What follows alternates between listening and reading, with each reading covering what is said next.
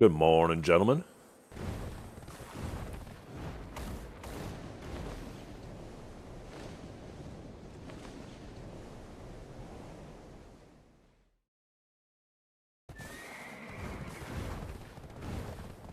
How are you all doing this morning?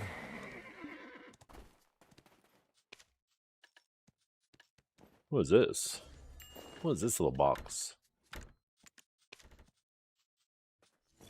Surely we got a bunch of crons, right? 35, holy huge. What's up, Blade? Good morning, Mr. Blade Nero. How am I feeling? Probably about 90, 95% now. I should combine this.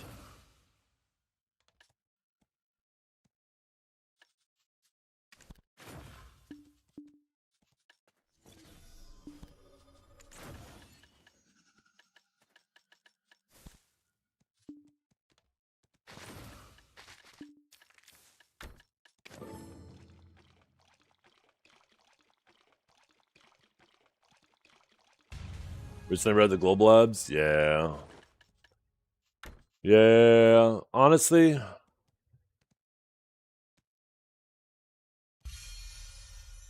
it's still pretty expensive.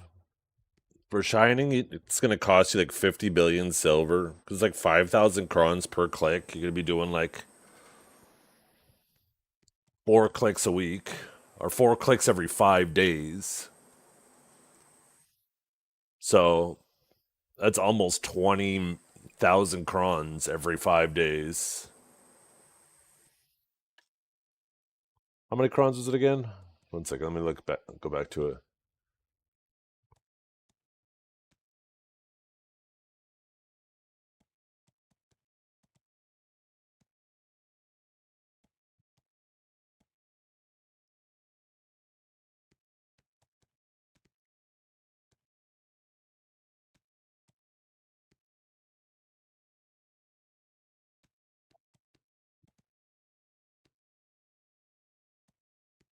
Remember how we thought that the mistake they made with Pen Fallen God, they recognized it was a mistake, and that's why they made Adani armor so much easier, but just put a time gate on them to accommodate the people who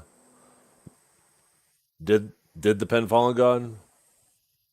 Well, Splendid to Shining is, I mean, it's still better than it is now.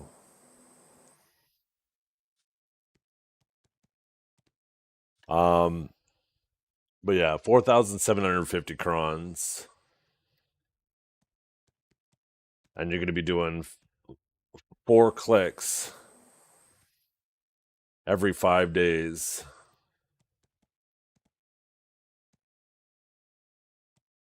So you need 57 billion silver every 5 days. So 11.4 billion silver a day you got to grind. Which, that's like 3 hours of grinding a day just to keep up with your shining clicks. It's kind of crazy. It's not like, yeah, the vast majority of people will never get it.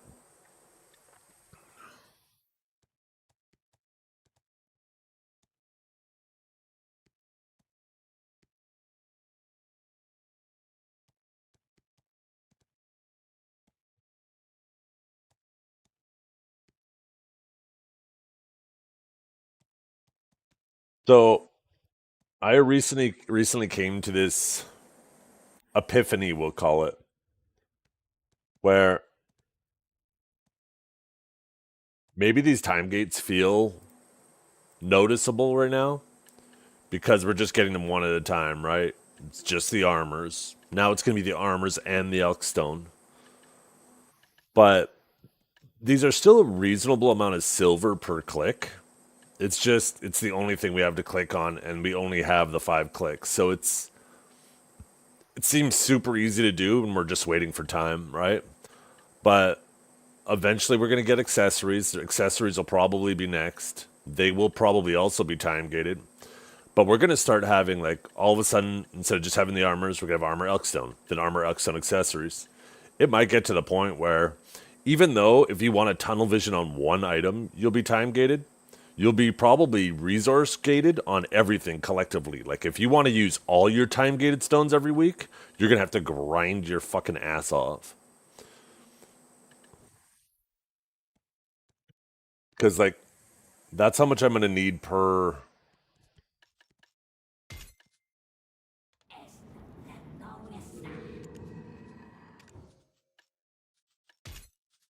And then I need 1760. This is a lot less. 1760 times 5. So I need 8,800 crons there, plus the 19,000 from the Elkstone.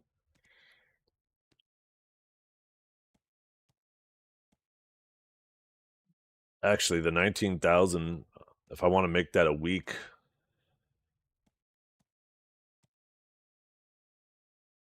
So I do 19,000 divided. Shit. 19,000 every 5 days, divided by 5, times 7. I did something way wrong there. I must have hit multiplication twice. Okay, 19,000 divided by 5 times 7. Okay, there we go. That's right.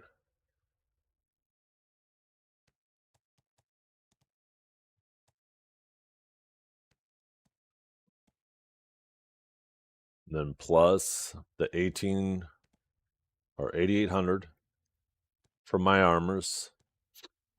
I'm at 35,400 crons I need per week.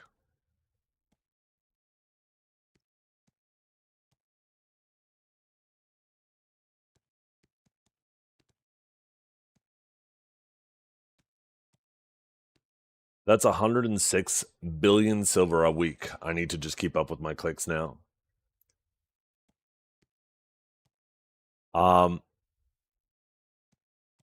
So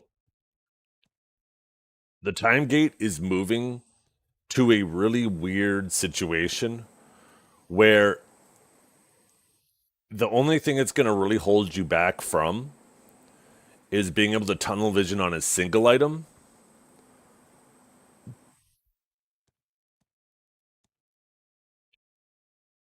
But the vast majority of people are still going to be effort gated or wallet gated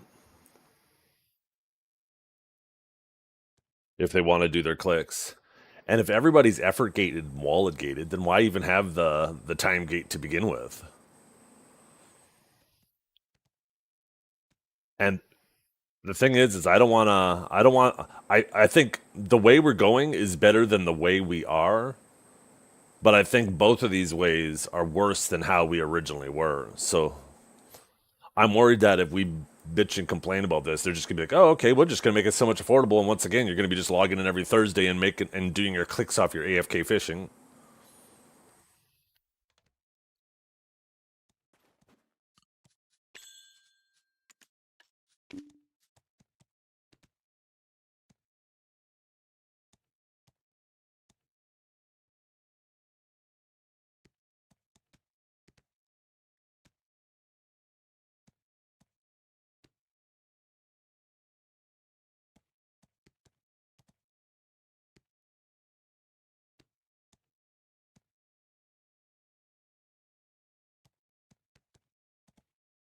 Hail, friend.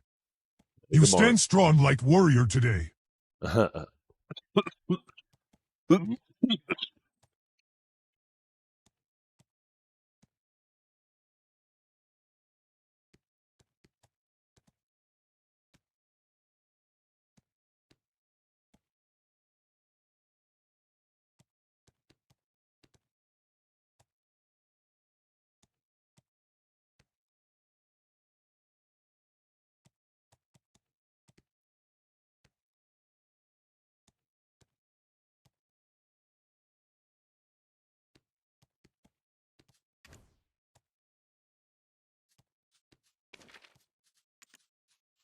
Thing is, too, if you save up 10 trillion silver, I think you'll be able to buy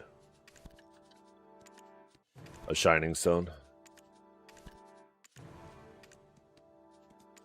Because there obviously will be people who hit it. And 10 trillion silver, that sets you up for a long time in BDO.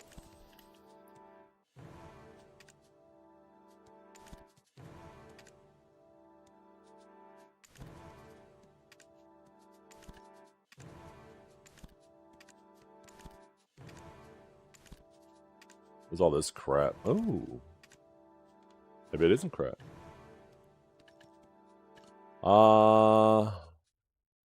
Yeah, the drop was just pop, but AP's about to drop. I wouldn't be surprised if that guy's about to pop it. I'm on med 5.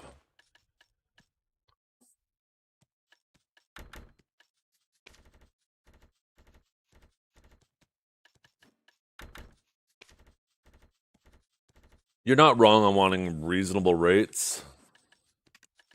I personally don't mind unreasonable rates. I want things to be challenging. I want things that only 1% of the 1% will ever accomplish, because it makes those things super, super meaningful. When everybody gets there, no matter what, I think a lot of these things lose a lot of value.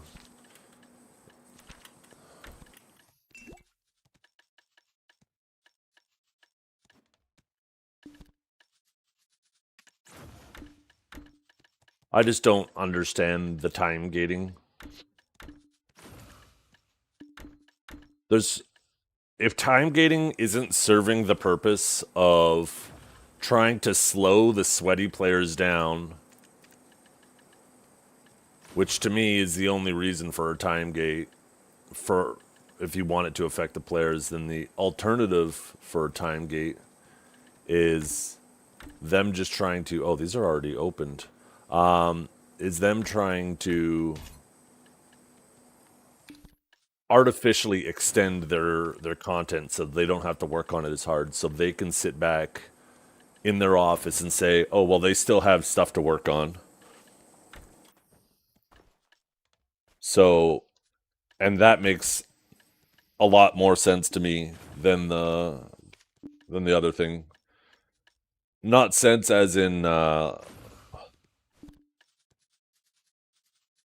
like that's what they should be doing. That's probably what they're doing, kind of sense.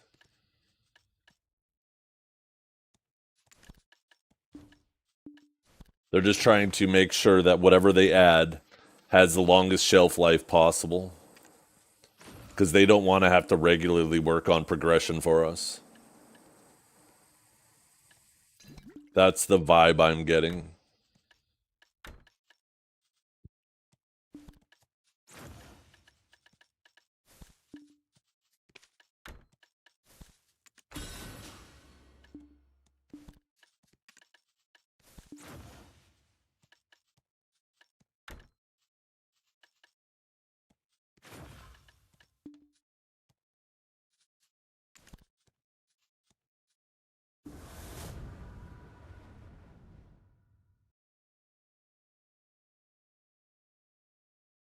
What channel are you on? I will refresh buffs. Oh, Med 5.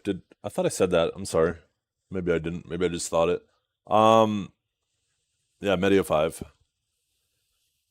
Yeah. I mean, even without a time gate, people would have a reason to swipe. But I think it paces people, right? If a whale comes to the game and drops $10,000 in one night and doesn't get to where he wanted to, he might just stop swiping there. Where now there's this feeling of FOMO, where they have these stones, they want to keep up, and they can't just blow it all in 1 week. So it's much less of a sting. It's just a very small little scratch for the whales that can mend by the time the next week's stones arrive. Thank you.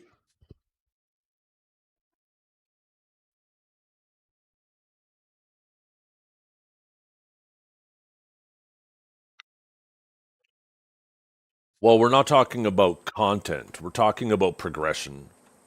And you absolutely can, because Perlibus once did. Once upon a time, the idea of ever being even having like one hard cap slot was like completely out of everybody's minds. There was like one man Gundle. We're not talking about content. You're absolutely right there.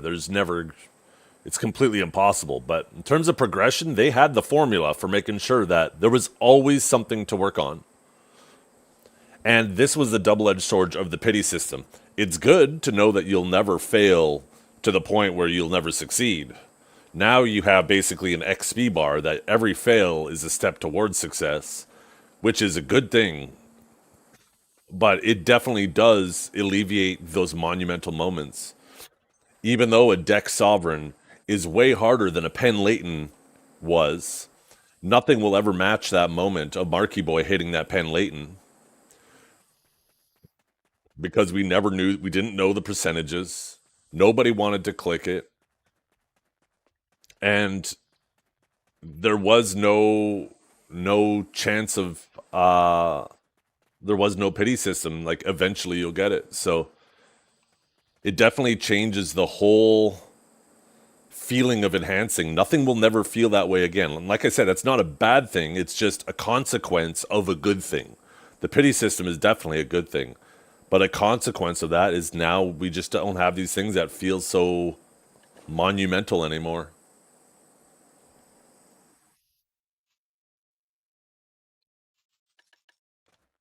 Oh God, shut up, Dragor.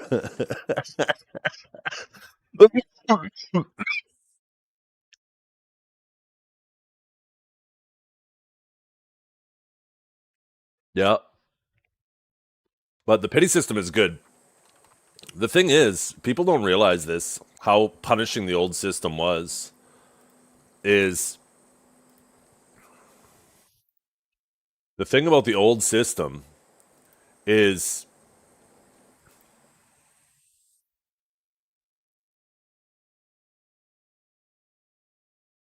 there was a limit to how lucky you could get, and that was the one tap. You can't get any luckier than a one tap. So no matter what, right? Think about this. No matter what, like let's say the item you're clicking is 100 clicks and you get it in a one tap. So you only paid 1% of the total item's value. That means you saved 99%, right? Which a lot of people look at, they go, oh my God, you saved so much money. We're talking about the old system, by the way, right?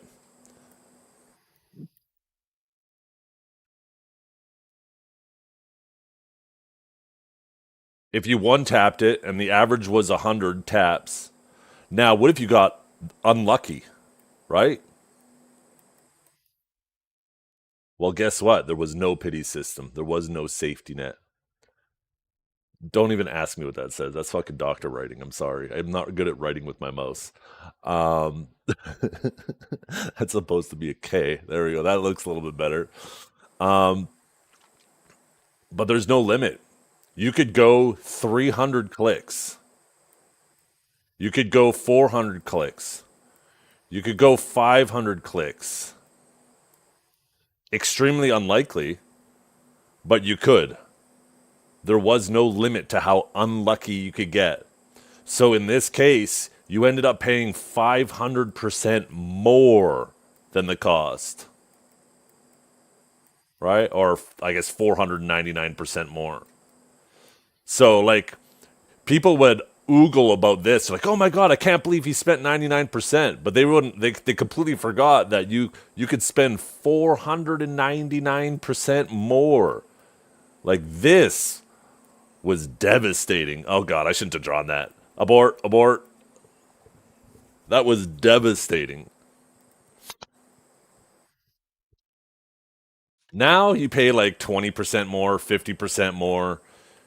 Basically, by time you hit the average, even if these items were sellable, you guys, by time you got to the average success rate, you would have less than the cost of the item left before you got it guaranteed to you anyways.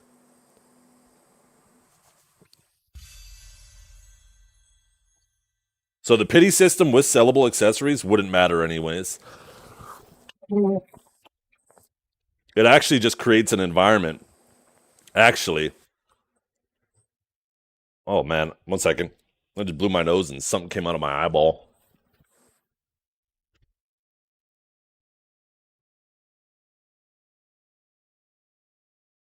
Whew.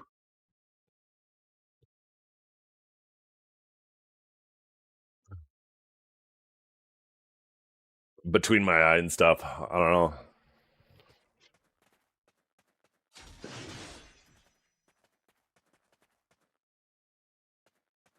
Accidental cock proving how devastating the point was, yeah. Thank you. I'm glad somebody saw it the way my brain did, the way my subconscious did.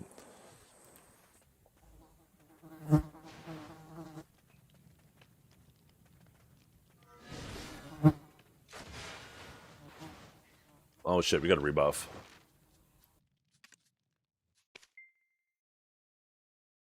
What's up, Fairy? Sorry. How you doing? It's Fury. No. Okay, good. I got up.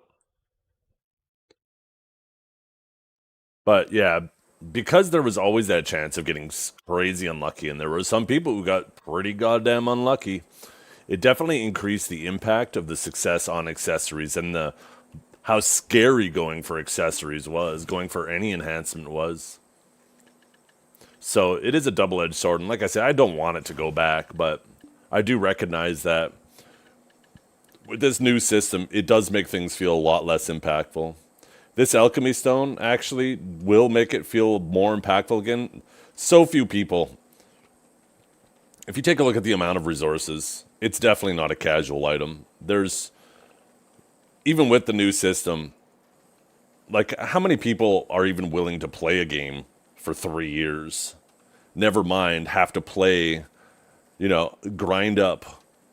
What did I put? Like 55 billion silver every 5 days, 11 billion silver a day. So would it be 77 billion silver a week just to make sure they can sustain the clicks?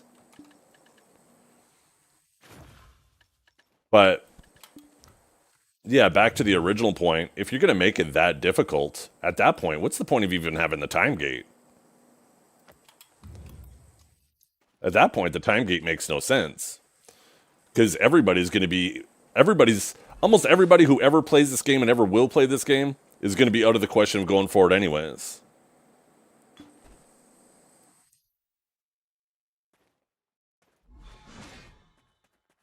I don't think it's a bad thing, though, to have items that are super difficult. I think there should be. Like, I liked BDO when you looked at your gear wheel and the idea of finishing any single slot, just one slot, was like not even in your mind. You're like, nah. That'll never happen for me, one slot. I miss those days in BDO myself, and I understand I'm a different player. I know everybody's not going to think the way I do, but I thought that was something that made BDO much more interesting than other games, where you could have somebody who was willing to put in that work, and when you ran into them, like, you have so many different tiers of from casual to sweaty to sweat lords to, oh my god, what is this guy? And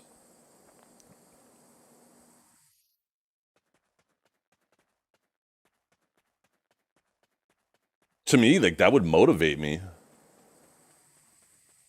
I miss that. I like that. I personally like that. I don't know. Even with how much I play, you guys might think I play a lot. I could not compete with those people. Like, people like Gundle, not even close. Not even remotely close. I'm fine with there being people miles ahead of me if they're willing to put in that work, right? Yeah. It was scary, but it motivated me because it was like, damn, that man's. I thought I was powerful. Here I was just 1v3ing, and then some guy comes in and squashes me like a bug. Like, that shit. You want your game to feel like a fucking anime, where one day you're feeling like the hero, and the next day you're feeling like a side character. That's what that old environment created in BDO.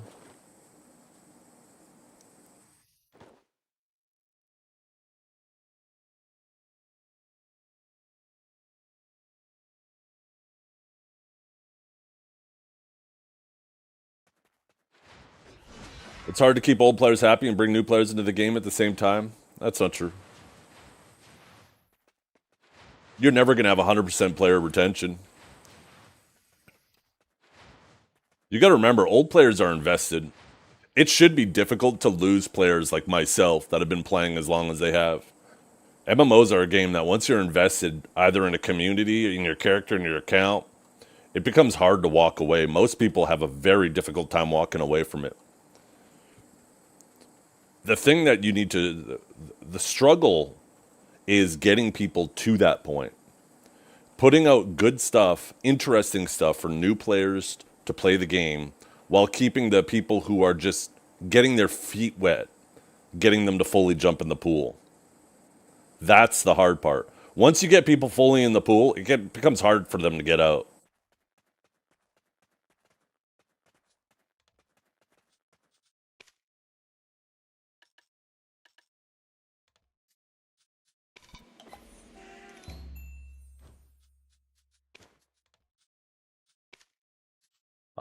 Let's see. What's your opinion on Savior? Hate that everyone got for her because she's a BSR class. Most people complain that she's only playable 60 seconds, which form and otherwise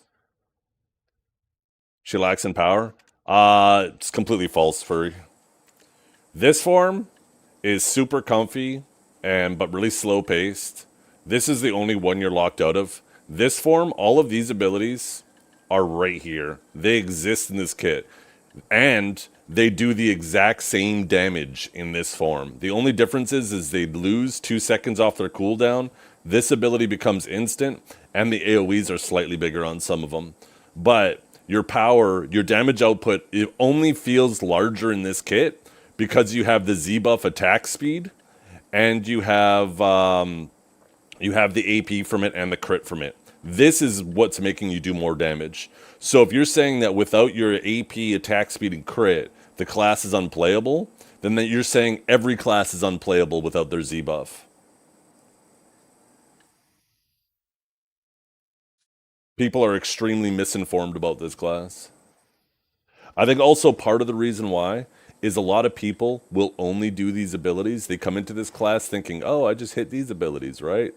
They think it's like your traditional class. They don't realize it's a very flowy class, and most of the combo and damage is right here, actually, right? So they're not really doing these. They might do these and then go into these, and they're not really doing these, and then they wonder why their damage is lacking, and they're running out of cooldowns. And then when they go into this form, these cooldowns become shortened, right? So now they're able to actually just rotate these cooldowns the way they want to, but they're still not using this. Once they learn how to actually play the class, you have more than enough things to do at all times, and you realize these are your bread and butter damage. Not these, not these, it's these, and these are available all the time. It's just like every freaking class release in the history of class releases. People freak out in the first week. They don't know how to play it. They think that they should know how to play it the first minute they pick it up. Yeah, Dark needs some movement for sure. I think they should maybe give Dark form an E-buff too and make it an emergency transformation, so you can like pop it. I mean, it's just a PvE spec anyways. You'd never bring that into PvP. Give it its own E-buff, and put the E-buff on like a 1 minute cooldown as well. It doesn't have to be an insane E-buff, but just a 1 minute cooldown E-buff that transforms them, so when their BSR runs out, they can E-buff to extend it and alternate those.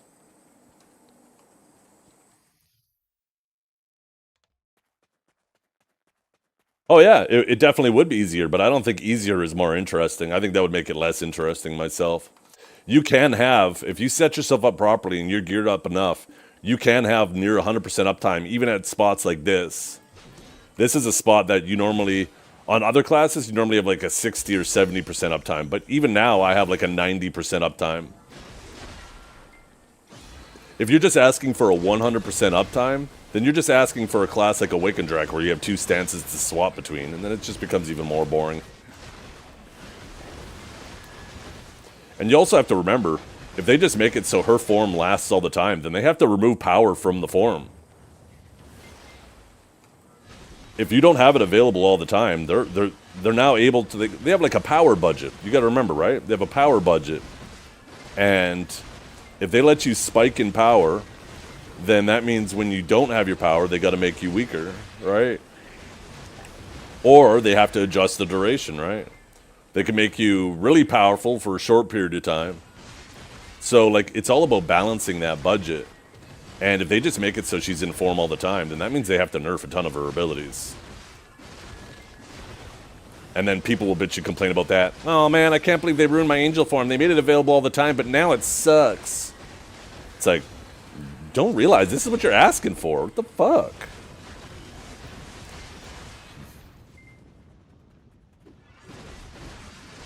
Yeah, mobile's a completely different game. People comparing to mobile is just obnoxious.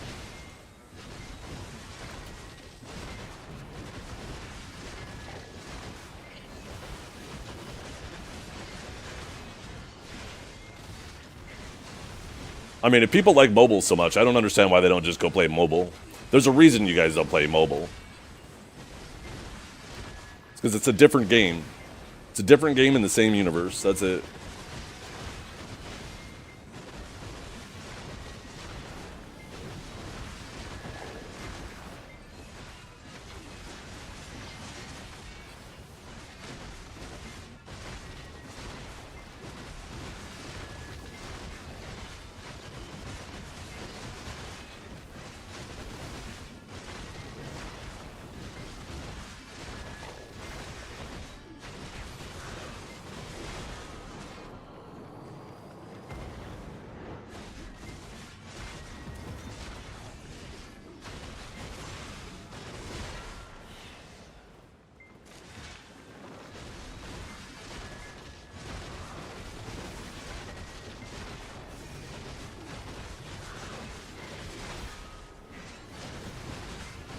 Yeah. I don't know. I personally have nearly 90% uptime with it. And once again, your damage, it only feels different because of the attack speed and the crit. Assuming you're at the AP caps, then the AP doesn't matter so much.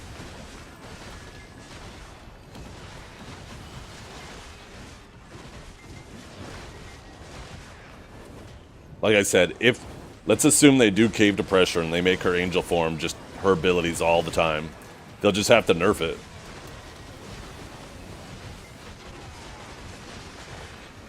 There's just a ton of abilities they would have to nerf.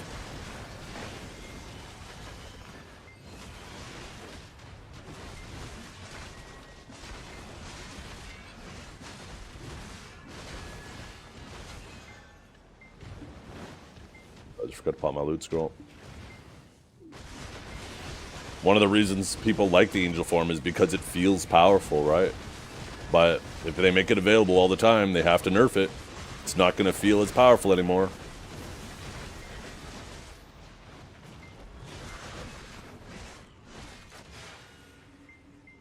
What's this take?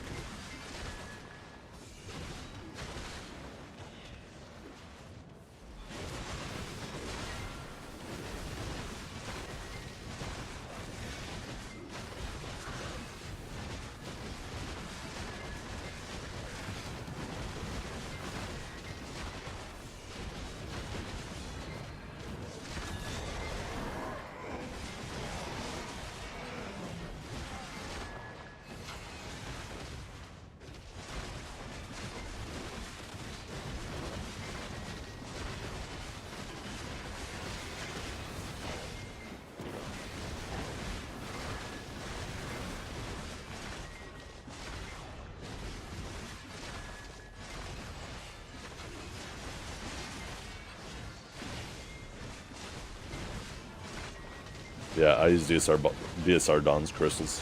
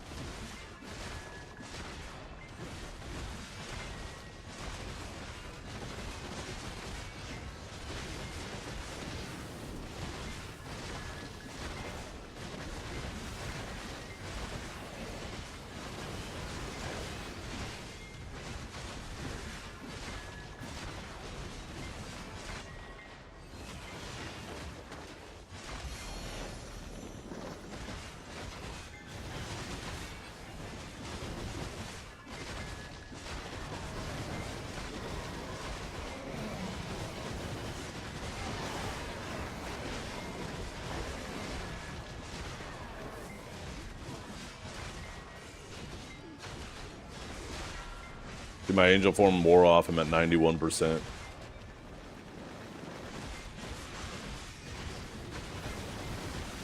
I killed one pack. And... boom. Back at angel form. Once you spec for it, build for it, you have so much more uptime of it.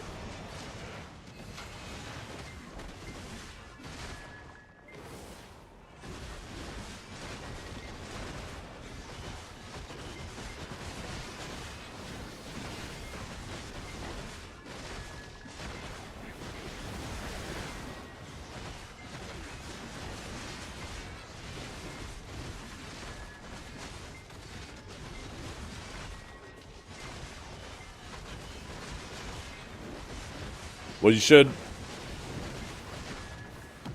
You only need one BSR crystal. I use two because I'm geared enough, but...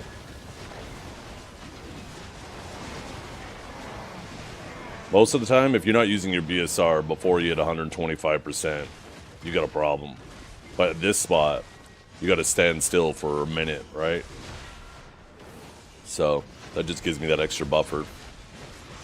Basically allows me to lock in two 100%. So the first 2 minutes, when I don't have a lot of these little guys feeding me BSRs, spawning every time I kill a Spectre, I can get through that first phase quicker. BSR Lightstone set thoughts, I'm using them.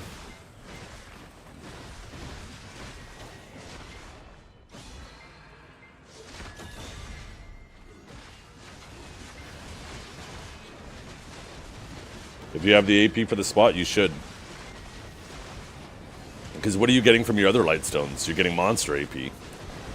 And you know what I used to do? I used to run a Kelk for the extra resist so I could run an extra crystals. But with the BSR Lightstone set, you actually get 4% resist, so I don't need the Kelk. So some of the AP I lose by not running an AP artifact setup, I actually get back by not having to run a Kelk for the resist anymore. I can run a Courage or a Deep Sea and have the BSR.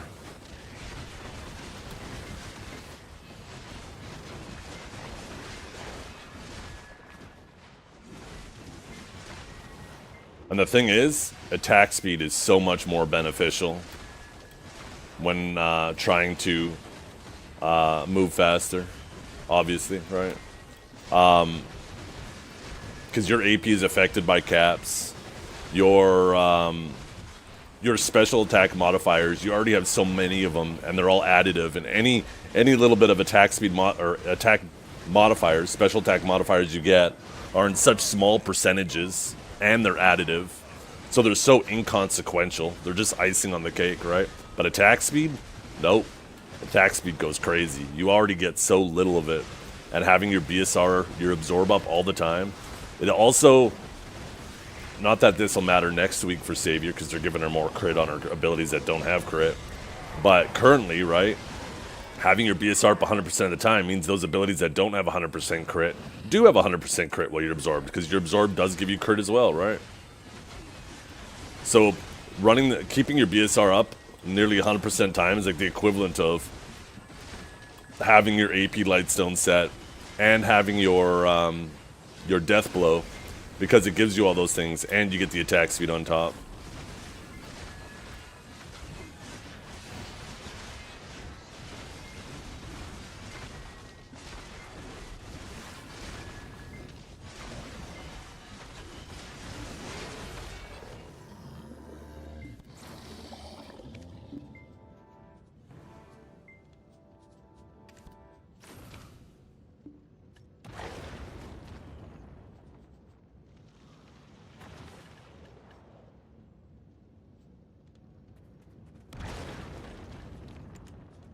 I wonder how this would look with... I should have fixed her hair. Ooh, I like this crown with the Rose Noir.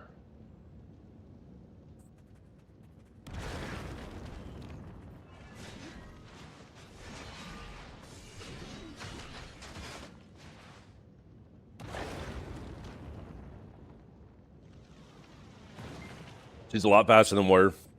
She's one of the best grinders in the game right now. I'm not confident enough to say she's the best, but she's definitely, once you get her down and you realize how she flows and how to make sure to get back attacks with your Bone Breaker and your Crushing Descent. Yeah, I think she's definitely competitive for one of the fastest grinders in the game.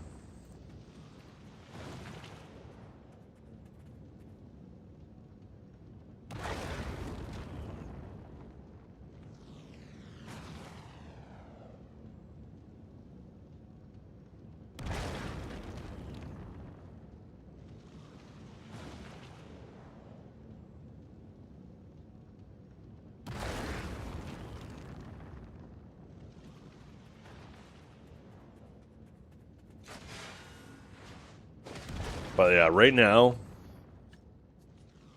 these two flows, or these two starters, don't have any crit on them.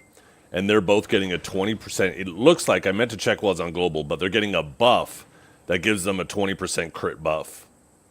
And if it ends up being just a buff, then it'll also affect this ability, which has 0 crit. And these are the 3 abilities that have, like, no crit on them. I don't know if there's really much else that has no crit on it. So she's about to have 0 crit problems at all. Not that she even does now. Oh yeah, and she still has a Magnus and Rabom's coming, right? And who knows, maybe even Cores. Cores are kind of hit and miss. There's some classes, Ascension classes, that have Cores and some that don't, so... Class development is, a bit of a mystery in BDO sometimes. If there's one thing that Pearl Abyss is consistent about, is being inconsistent.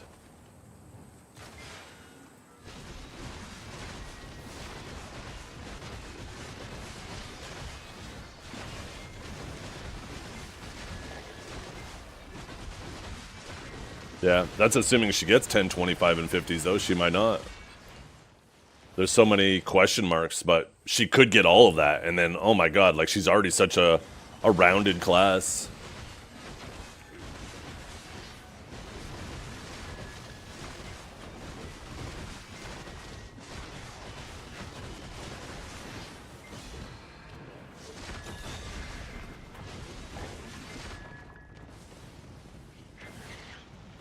I mean, I would doubt she would get it, but considering how much of a BSR-orientated class she is, I could see them doing it for, like, as part of her theme, right? Make it too, so her BSRs, her mini BSRs, give her mini transformations. You never know.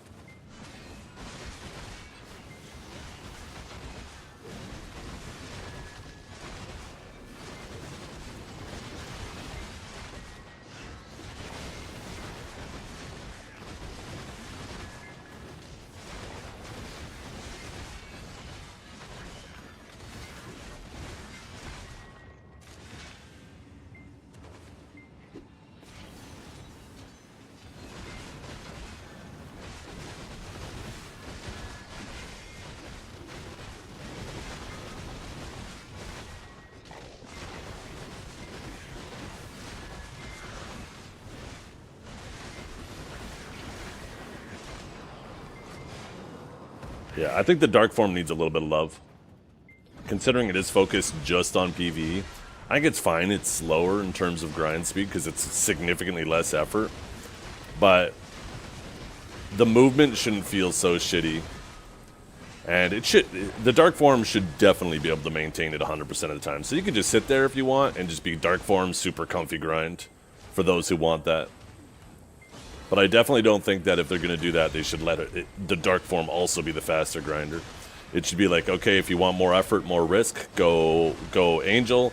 If you want no effort, no risk, then go Dark Form.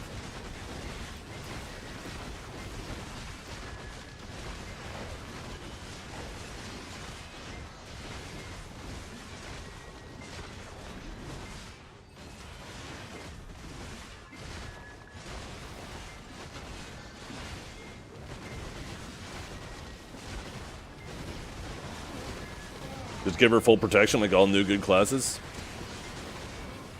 She can play fully protected.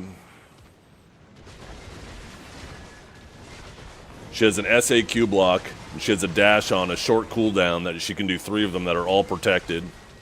And she has plenty of fully SA abilities.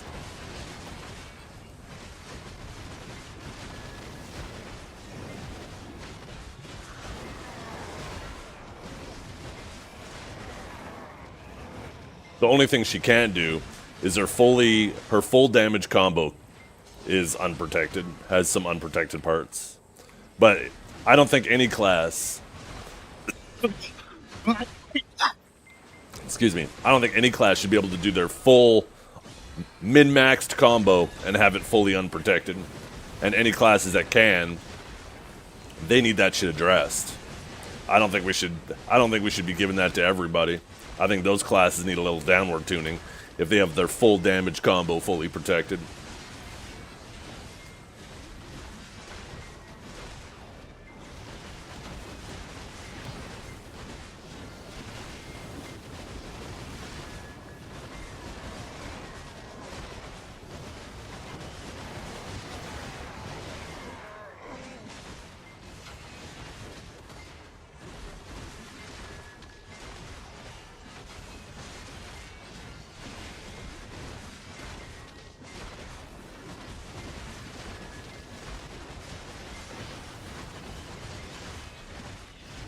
Oops, that's a slow cast that.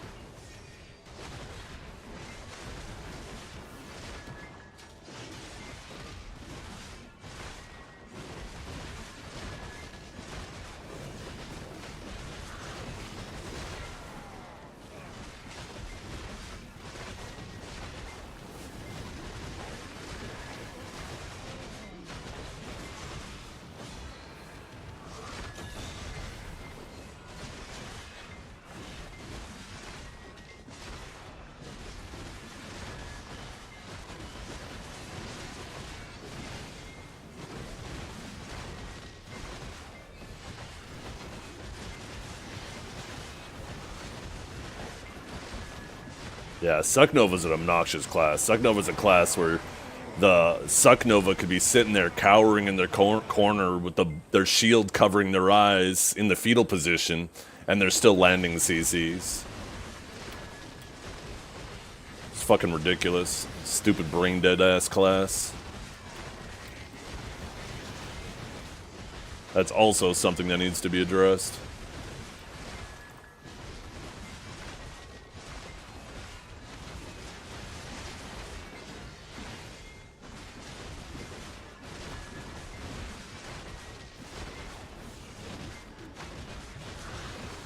She's actually not light in the forward guard department.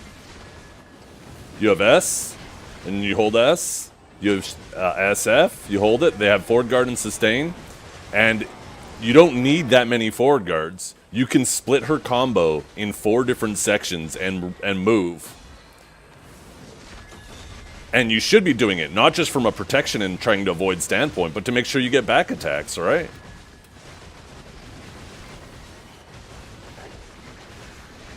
So if you're purposely not splitting your combo to get back attacks, and you're just sitting there face tanking, well, you're hurting yourself in 2 ways. You're grinding slower, and you're taking more damage because you're refusing to move.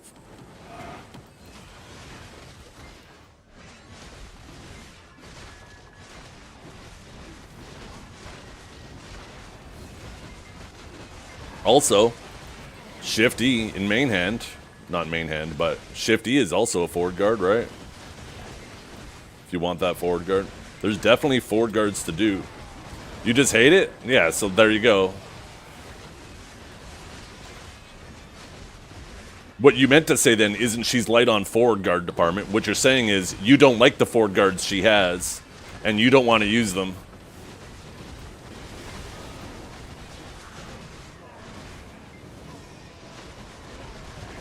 The reality is, too, the starters of her combos aren't even that bad to her DPS. The difference in damage between these and these is not big. It's mainly there's a little bit more animation time added to them. And rightfully so, right? When you use those forward guard abilities, you have less risk and you have sustain. They have a purpose. So if they just did more damage and were faster and had forward guard and sustain, then all you would do is just make the other starters obsolete. There would be no reason for them. But all of these starters are all just a test in decision making.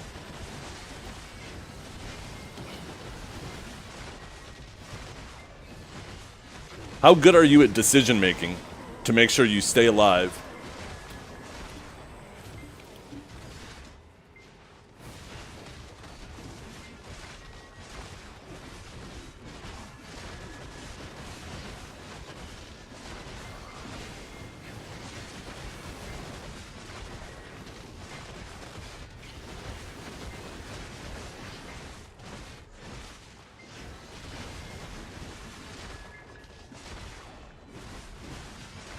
I meant to check that. It doesn't make sense to me for them to put a buff on it. Although the way it reads, it sounds like a buff. But it doesn't make sense to put a buff on those abilities because those are the only abilities that need the crit anyways. So why wouldn't you just put the crit on the ability instead of inflating the buff bar unnecessarily? I meant to check that when I was on Global and I completely forgot. I got so mad at the way the Alchemy Stone is implemented on there.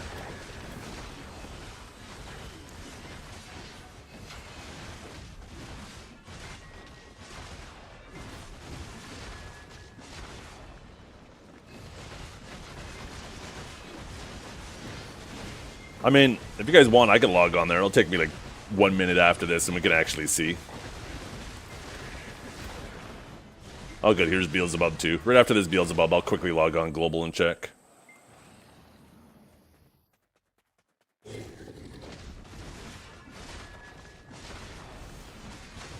Yeah, Ep is actually one of the best ones. WRMB is super fast as well. RMB is good because it's another way to keep your buff up. Your AP buff up. But F is super fast animation time. This class's grind speed is... What you're trying to do if you're really trying to maximize your grind speed is you're trying to get through the flows as fast as possible. So you're trying to use the lowest animation starters. Just don't do any beginner alchemy.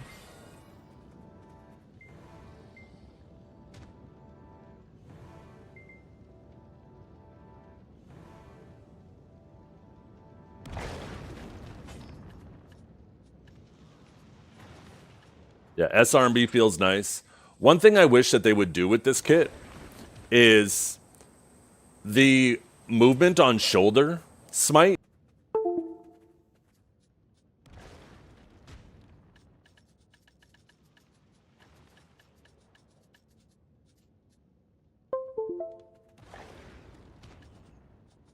Okay, so I don't like that they have the movement on shoulder smite. So when you just hold RMB, you know that little dash right there? That's shoulder smite right there. I don't think that they should force you to do that movement in the combo. I think that's one thing that adds some cumbersomeness to the grind. Okay, shut the fuck up, you guys. Just let me fucking talk. Okay. What I think they should have done is they should have took that movement and they should have put it on the WRMB instead. So if you want the movement, you hold WRMB, and WRMB should have been a little dash forward and a hit. So if you wanted the movement, you could do WRMB in your combo. If you didn't want the movement, then you could just do RMB or SRMB, any of those things. But forcing you into that movement can just be super annoying while grinding, because now you got to make sure you're lined up with the hitboxes perfectly. Otherwise, all of a sudden, you're going to be swinging at nothing behind them.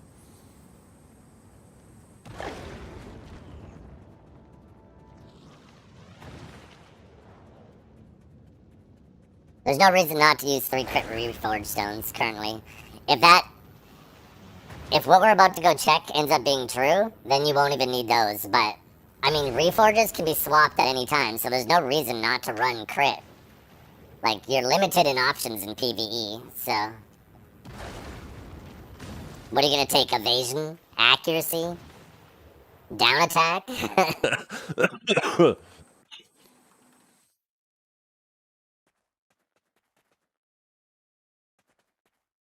The thing about I could be mistaken, but I'm pretty sure I'm not.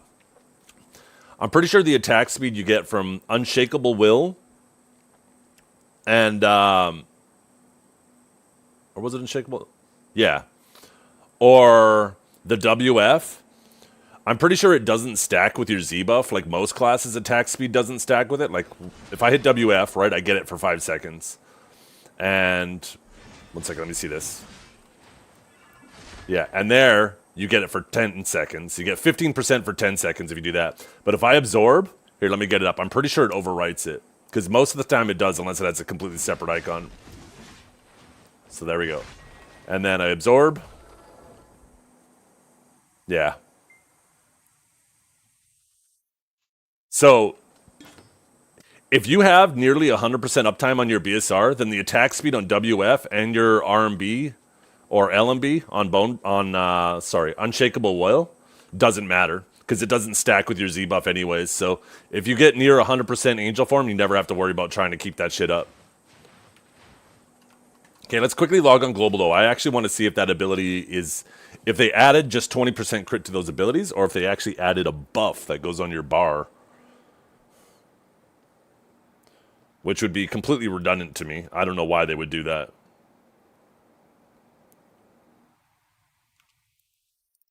But it is Pearl Abyss we're talking about.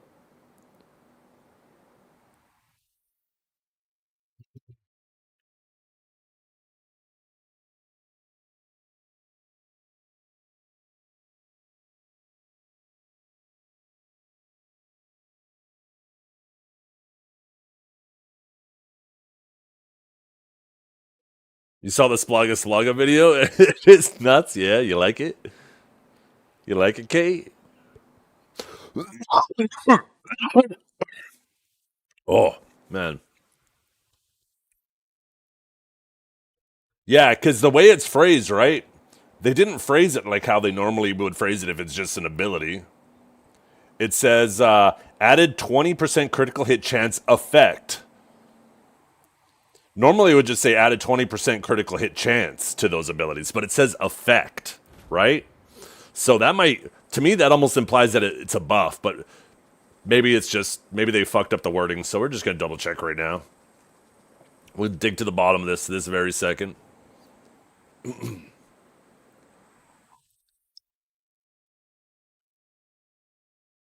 I'm geared enough to just use the BSR Lightstone set. So I have like 90% uptime on my BSR, even at this spot. If I went to most other spots in the game, I'd have 100% uptime on my BSR. Oh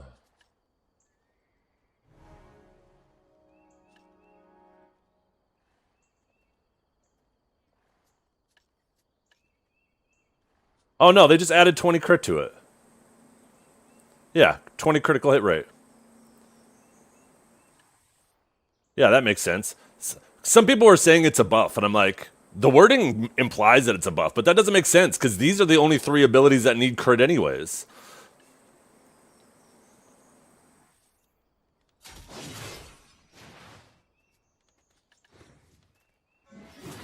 Yeah.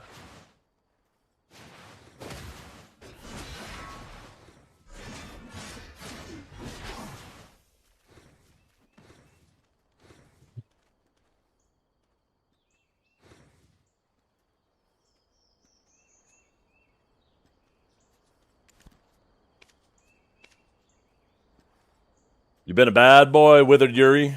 You've been a bad boy.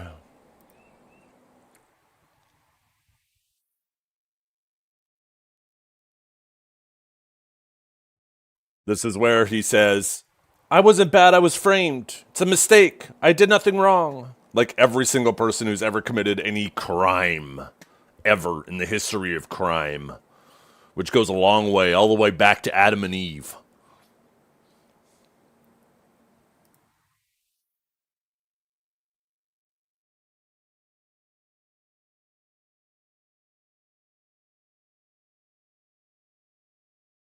No. Guess what, Antlers? The attack speed and the crit chance you get from your BSR isn't affected by AP caps. Attack speed is far more beneficial. You got to think, right? You're already at like 150, 200% back attack damage or crit damage, right? So an extra 2% or 3% on top is such a minor amount of an increase. But in terms of attack speed, you're only at like what, 110, 120, 130%. Now you're adding another 30% on top or 25% on top. That's way more beneficial. I never said the Z buff doesn't. Oh my god, I'm not. I don't even want to talk about. Why did you all of a sudden think I said AP? I said attack speed. What? I'm gonna lose my mind. God damn it! What the fuck?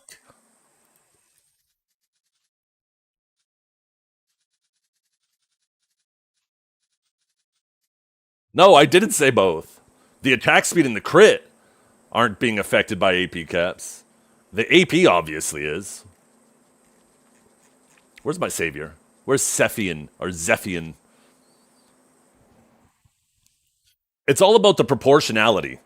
Think about it, right? The proportionality of having all of that extra attack speed up all the time versus just part of the time, versus having an extra 3% crit chance, or sorry, 3% crit damage and 6% back attack on top of an already 200%, right?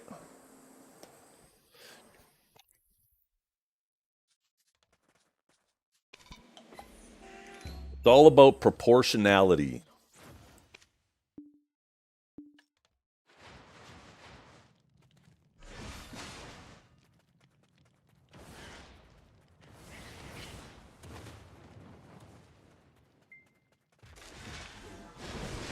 Yeah, if you need the AP, then you should be running AP and you shouldn't be running BSR. But if you are past the AP cap, then you run it. And I'm not at the AP cap without my 100, but that's the nice thing is when I have my 100 up 90% of the time, so instead of being at 1990 most of the time, I'm at 2020.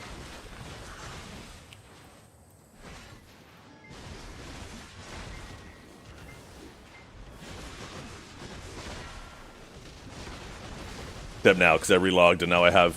Normally I come into the starting of this rotation with 2 BSRs locked and ready to go, and now I have none, so this is going to be a slower rotation. Because the beginning of the frogs is actually the slowest, because you're not getting those little shadow knights to help feed you BSR as well. BSR is really slow coming in the first a little bit of this, so it's nice having the 100, 2 100s back to back.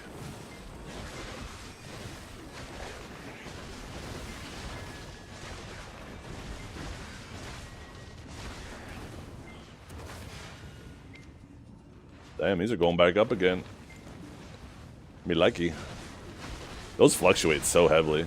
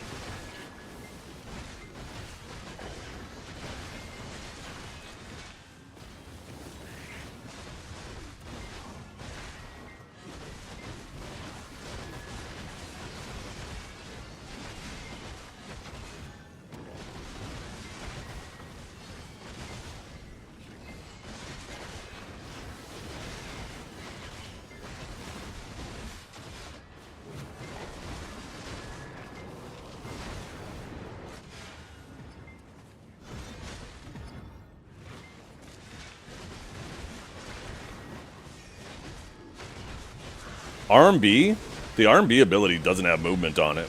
It's shoulder strike, and if you're doing your flows, you can't avoid doing that movement.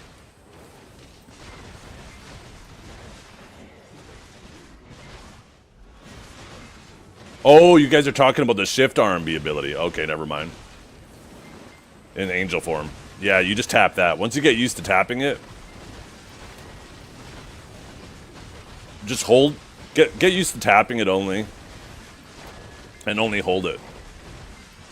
As for the RMB combo, yeah, that That movement isn't tied to the starters. That movement is tied to shoulder strike. And no matter what, if you're trying to go through the flows, which you should be, you have to do that ability. That's why I just don't think that that ability should have the movement. It should be on one of the starters so you can choose whether you want the movement or not.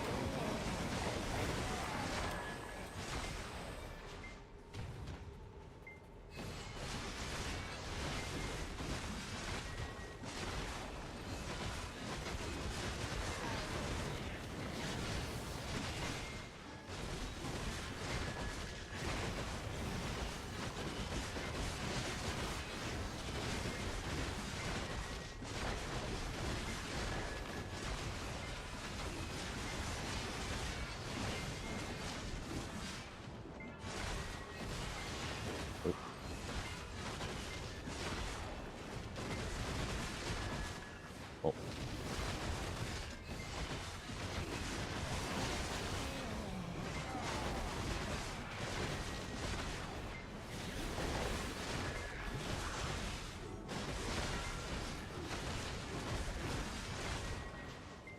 I really like Seraph. I think it's a fantastic class. I still really enjoy my Sage. I've actually been having the craving of grinding on my Sage, but I know you guys are much more interested in Savior currently, with it being a new class.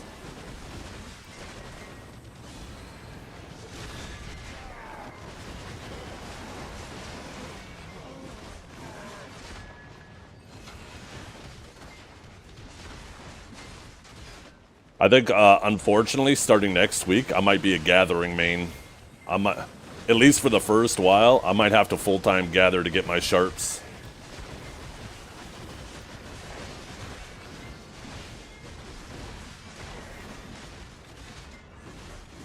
Oh, they're already sitting and going down in price? Oh, hell yeah. Never mind. Never mind, I'm back to a grinding main. Whew. Whew. Wipe that sweat off my brow.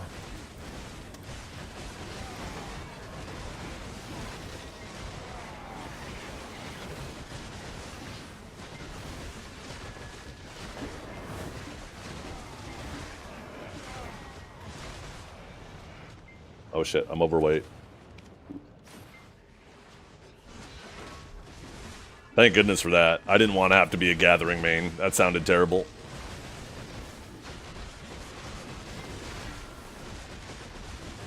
Then I'd like randomly run into like Cavell or Biceptimus out in the trees. Ew.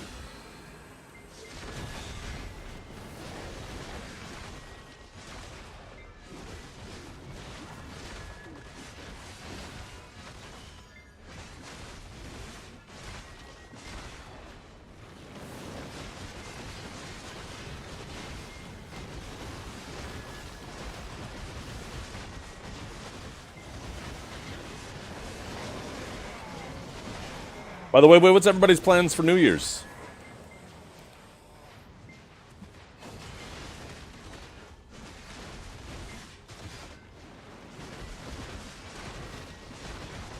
Is it kind of ass? I mean, it's better than the system we have, but they definitely, I definitely feel like they went the laziest route they could have possibly gone.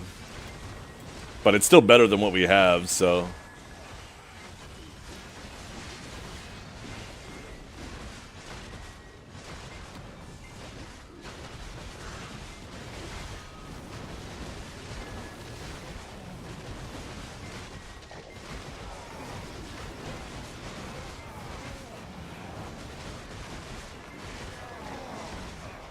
Yeah, there is no excuse for them to delay it this long just to implement it in the way that they implemented it.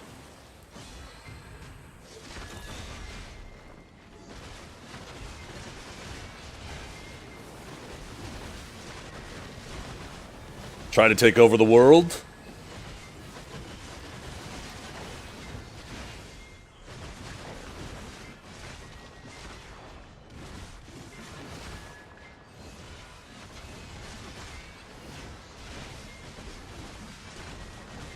I'm trying to take over the world one mother at a time.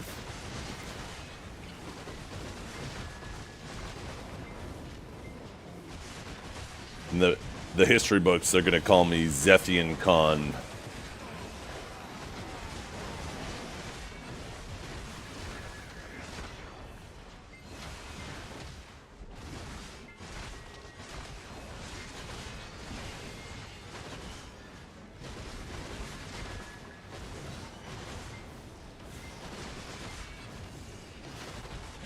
Wait, what? What, Edith Peach? That's not what I was saying.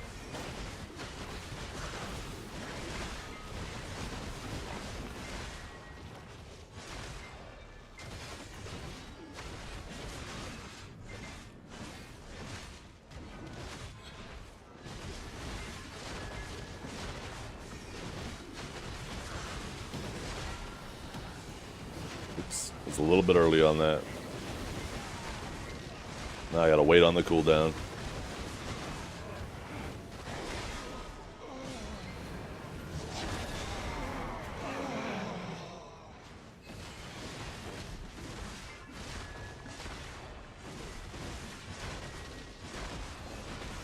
I also think her E-buff, when she does her BSR, that shit should be like at least half of it iframe. When you have some of these other classes, 100%. Did I say E-buff? I meant the BSR, the 100. There's so many classes that are just like fully iframed in their 100. Considering how critical her 100 is, I don't know. I mean, I haven't done any PvP on her. I'm sure you guys have. How often does it happen where you go to use your 100 and you instantly get grabbed out of it?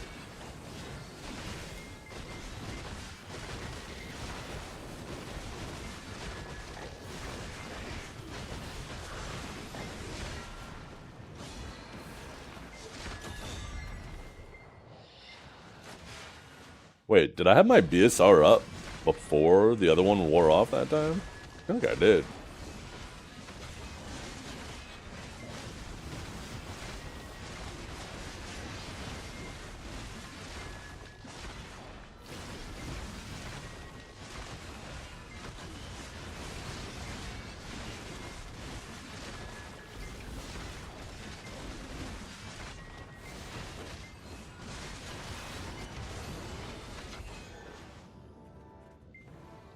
You just Z-buff? Yeah. Well, it hits hard, especially if you land a back attack on it. You just got to make sure you do it immediately after repositioning just as they're starting an attack if you want to land the back attack. But sometimes it fucking nukes. And it hits such a big area.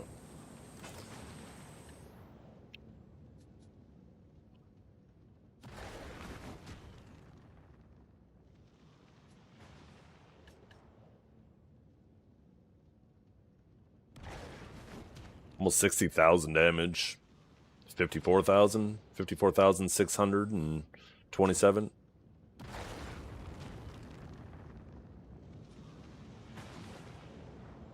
What hairstyle do I use? I think this crown comes with a hairstyle, right? Yeah. This Rosalind crown that I got with the outfit you gifted me. I really like this crown on her, though. Oh my god, I like it so much.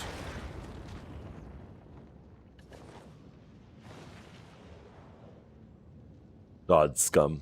You come in here with that stupid-looking face, and I just want to kiss it.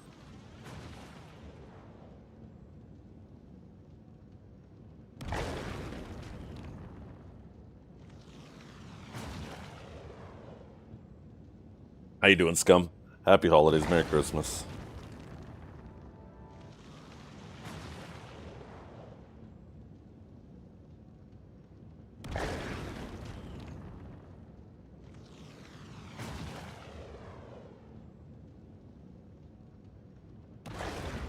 Oh, is it? Oh, shit.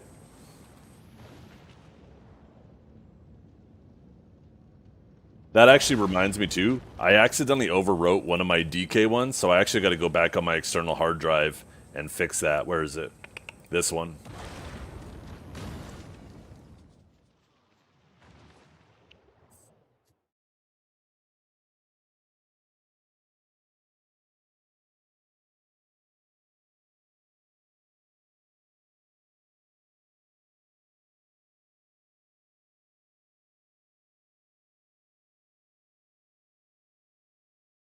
There we go. It's turned back on.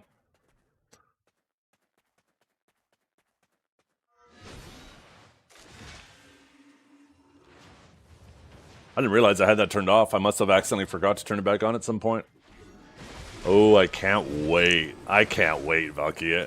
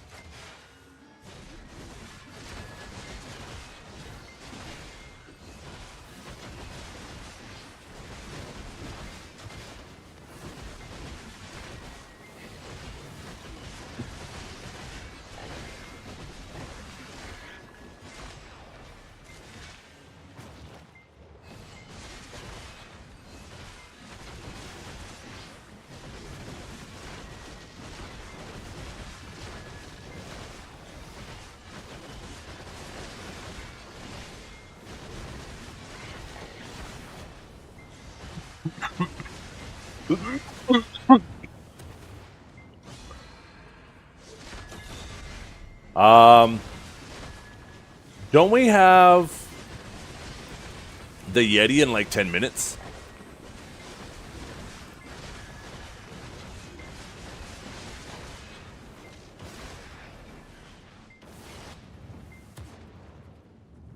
$70. Okay, 11:30. I don't know why I thought it was 10:30. Okay, cool.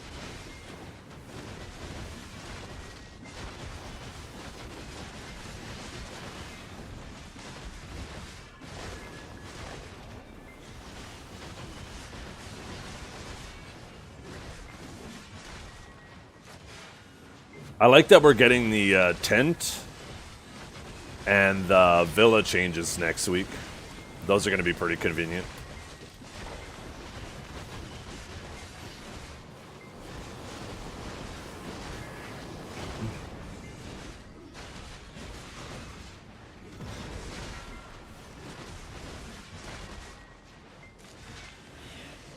And ferry change. Wait, what are they doing to the ferry?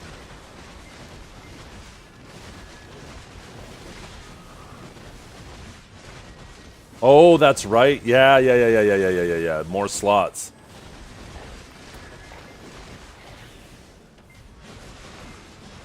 For all tiers, too, not just the highest tier.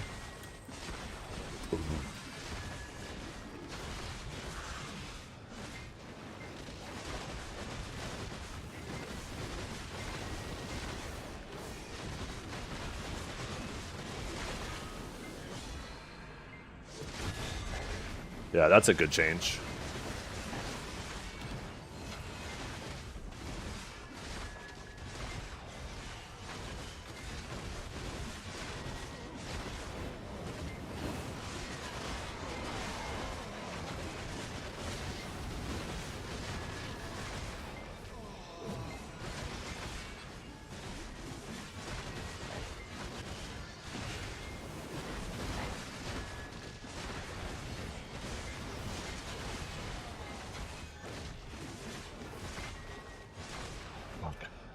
Hate moving.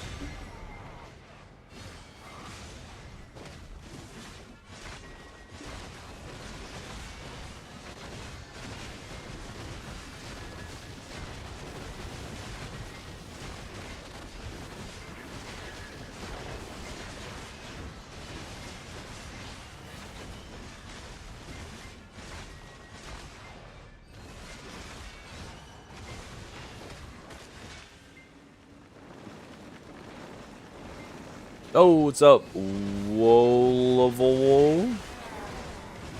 Or wow, maybe?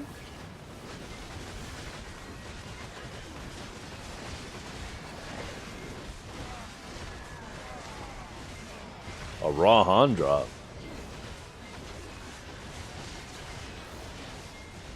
Can you get a raw Han drop? Oh yeah, that's right. The Han crystals from here. I was thinking of like the DP crystals and stuff.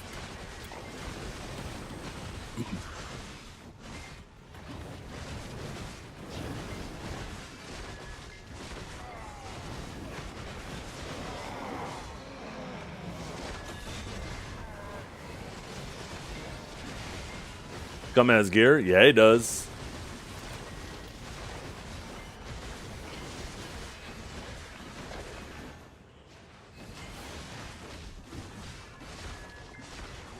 I'm gonna push Shining day one. Depends. I'm gonna combine my stone and if it doesn't let me do my clicks with it combined, then I'm just gonna start saving my clicks. Because I am not paying one stone to separate my two stones and another stone to recombine them after to do my clicks every week. If that's how it ends up being implemented. I highly doubt that's going to be how it's implemented, but that's how it is currently on global, which I think is fair. I think it is a mistake. Because it's not like they make you take your Garmoth out every time you want to click your weapons. It's not like they make you take your cups out every time you want to click your accessories. So I don't know why they would do that with the Elkstone. So I think it's just the system's incomplete on global. Whatever build they ended up sending.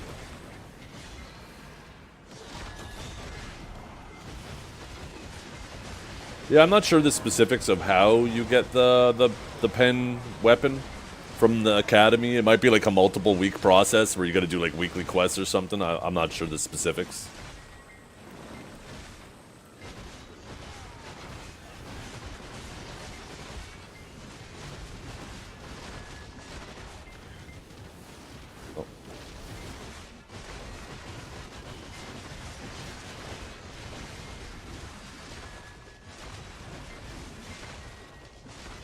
I don't know. We'll find out, Howard. Not really something I have to think about.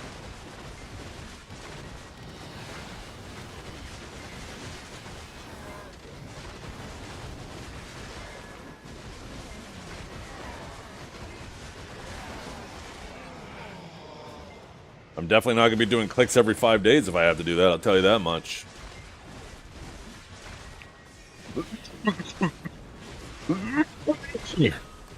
Oh my god.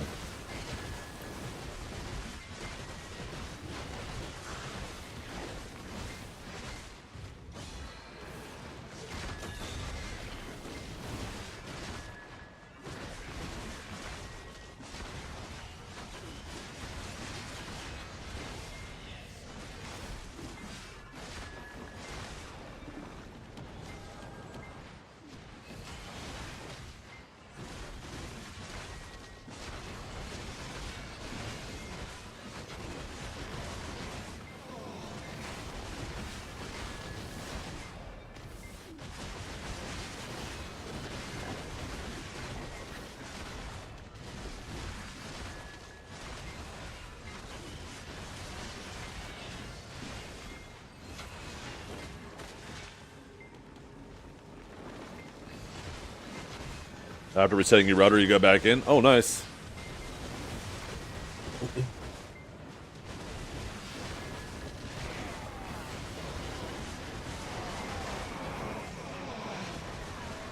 What are my thoughts on them going up in price? I don't know. Do I need to have a thought on that?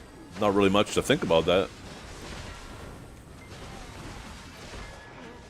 Good for gathering, I guess. I guess that's a thought. Yeah, the sharps aren't going to be the time gate.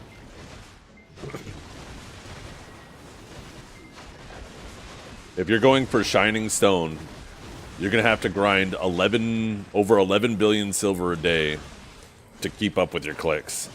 So that means like 3 hours, 3 to 4 hours of every day is going to have to be dedicated to grinding enough silver to keep up with your Alchemy Stone clicks. The vast majority of the game is never going to do that. That's like a 1%er thing.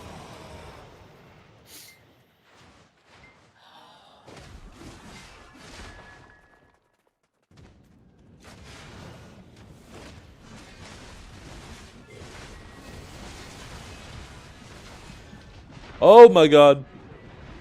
Did I let that thing back attack me? What the fuck happened there? Not even nighttime. Man, losing that Kelk actually does affect tankiness quite a bit. I miss my Kelk, chat.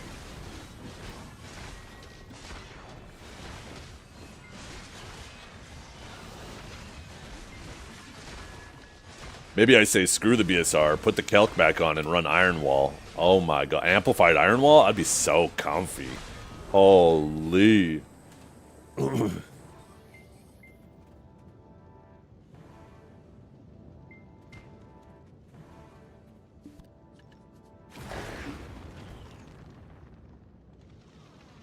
I will get Splendid emote, yeah. Even Splendid's gonna be expensive, right? I think technically Splendid is more expensive per week, but you have a higher chance to get it, obviously. Because you can actually do 6 clicks a week instead of 4, right? Or 6 clicks every 5 days instead of 4. Let me look at the cost again. So, yeah, and it's 3,780 crons. So 3,780 times 6 clicks is 22,680 times 3 million a cron divided by 5. Yeah, that's 13.6 billion silver you need to grind a day to keep up with your clicks for Splendid.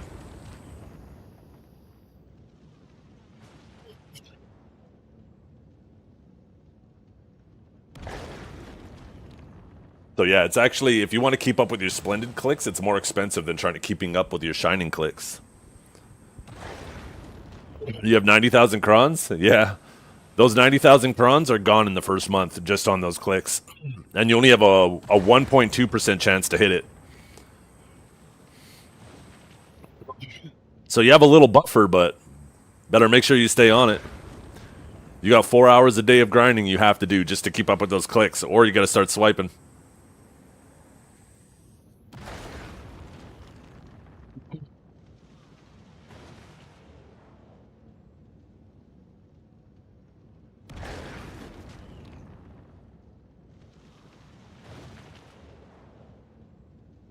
It's 120 pities, so yeah, that sounds about right. About 400,000 crons by the time you hit the pity. At 120 pities, you're doing 6 clicks every 5 days. That's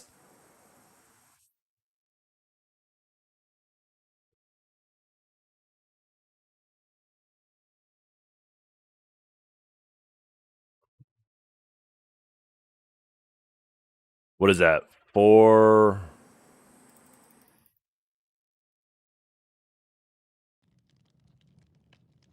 I'm having a brain fart right now. 120 at 6 clicks every 5 days. So times 5 is 100 days. So just a little bit over 3 months to hit the pity on the Elkstone.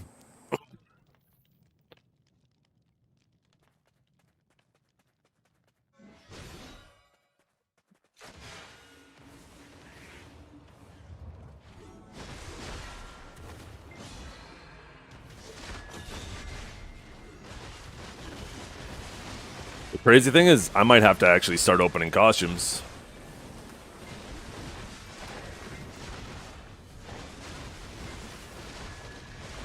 That type of cost might actually start draining my silver to the point where I run out and I have to start opening costumes. I got 2 of my Splendids by tapping. One of them I got lucky and got an order. I have 3 Splendids.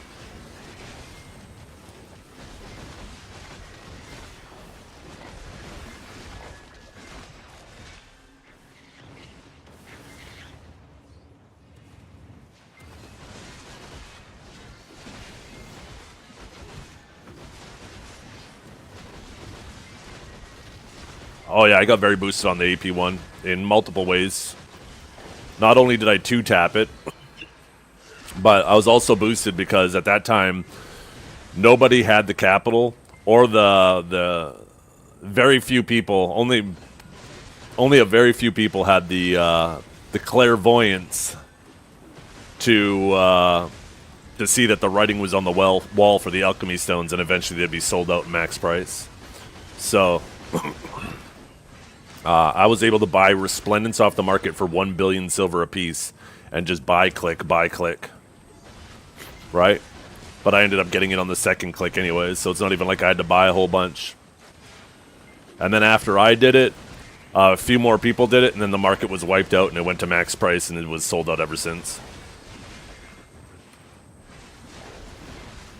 How is it looking? Oh, there's some sitting on the market. If you guys go to Garmoth.com, you guys can actually see any region's marketplace on there.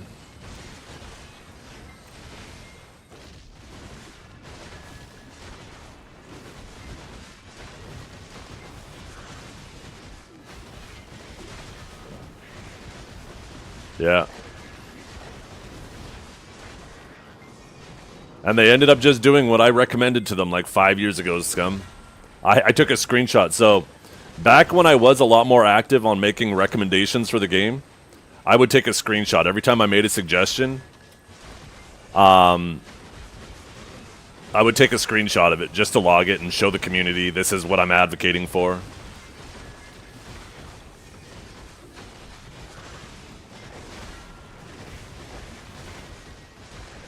Basically, what I said is allow people to cron it and let us take a Vels and put it on there for the 3 AP, so this way Vel doesn't become obsolete. And that's basically what they did, but then they time gated it on top.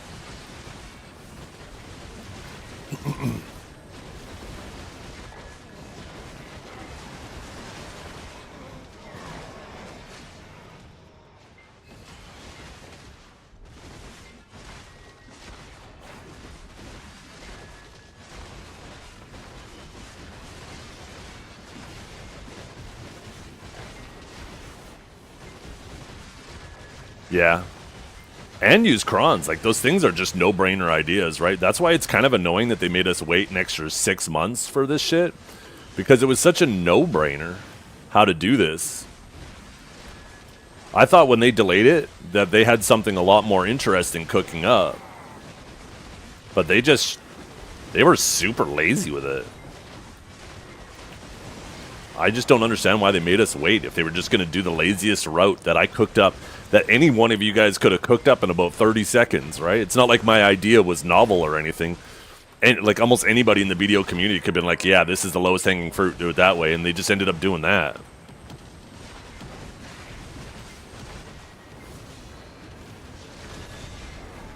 Doesn't matter what they said. People can say anything they want. Whether they actually mean it and that is the intent is a different question. And that 1000% wasn't the intent. That's just them trying to offload their laziness onto you and pretend like they're doing it for you. They're fucking gaslighting you. And if you don't see that, well, you're their perfect customer.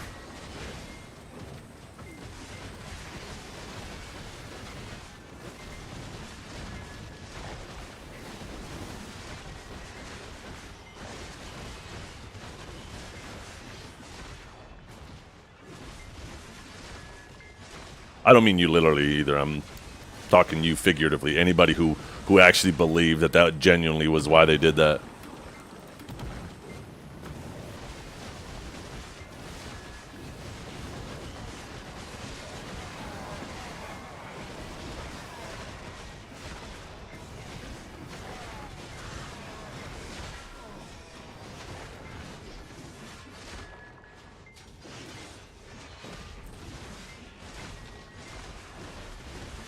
It's funny, the new thing that's popped up. Back when Black Desert Mobile first came out, everybody was like, yeah, they moved all the original Black Desert devs to Black Desert Mobile. That's why Black Desert Mobile has all the new and cool things. And that's why the game is struggling. And now, people are like, oh yeah, the game's struggling now because they moved all the Black Desert Mobile developers to PC. It's like, okay, what is it? These two things can't exist at the same time. You can't act like these developers that were on mobile are were the ones responsible for all the good things, and now they're the ones responsible for all the bad things. It just goes to show how indecisive the community is, how... Maybe not indecisive, what's the word I'm looking for? Irrational, I guess, probably the better word.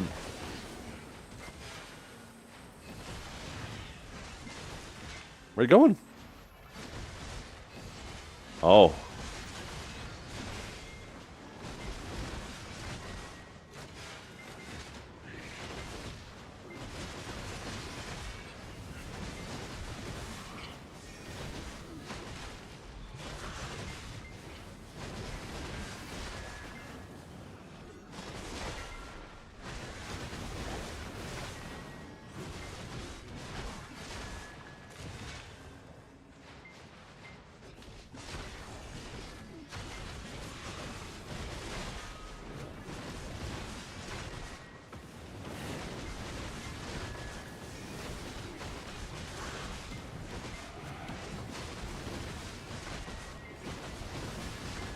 Of course, two things can be true at the same time, but those two things contradict each other. You can't act like the mobile devs were the savior of the game and they were pulled away, and then start saying later that they've been brought back and they're the ones destroying the game. One of those two things has to be false.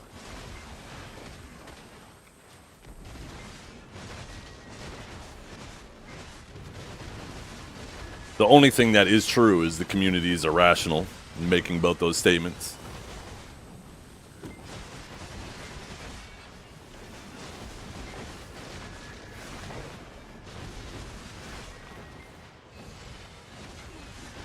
I have no idea, Multi. I was talking about that earlier. It seems completely redundant to have it time gated if it's so expensive. At that point, it only serves one purpose, and that's to artificially extend the length of that progression. That's all it does.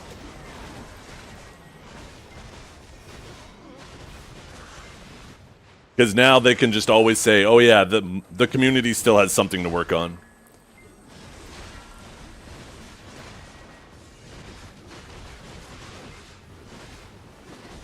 The thing is the whales still are like the only ones that can get it for the most part.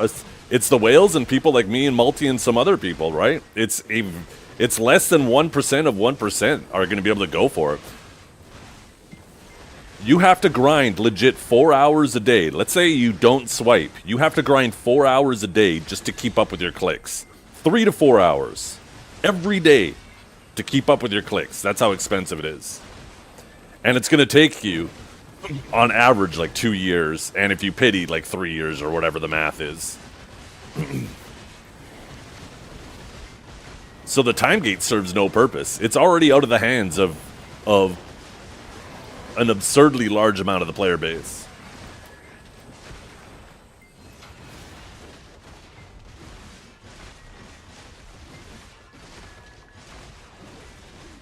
I don't think there's anything wrong with it being difficult. I miss the days when things in this game were extremely difficult to get.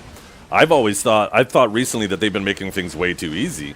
I like the days where even somebody who plays this game as much as I did was just you know, maybe not a guppy, but like just a little fish in a pond, and then you have these whales like, and I don't mean whales like in terms of pockets. I'm talking about whales in terms of like just progression in general. Like Gundle, like he didn't spend money on the game, but he was a fucking behemoth in progression, and I was just a guppy compared to him. I like the fact that there was people that even made me seem like a small fish.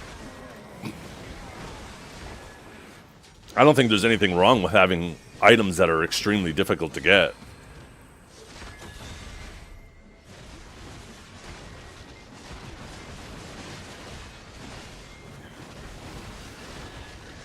But like Multi's saying, if you're going to have something that's difficult like that again, what's the point of the time gate?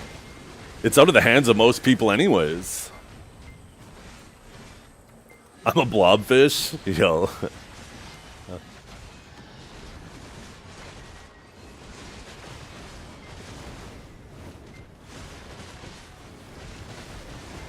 The thing is, too, is it is a sellable item. It's 10 trillion silver.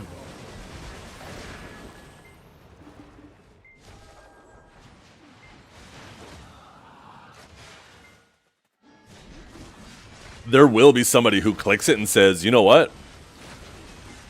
I'd rather not have to grind or do anything for the next couple years. I'm just going to sell this thing. And they'll sell it for 10 trill.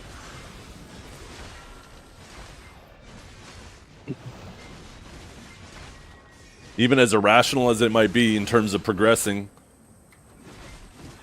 there'll be somebody who gets lucky and gets it.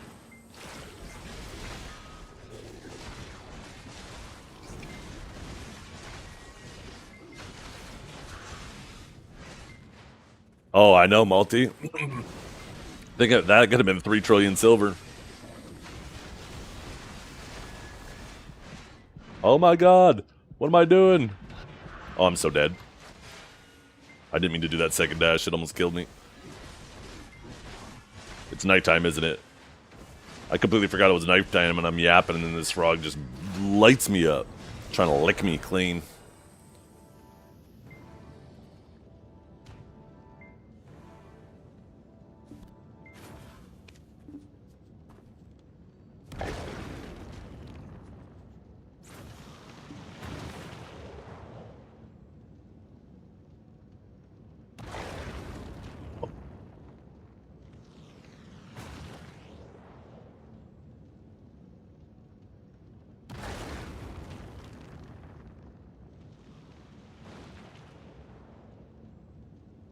It doesn't make sense for them to do that.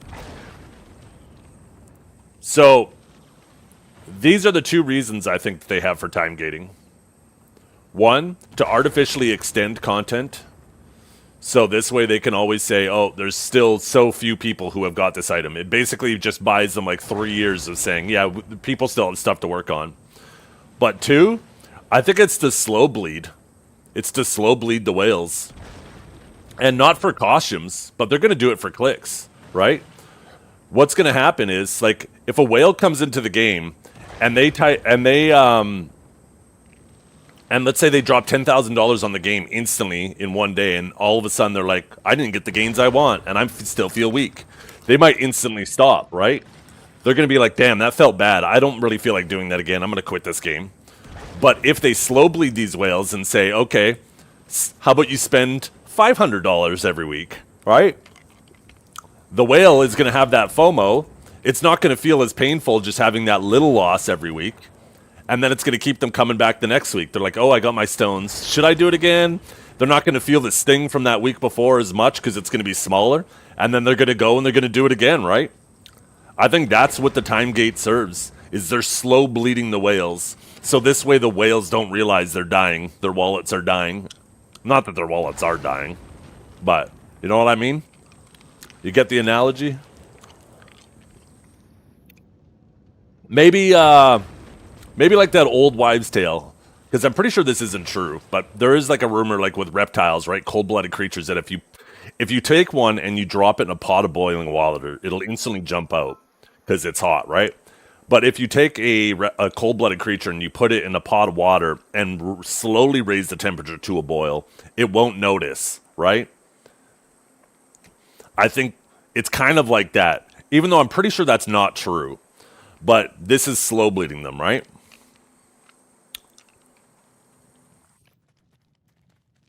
Oh, it has nothing to do with underestimating them. Yes, there are some people, it doesn't matter. They're just going to dump like crazy. But there is a subset under that. There's tiers to this. You don't just go from having $0 to $1 million. There's also stages underneath. And that's where they're trying to target. Obviously, the people at the top, they don't need to worry about that at all. They're trying to capture more just under. That's what you're underestimating. That's the marketing they're aiming for.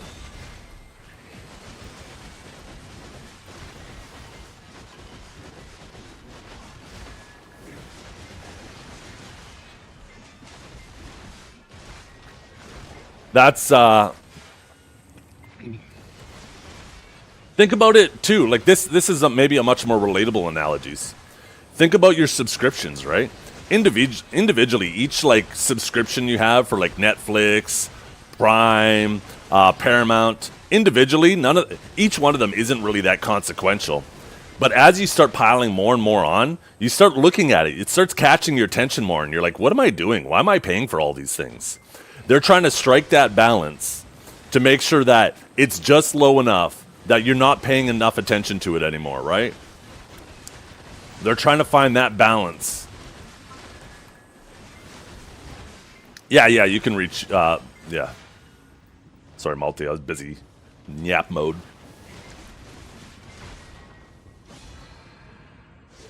Also, Malty, the ultimate spot for leeching is that little corner just northwest of me, right up there. It's really high up, but the mobs don't go up, try to bother go up there.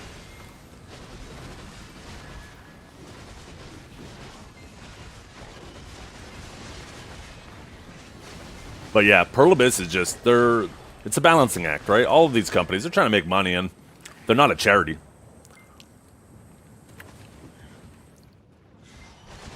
But I like how difficult they made this Elkstone. It just, at this point, the time gate doesn't serve any of the rational purposes that you would say, that you would use to try to cater, to pretend like it's catering to the community. At this point, the time gate, the only purpose it serves is one of those two purposes. To slow bleed the whales so they don't notice they're bleeding, or to artificially extend the content so they have more reasons to delay content, because they'll be like, oh, well, we feel you guys are overwhelmed, so we're not going to give you more because you still have this alchemy stone to work on. And then they just use it to gaslight you. They use it to tell you you're overwhelmed instead of you telling them you're overwhelmed.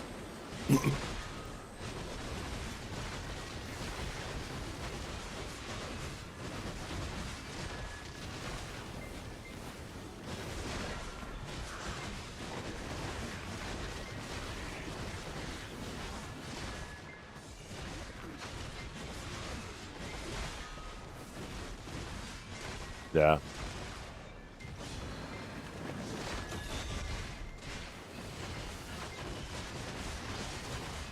The thing is, though, if you're going to buy it for 10 bill, 10 trillion silver, you might as well click it anyways. Because if I'm not mistaken, didn't somebody do the math and say it's like 12 trillion to pity it or something? Or was that the average? I can't remember now. So if you're going to spend just a little bit more than the average to buy it, then why not you just try your luck at clicking it? Maybe you save yourself a fuckload of money, right? Is it 12 trill if you get lucky? I remember 12 trill coming to mind, but I couldn't remember if they said that was like the pity or whatnot. How much is it to pity it? I like having super difficult items, though. I like it.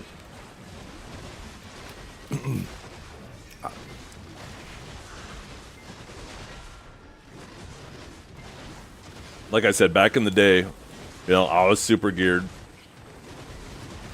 And then I could still run into somebody like Gundle, and all of a sudden I just feel like a little gup. That motivated me. It didn't demoralize me. It just said, damn, I know how hard I work, and that man is making me look like a guppy, so I can't imagine how much he's working. But also, there was way less pay to win at that time there too, so it was a direct measurement of how much effort you put in the game, not how much your wallet flexed on the game.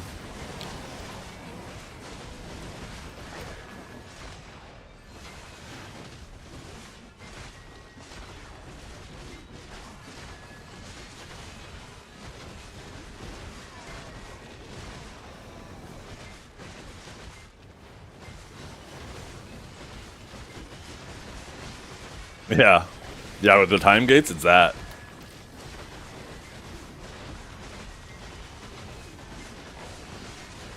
I can't believe my luck with my armors. I can't wait to one-tap my alchemy stone to shining to make up for all the bad luck I've been having.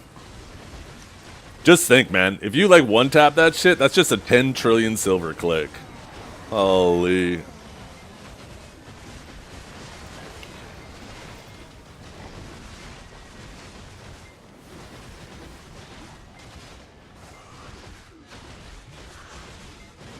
I'm 0 for 26 on Hex. Or I guess technically 0 for 22. 4 clicks have been on set. But I pitied my first hex.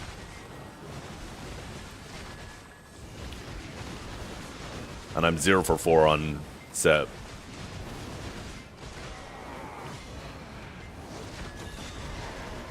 On the bright side, I guess that means I saved a stack. Which is kind of ironic, considering I did so much preparation to make sure I never had to worry about stacks, and now the game's trying to save me stacks by pitying. The fucking irony of that.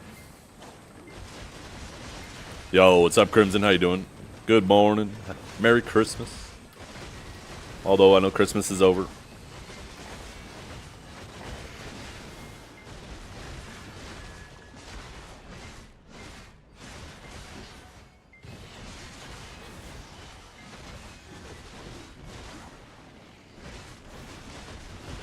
Sucks and I fucked that up.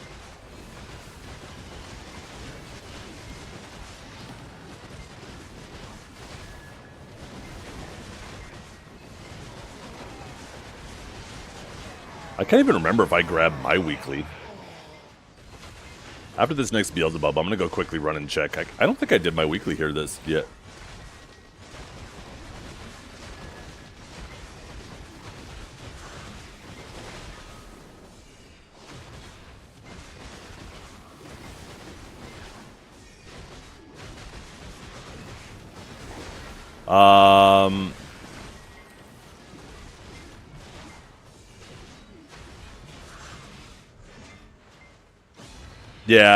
Yeah, things like that will get deleted off the BDO subreddit.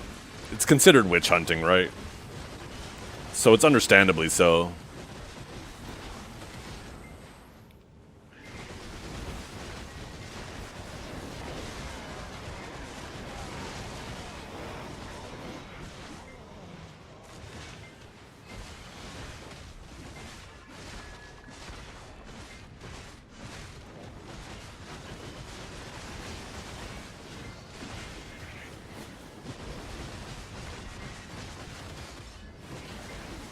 You can still see the comments? Oh, I'd be interested in seeing that.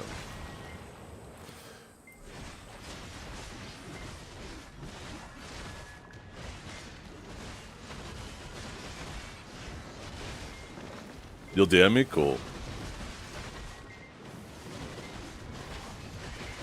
The problem is, Rainbow, is you can't establish intent, right? Intent is the key thing when it comes to view botting.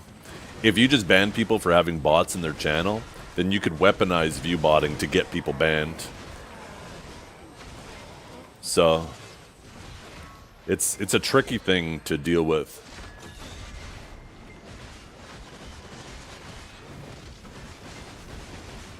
You don't want people to be like, oh, I don't like Biseptimus, so I'm going to view bot his channel and get him banned. And I don't like Mr. Rapolis. I don't like Zeth. I don't like Choice. And then all of a sudden the category's empty because people are just maliciously view botting each other to get each other banned all the time.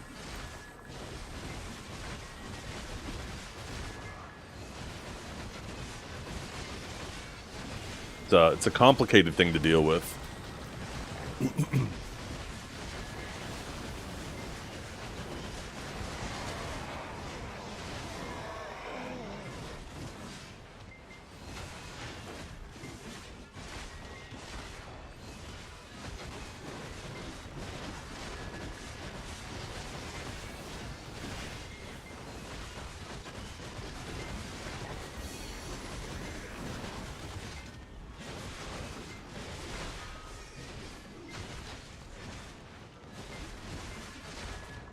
Yeah. I remember the good old days when the Black Desert forums were where people went to go post. And it was the Wild Wild West in there. Those were the good days. I don't know what it is about the mods for the Black Desert Reddit, but they are allergic to fun. Absolutely allergic to any type of tomfoolery.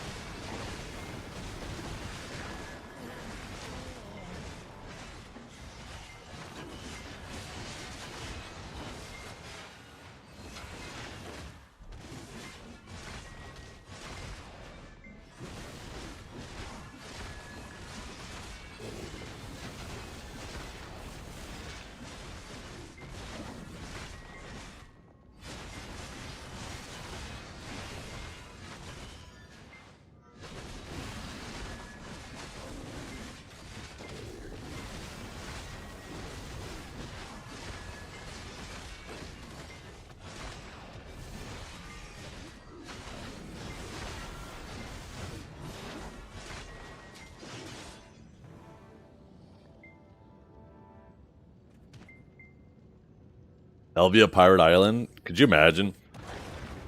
This is what I worry that they do with these places, these old places that are near and dear to our hearts, is they end up like, I don't know.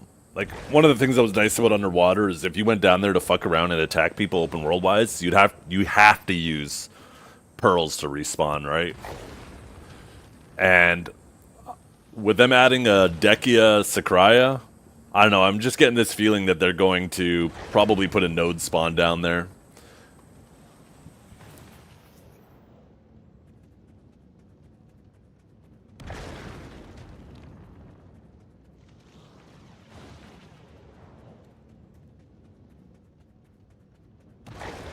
If you want to just shut your brain off and grind, yeah, just go Awakened Guardian.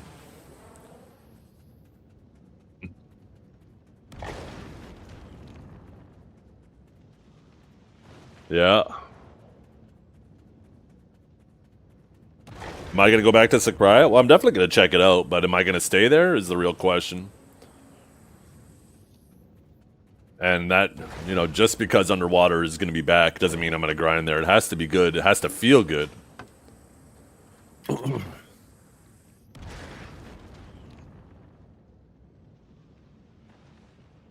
We'll for sure stay there for the glow, though. Well, it sounds like you're going to be able to get any of the glows anywhere. I don't think you're going to have to go to Underwater to get the purple glow. It sounds like you just got to go to any of the top tier spots, Stars End, Sakraya, or even Frogs to get the glows. But it didn't look like specific spots were tied to specific colors. It could be that way, but it definitely wasn't stated that it's that way.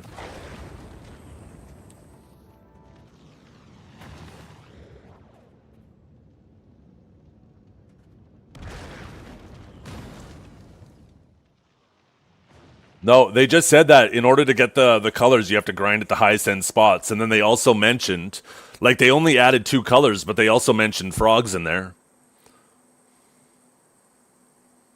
Yeah, it doesn't matter what Divio said. It matters what Pearl Abyss said, right? So how is there going to be 3 different colors? Sorry, 3 different grind spots that drop colors, but there's only 2 different colors, but they're going to make the color spot specific, right?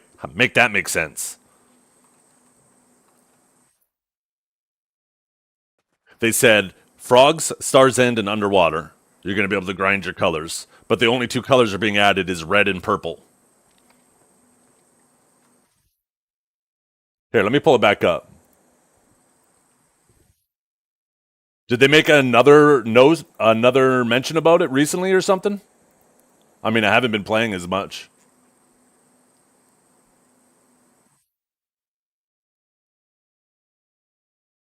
Okay, let's see. Oh yeah, recap. Okay, here we go.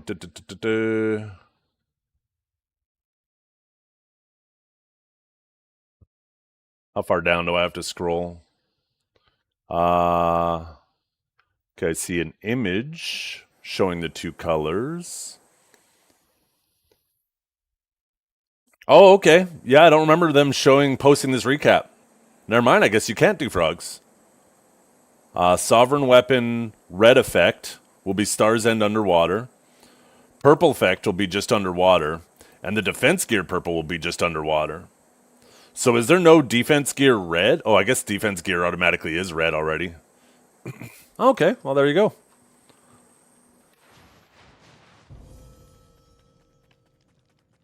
I want to see the... I could have swore they mentioned... Maybe it was a translation issue, but they mentioned top tier 395 grinds. Yeah, right here. Whoa. Okay, this is what threw me off right here. I actually see it. I'll pull it up.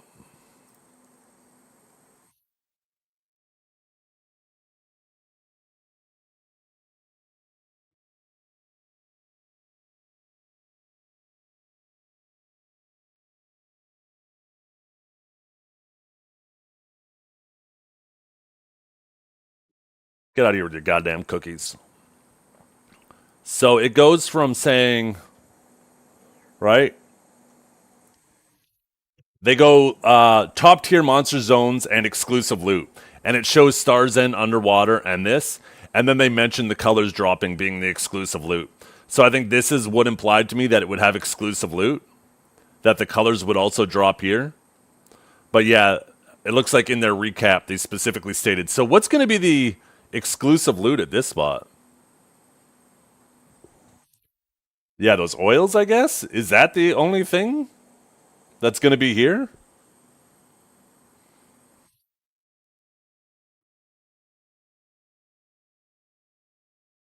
Okay.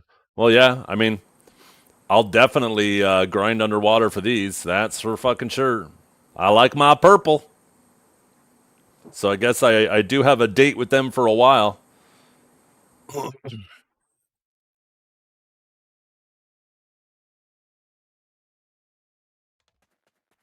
They'll be sellable too. Yeah, those colors are probably... Well, I guess it depends how the colors work. If they end up being something you just have to grind once and then you can swap freely between them once you get them, then they will eventually be min price on the market, right? Because as soon as somebody gets theirs, they're no longer a demand. They're now a supply, right? And it'll eventually just reach a tipping point where they're sitting min price. But if you have to, like, anytime you want to swap, if you have to just go out and grind a new one to swap it, then there might be a permanent demand on them. Oh, that's right. I was going to check my weekly.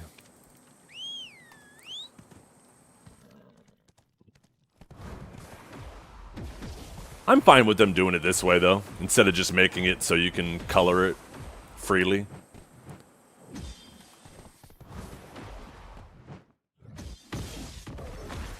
Aha, I thought I didn't do this. Oh my god, get out of that fucking tree! You're a horse, you're not a fucking monkey.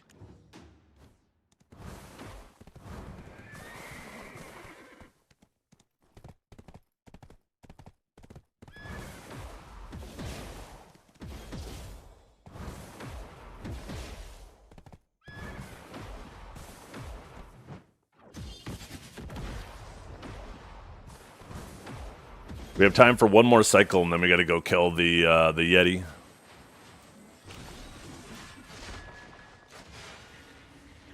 You feel like it shouldn't be on the market? Yeah, I kind of agree with you.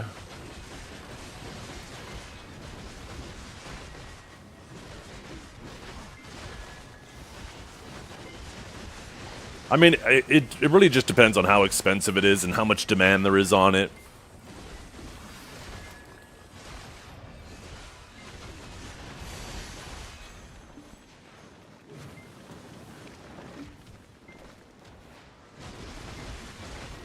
I don't know, I guess I'm kind of indifferent to that. I like having more chase items, though, things to work on, reasons to go to spots.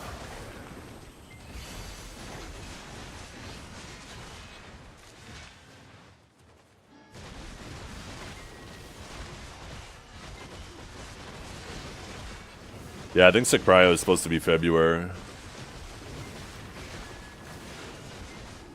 If you type in... What is it called again? I have, is it called schedule? No, roadmap. I have a roadmap command.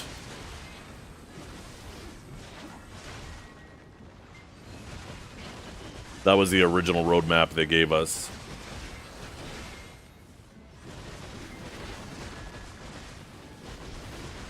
Working on your Resplendid? Nice. Oh yeah, I saw Scum has his. Lots of people working on theirs, trying to at least get their Resplendent.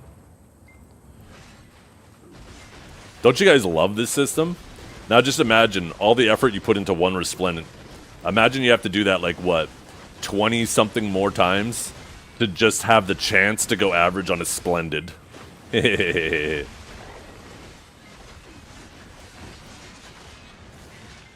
9,000 clicks? Goddamn.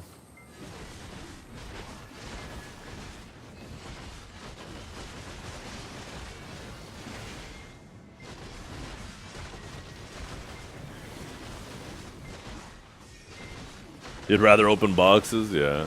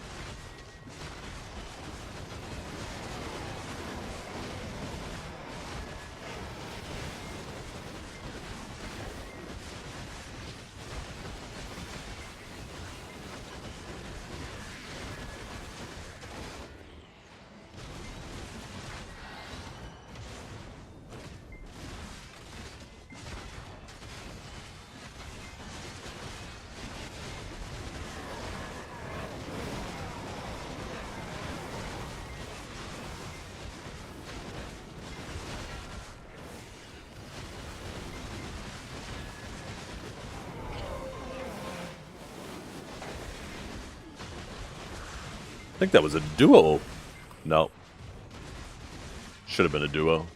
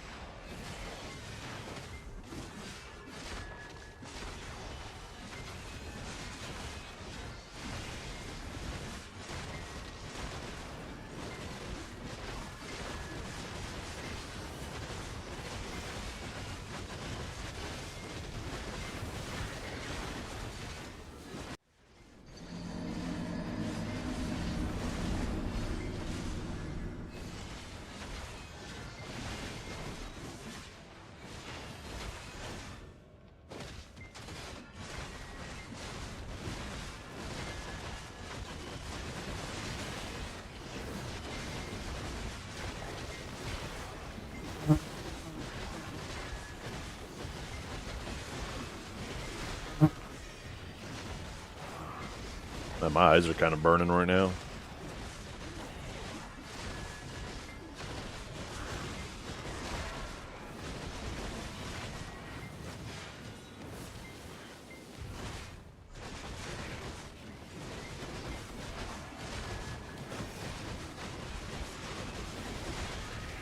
Shut up, bitch!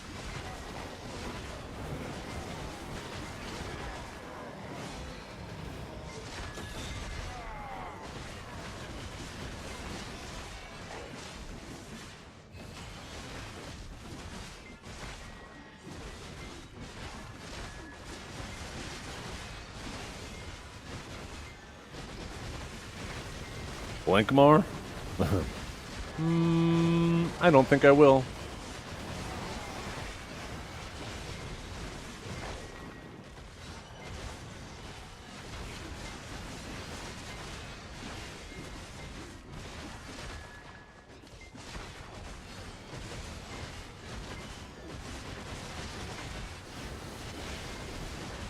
Blinking ruins my efficiency. I refuse.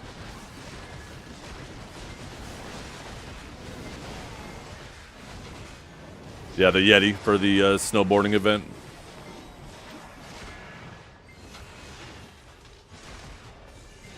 Blink one eye at a time. I think they have a word for that.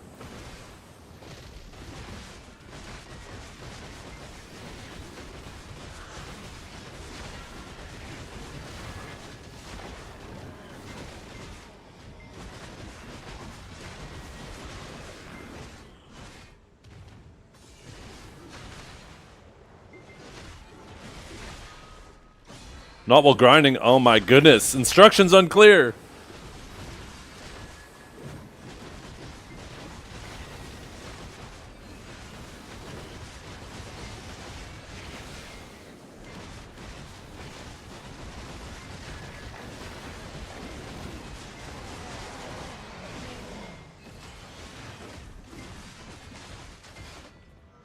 Discord when you AFK. Ooh, I think I know what this is.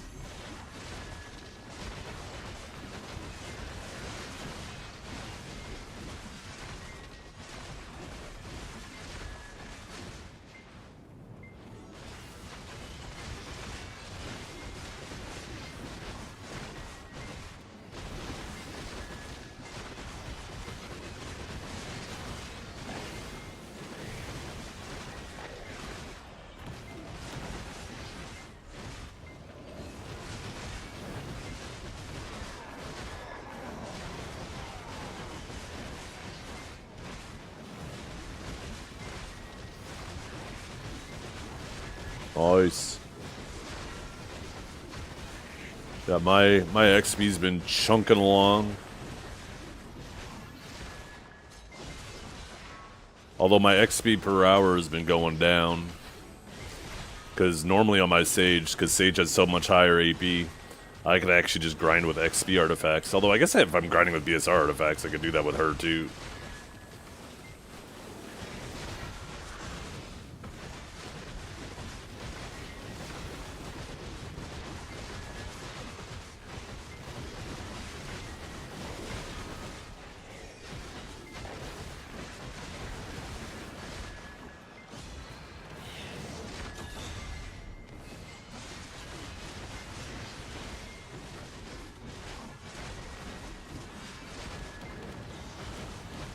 So, babe.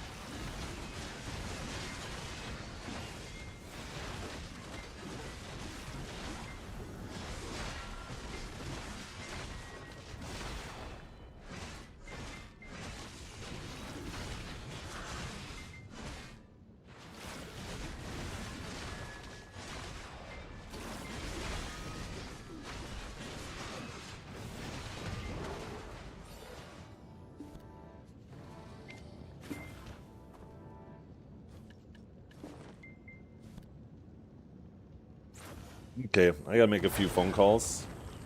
Because we didn't do dinner on Christmas Day, we were gonna try to do it tomorrow. And we gotta pull our turkey out of the freezer, which is a bit of a problem. I mean, I'm planning on brining it so it'll actually thaw out quicker anyways, but I gotta see how everybody's feeling since my grandfather, my mother, and myself, and my daughter are all sick. Okay, fine, fuck you. I didn't want to talk to you anyways. I'll be back.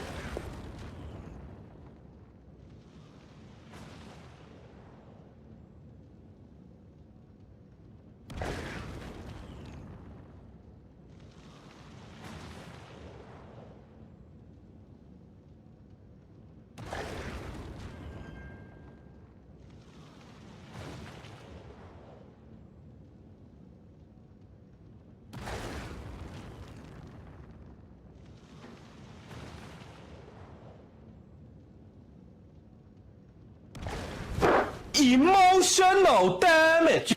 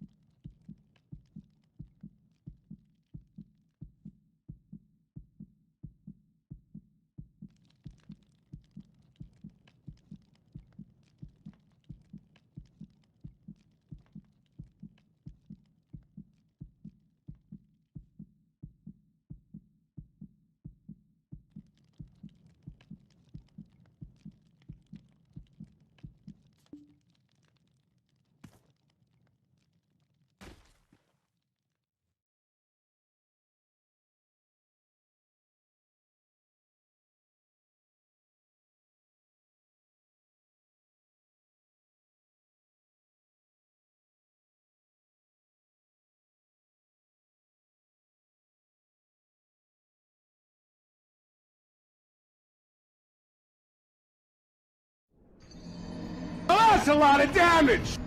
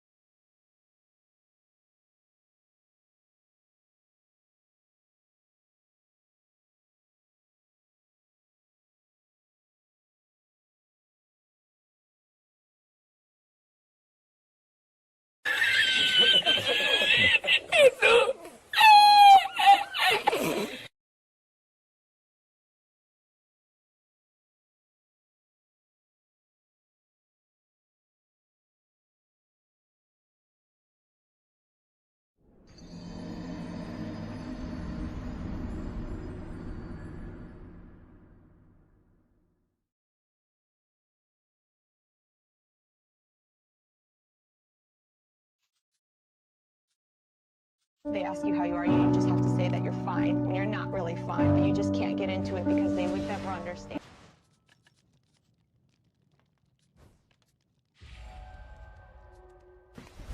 Emotional damage.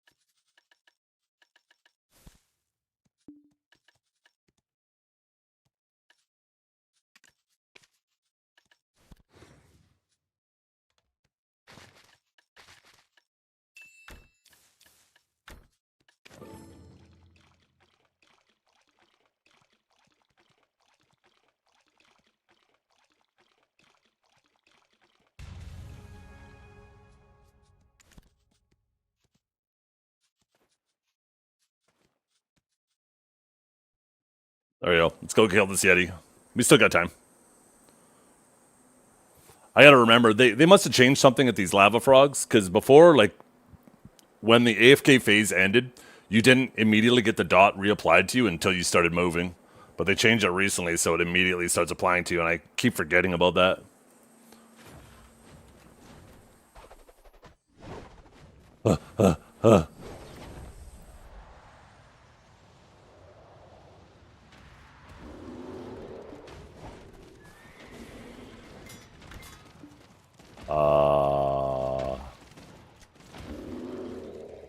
What?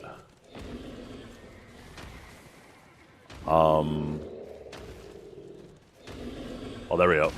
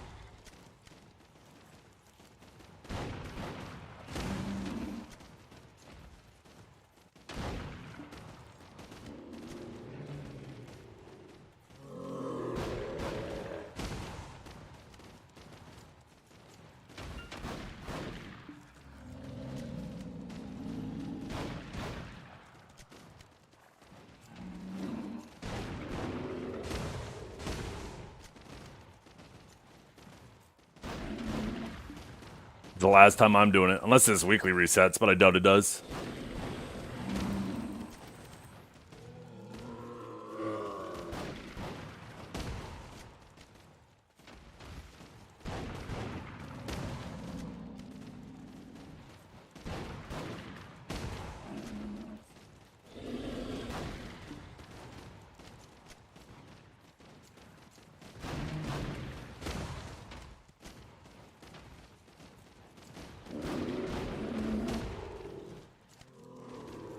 Wait, you're telling me that there's more people online on EU during their prime time than there is on NA at 11 a.m. Eastern on the morning? Or 8 a.m. on the West Coast? No shot.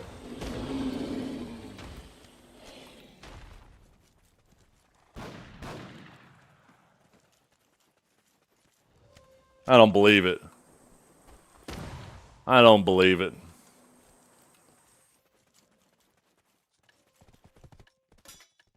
My fucking head hurt when I realized how stupid I was. Okay, we have 3 of our molars. Let's go turn those bad boys in.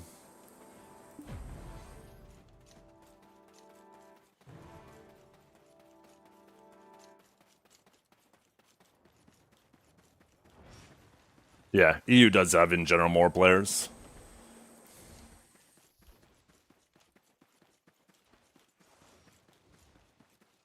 But time zone plays a much bigger impact on that. Since they make the bosses spawn at the exact same time on both regions instead of it being localized for the region.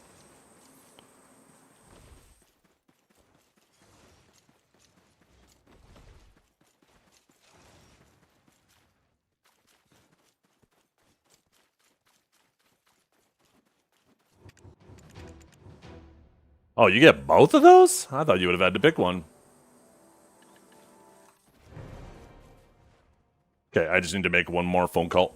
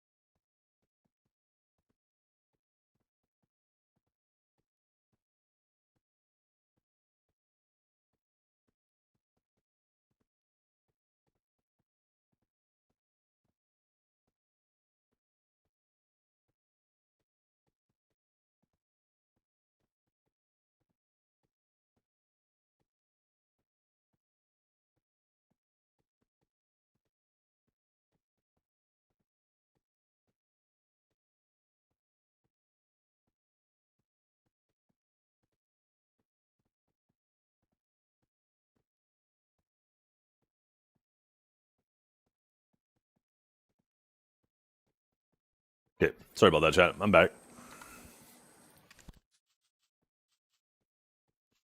Don't have to worry about stressing over nighttime anymore either.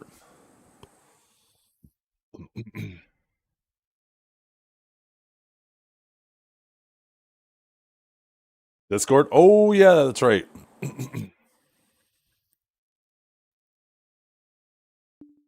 Ooh.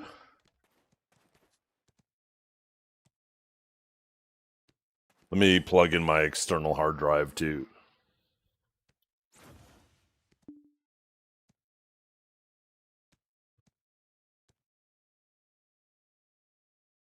Fix that other portrait.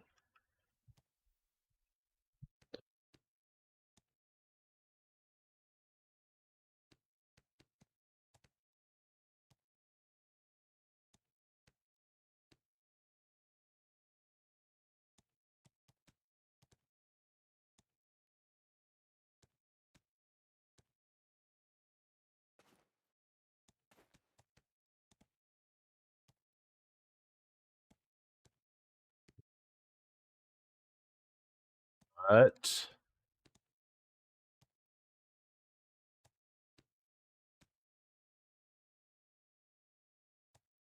Okay, there's a whole other folder. Holy, I was worried for a second.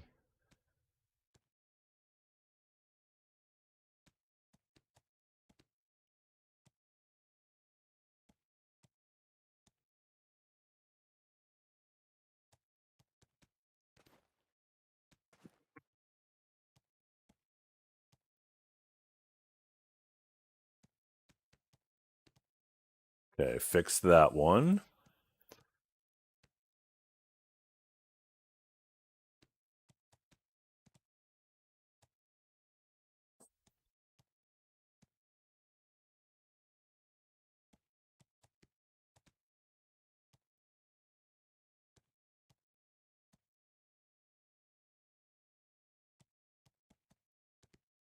What am I doing right now?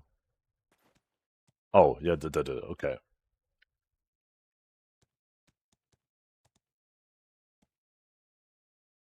Yes, replace that one.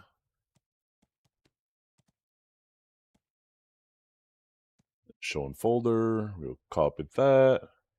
Put that also on my hard drive. Do I?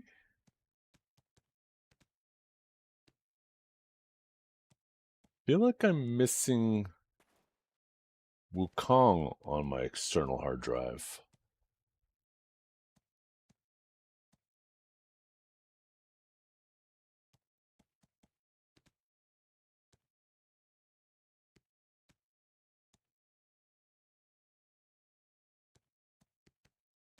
I was. Okay, good.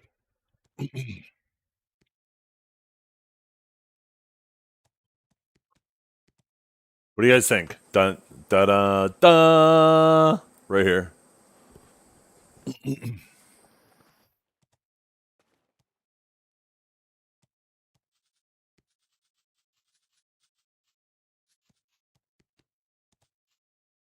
That looks awesome.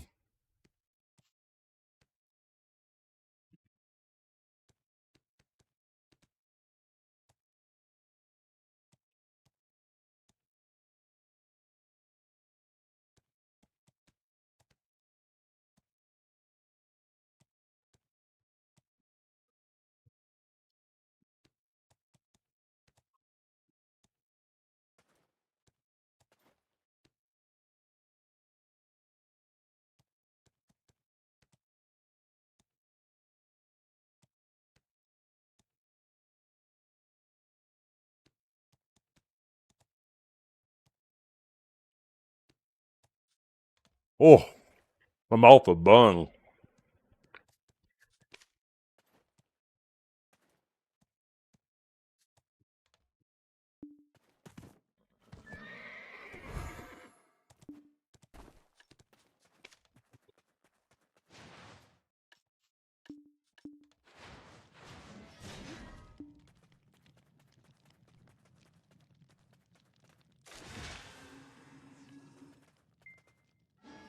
Oh, I didn't equip that decimation, did I?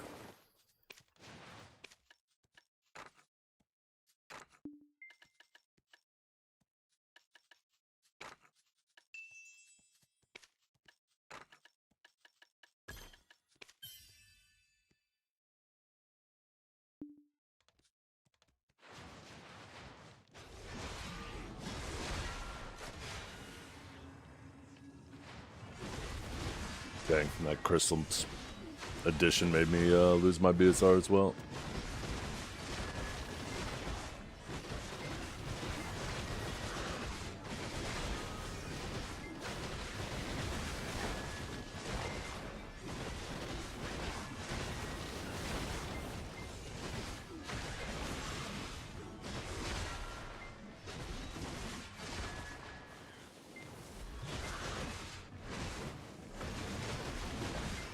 Good to see a fellow savior. Yeah, I'm primarily a sage. I'm doing this for the people. I miss my sage, though. I know you guys like seeing savior, though.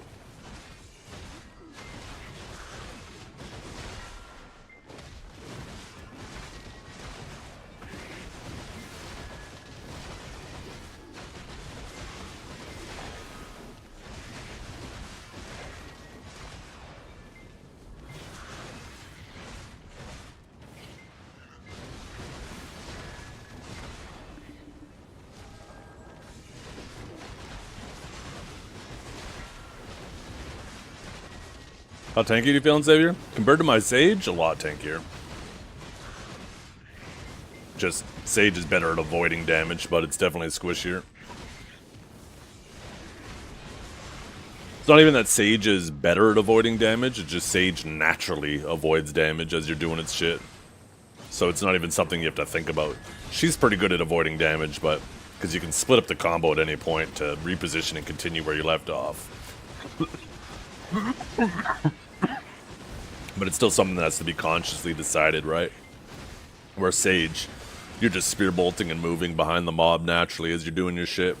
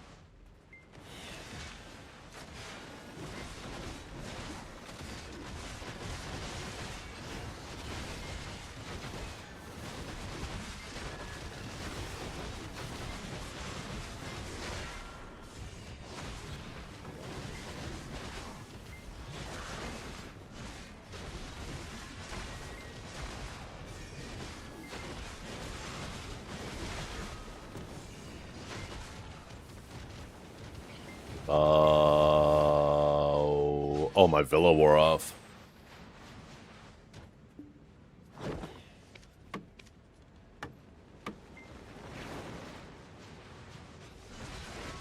Ooh, got back to him before he reset.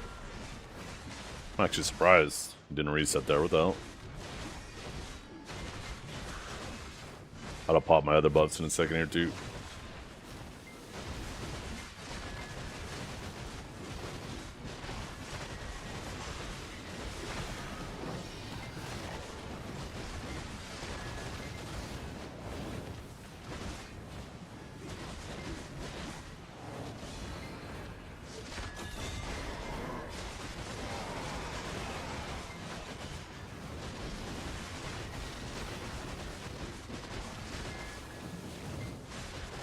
How many of you guys in chat are actually playing Savior 2? FBI, open up! Just one? Oh, you guys are putting one in chat so you don't have to type and die to mobs. Yeah, that's smart. No, I actually want every single one of you. One doesn't count. You have to stop and type in the mobs. You have to type I, and then type your name. And playing Savior, Mr. Zethian.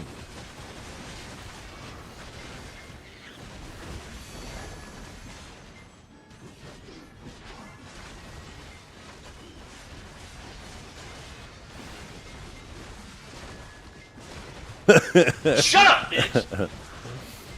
I am not playing it. Okay.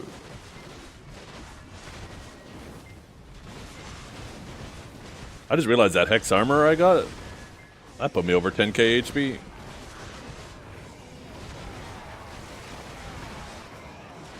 Remember back when games would Shut limit up, your bitch! HP?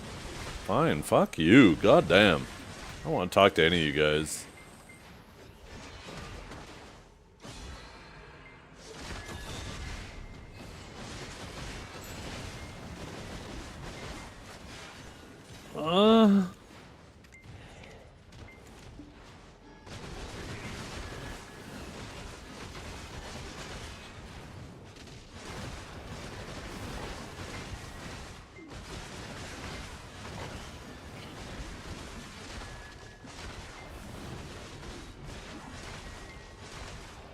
I'm tasked with making sure people learn how to properly grind on Savior.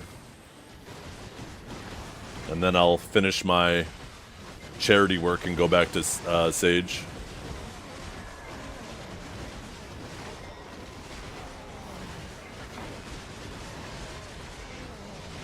Hey, what's up, white girl?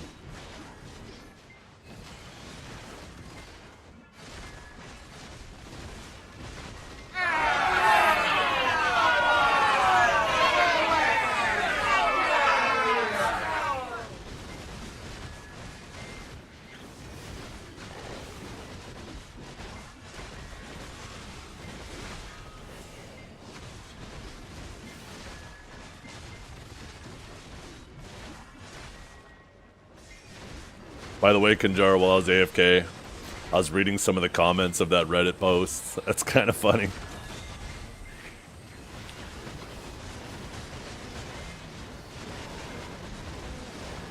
We really need like a substitute for Reddit.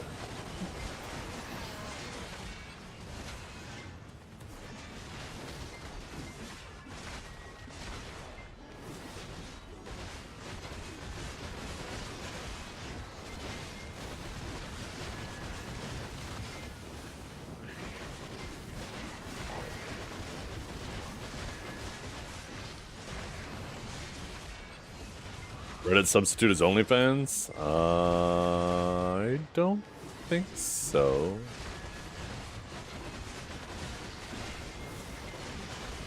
But now I guess I know what you use Reddit for. That was a crazy self-report.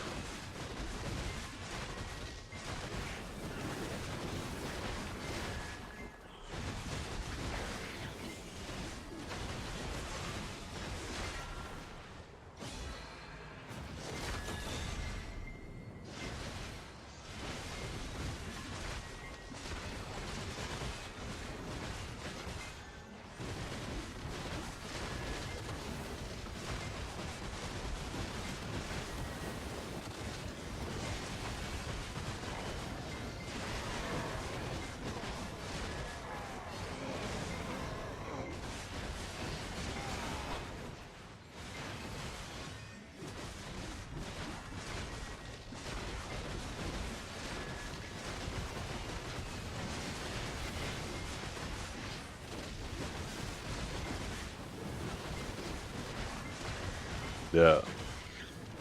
They're really nice on places where you can meet the AP cap, having that extra BSR.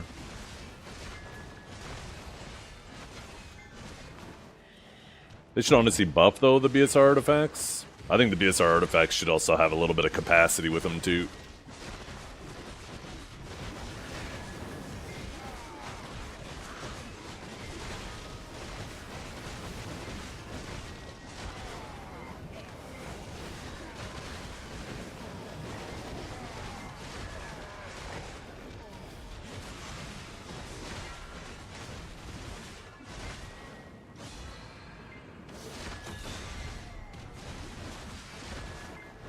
Ooh, a little Han. Look at you. Or look at me, scum. Me and you. Little Han buddies.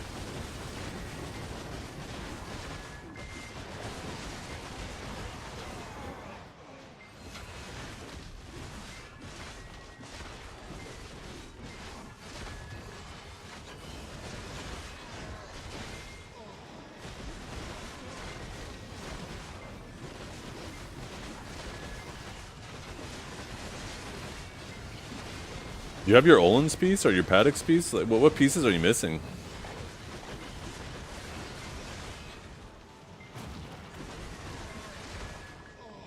I need like some long range pets active. I move too fast from one pack to another.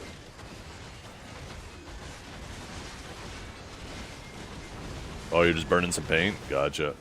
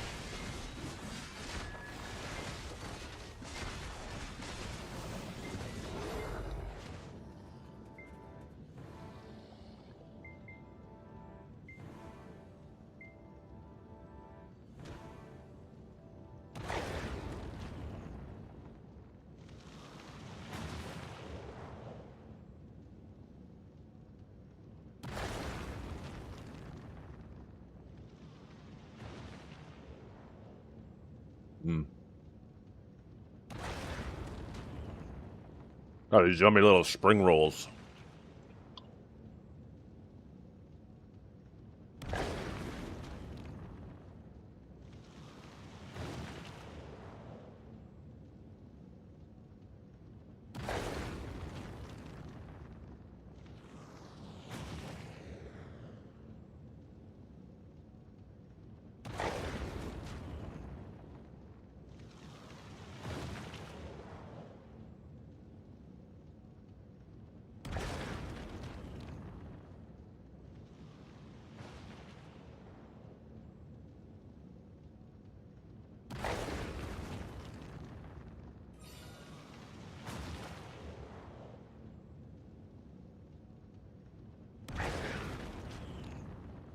Wait, you're burning paints at Sulfur?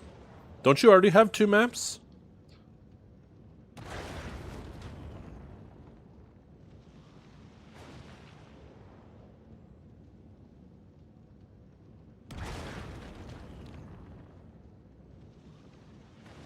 Oh, okay.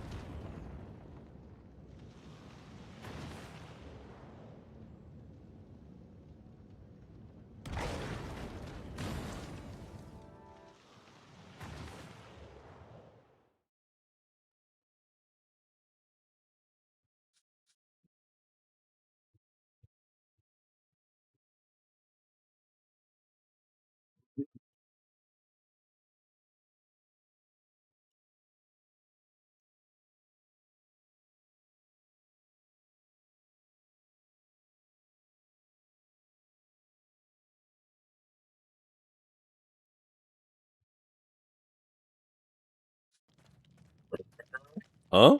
Killing multiple birds with one stone by burning ring paint, gaining sulfur paint, and learning Seraph. Ooh. And look at that. That's 3 things you're doing at once. Birds normally have 2 wings. You take 2 times 3, that's 6. 6 wings. Seraphs has 6 wings. Oh my god, it's a conspiracy. Why are Cadre rings at 80 mil? What happened? Rift bosses don't give Cadres anymore. Now the only way to get Kadri rings is from Kadri's.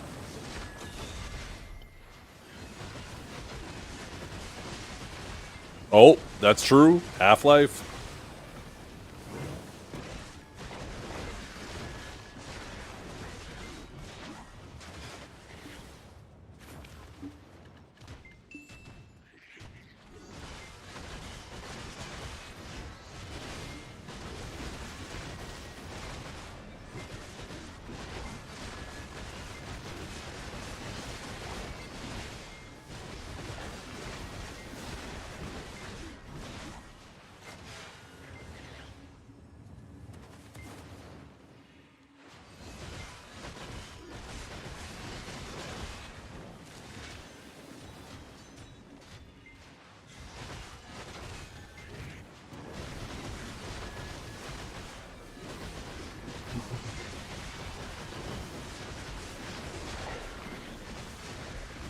But people don't use Kadri, or do they? No, you use Kadri rings to make the DP Dawns, though, right? If you want the Essence of Dawn damage reduction, you have to melt down Kadri's.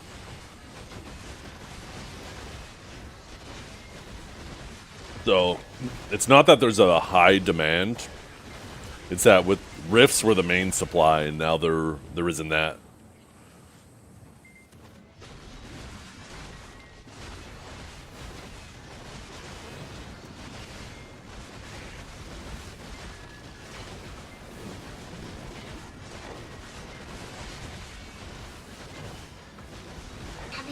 Yo, Foofed, thank you very much for that Prime sub. I appreciate you. Yeah, maybe when they add the Dekia spots for Miramok, Gyfin, Sakurai, and Underwater, they'll probably, I don't know, I guess I shouldn't assume, but hopefully they'll add essences there. We definitely need, hopefully it's not Debos. We have enough places pumping out Debos.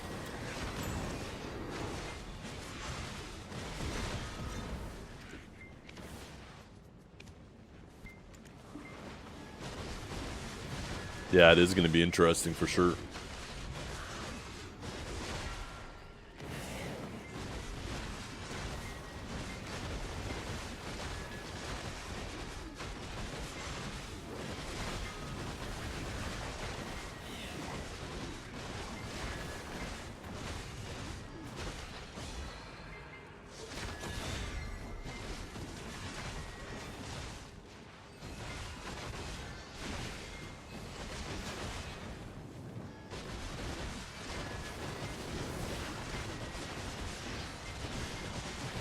Are you kidding me, Monstrosity? I've been trying to get rid of you for years.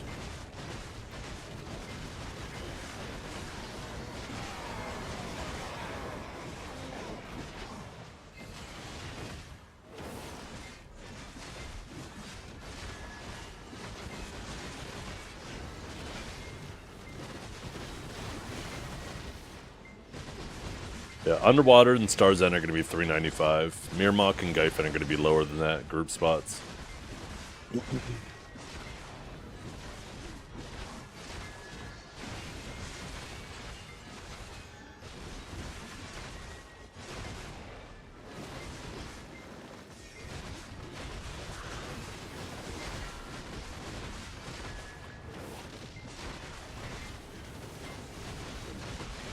Yeah, Dania Part 2 will eventually apparently have some group spots as well. Although, like, no details on that.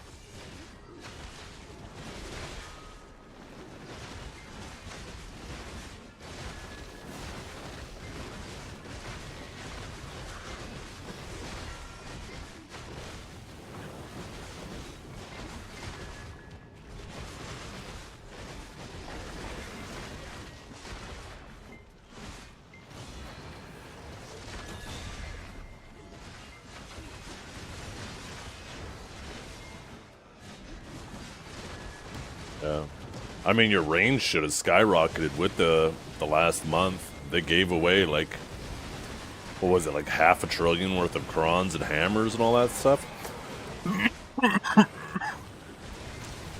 A lot of people's progression should have skyrocketed in the last month.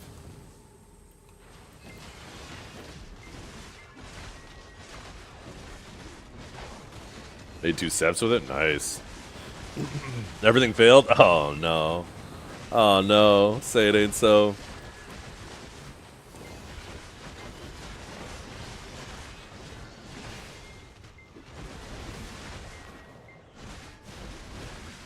I flew an extra 2 AP.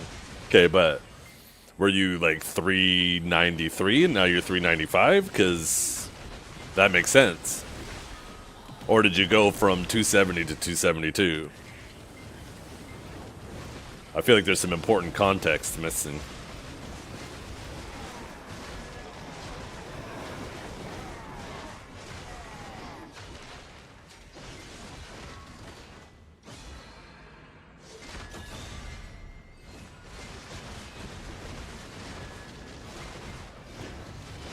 $363 to $365. That's not bad though. You're getting there.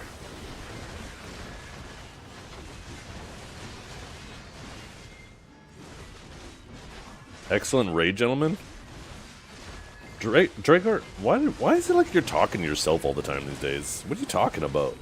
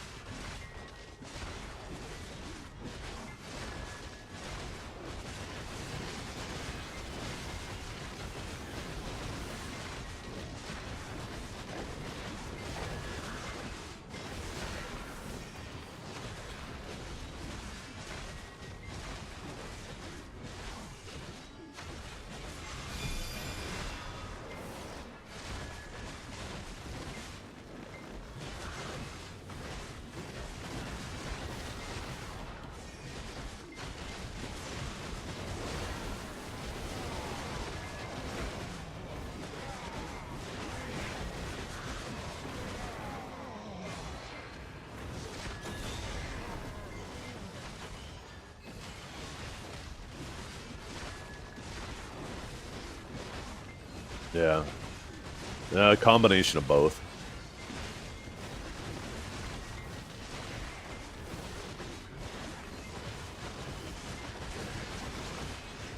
The other day when you came in here, I think it might have even been just yesterday, just like you came in like you're in the middle of an argument.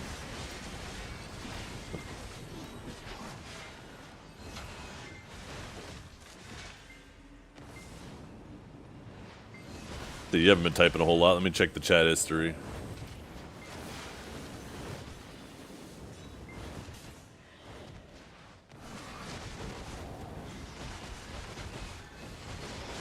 Okay, no, it wasn't that day.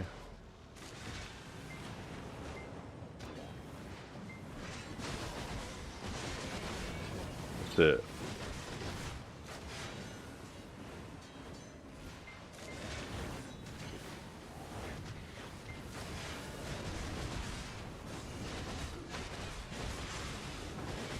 Maybe it wasn't your first message for the day, but it was like a 2-hour gap you just randomly typed. I like that you don't have deck armors while mine are pry, but you're going to yell at me for and call me a casual.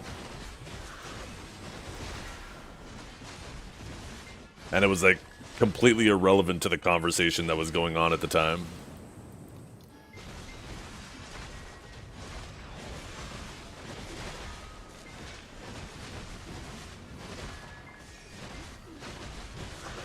I'm pretty sure it is a PVI frame, all of it.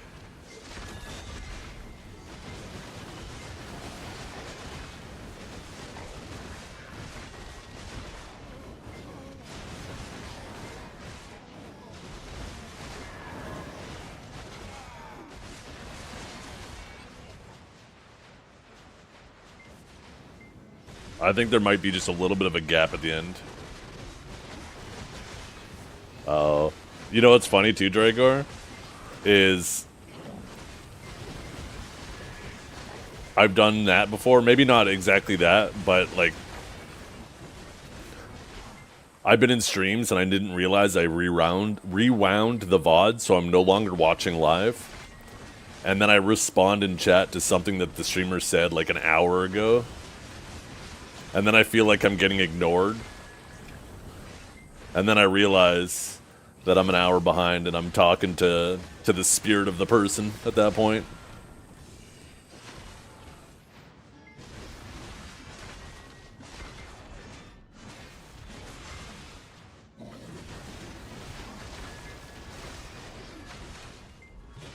And the streamer is probably thinking I'm schizophrenic because it probably makes no sense what I'm typing.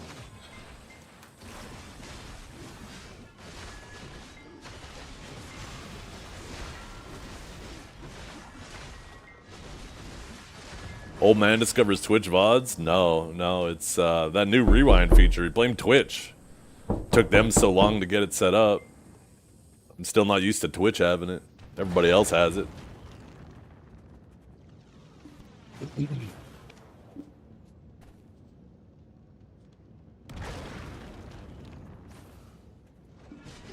I'm stuck in the VOD again.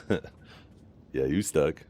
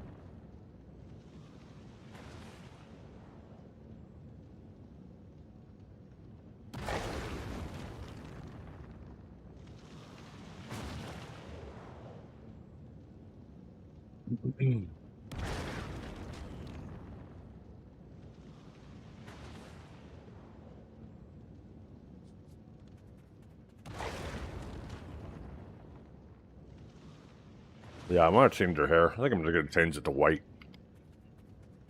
I think it'll look kind of cool. She's pulling out her wings and shit.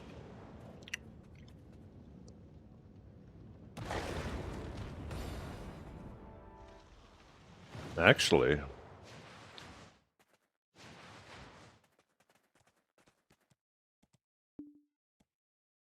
not what I meant to do. Maybe. Oh, you already done multi? Okay, perfect.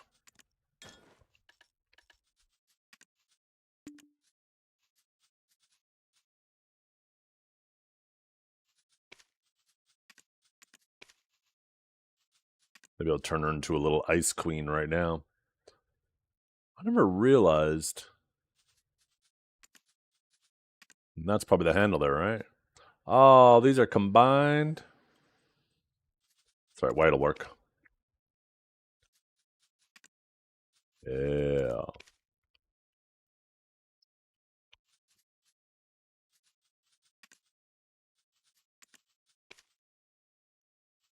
Try a little white outfit.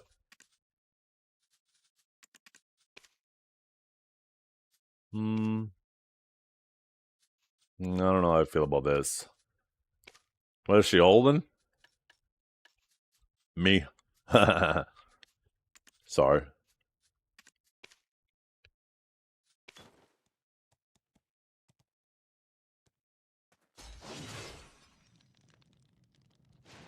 Actually, I don't know how I feel about this now. Gave her birthing hips? Damn right I did. Damn right. How about this outfit?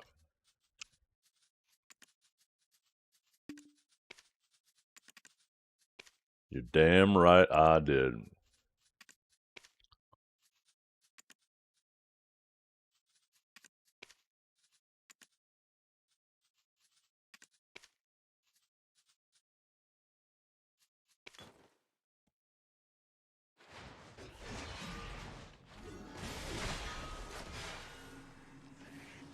Or to get the purple aura? Because I'm a big deal. I managed to sit in a guild with Divios. You guys have never had to deal with being in the same guild as a dragon before. It's terrible. So Perlibus decided to compensate me for it and give me a purple aura.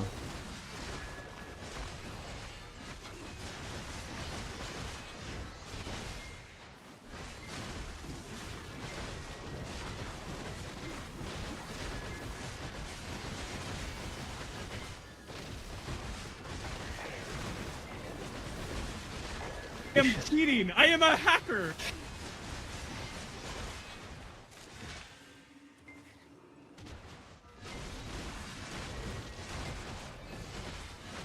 Yeah, I don't know, right? Because they obviously can't do red because the armors are already red. And they can't do yellow with the weapons because the weapons are already yellow. So if they gave red to the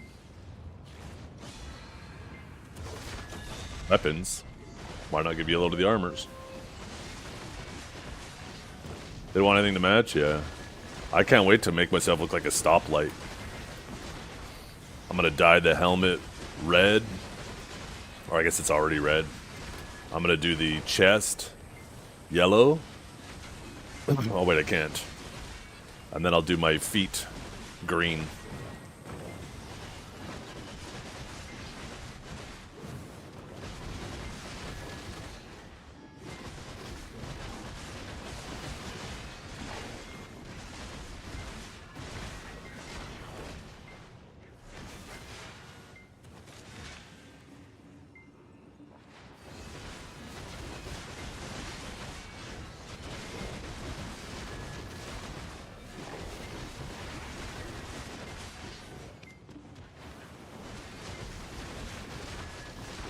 Yeah, the Adana RGB, that's right.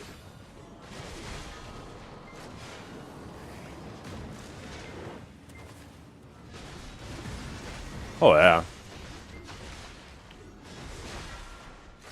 I wish they would monetize more cosmetics instead of monetizing progression.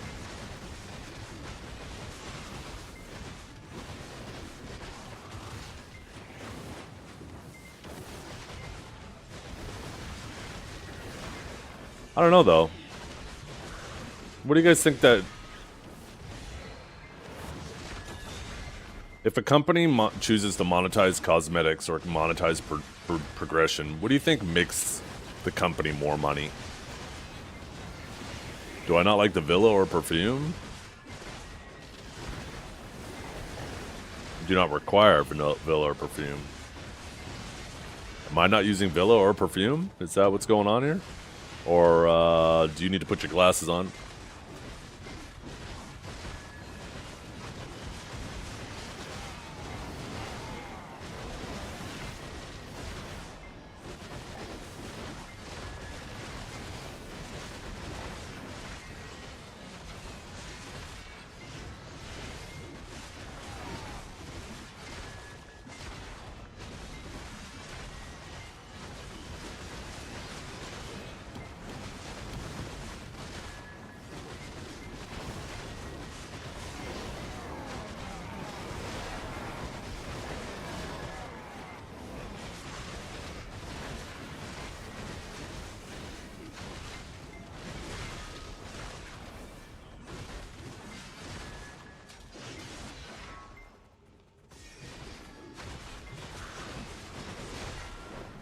I mean, that's the oversimplified version. The reality of this game is there's no such thing as caps.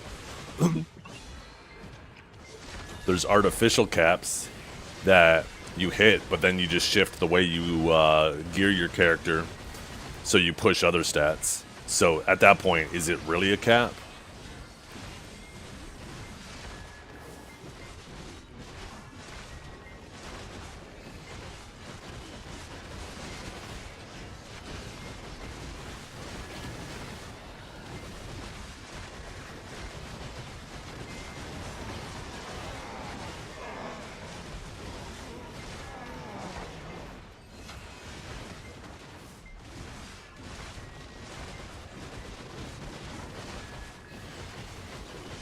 Just saying. Hurlibus doesn't know how to do cap. The only cap they've actually done that's actually capped is Solaire. But like every other cap that they've ever done in this game is just a pretend cap. You max out the stats to the point where they want you to max those, and then you just shift your stats to something that isn't capped. So it's not really capped. It's just how much of a buffer do you have to start squeezing in more of the other stats. That's what's really happening.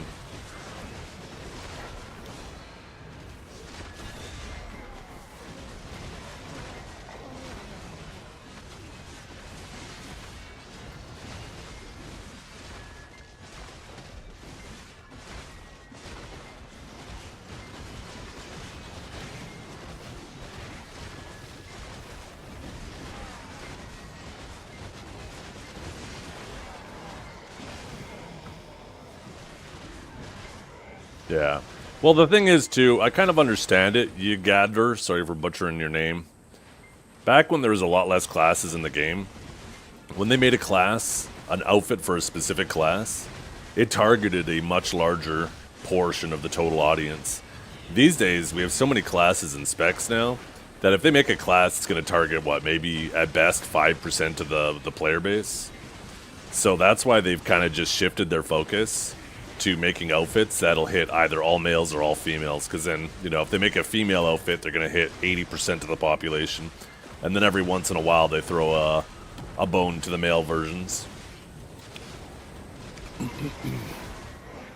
Yeah. No, it sucks, but it's the reality, right? As it becomes more and more classes, making individual class outfits becomes significantly less profitable for them.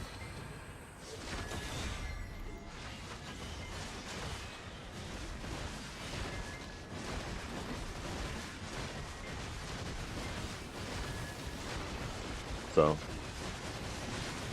this is something that's going to continue to get worse, not better.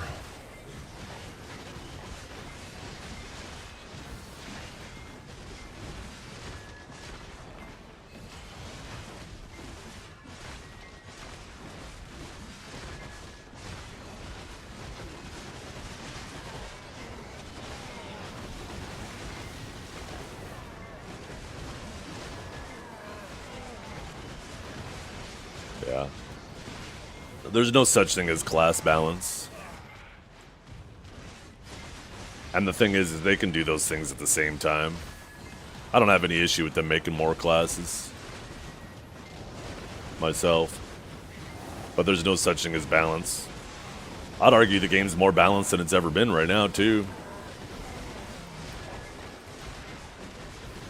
Still not balanced and never will be.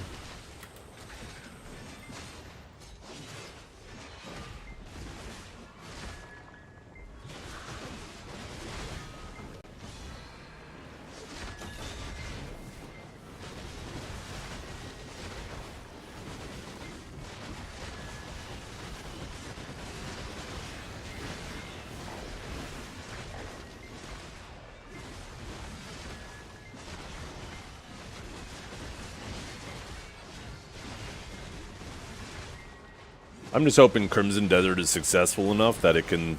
Because you gotta remember, right? Right now, I don't know how much profit they're making off of ETH, but it's definitely not as much as Black Desert based off of their quarterly earnings reports. And they're trying to expand their IPs, right? Which is smart if you want to be a company that's going to last into the future and not be just the Black Desert company.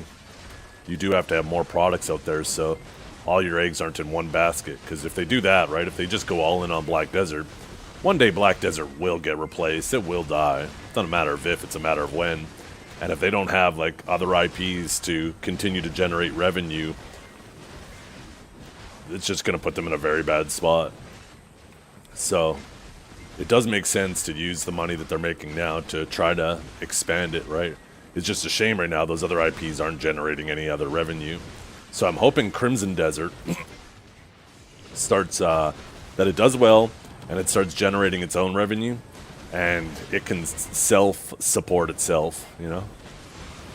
And then, when they start working on the next one, like Doki V, for example, Now they can start pulling some of the profit from both Crimson Desert and Black Desert. It doesn't all have to be on the back of Black Desert players, right? And then as they continue to expand their portfolio of IPs, a smaller and smaller portion is being pulled from each of them, because they can all contribute to the new one.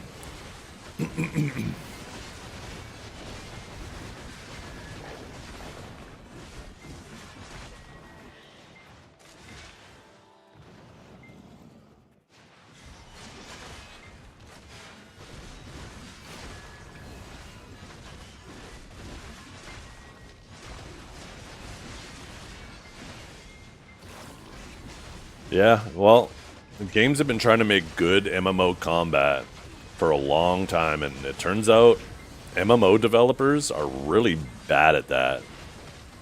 They're really bad at it.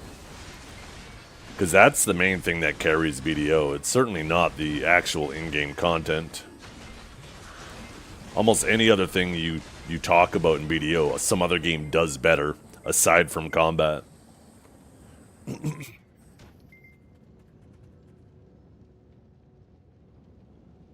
But, man, I don't know what it is about MMO developers. They just can't do combat.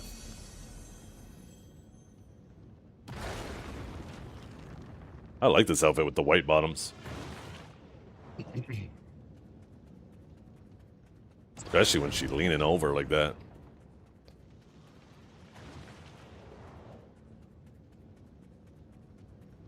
If BDO didn't have its combat, I'm pretty confident this game would already be dead. It would already be in the graveyard. Because, like I said, there's not a single other form of content in this game that is above average. Whether it's the PvE content, the storytelling, the PvP, like the PvP systems, all of it is at best average. But because the combat system is so good, it allows you to interface with that very average designed content in a way that other games you don't get to interface with it, right? You don't get to interact with it the same way you do in BDO because of the combat system. This game is hard carried by its combat.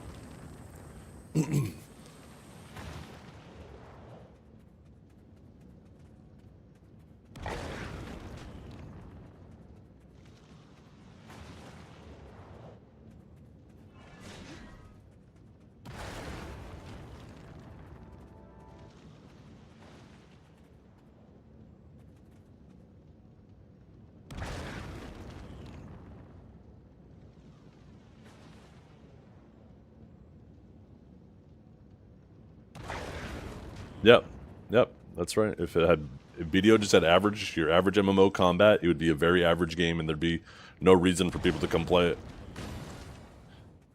Because, like I said, the PvP systems are just like average at best. Some of them are just absolute dog shit. Any of the bosses, they just buggy and feel weird. They don't interact properly. Half of the time, the mechanics don't even feel meaningful. They're not interesting. Like, everything in this game is at best average, except for the combat. But because how you interface with everything in the game is through its exceptional combat, it elevates all of those things that are average at best to feel a bit better.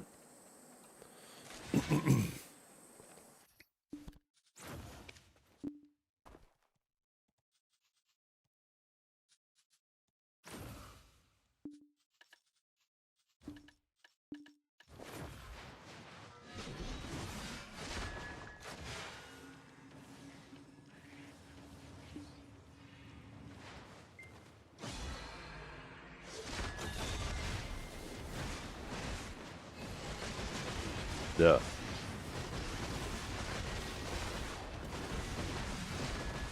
But even think of AOS. Why is AOS good? If AOS had Throne and Liberty's combat, do you think that would carry BDO? No. Right?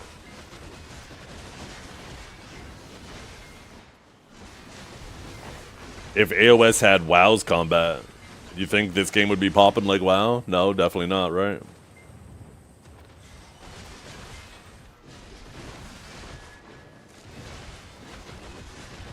But why do people want a PvP though, Antlers? Because of the combat, right?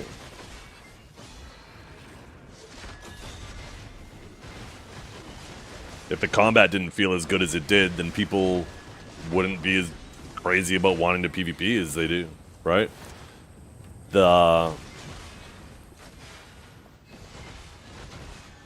Fuck, thought I had a point. I lost it. Flew out of my head.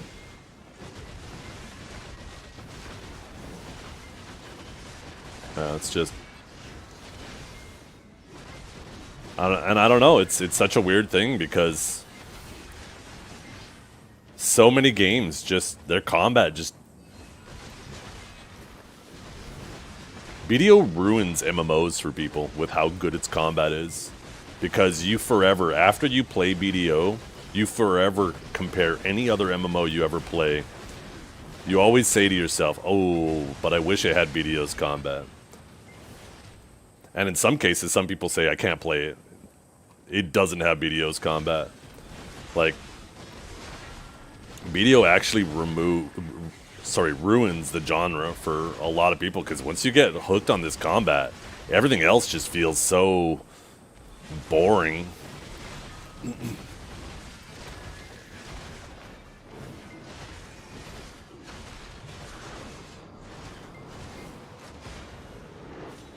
Only combat, no system, right? It's because they've struck like this really good balance between an MMO and like a fighting game, right? And they do a good job at creating some unique and interesting classes. There's, you know, we have so many different options now. There's almost something for everybody.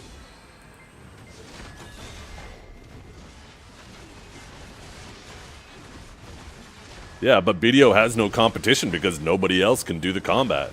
It's not like they're not trying. They all suck at it.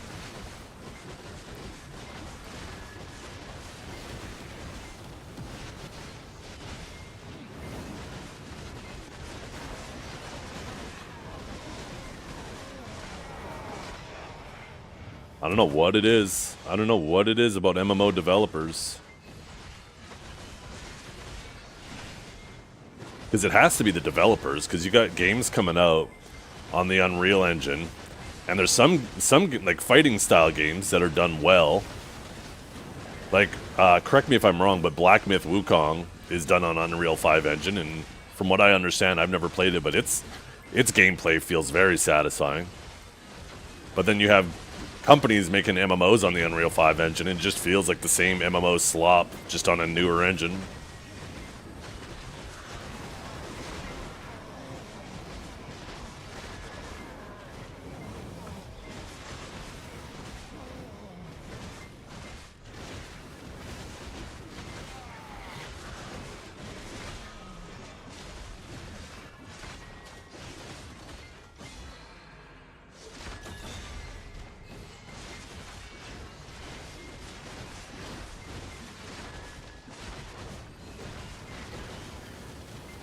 Yeah.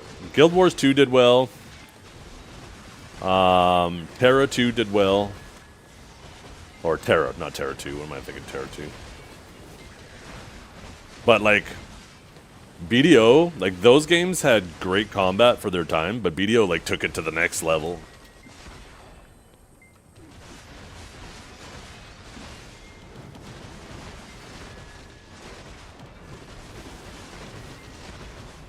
I remember the old Terra commercials with Bas Rutten doing the commercials.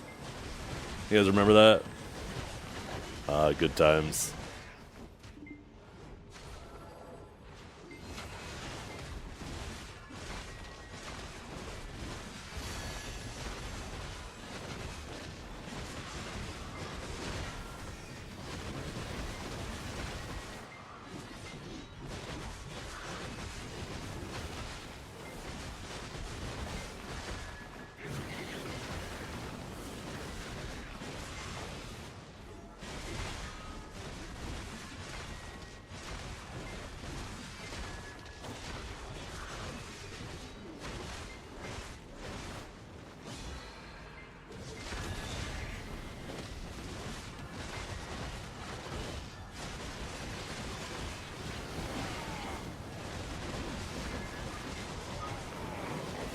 Oh, I'm not maining Seraph, not yet. They'd have to give her some heals and stuff, make her more paladin-like. I'm just enjoying the warrior nostalgia.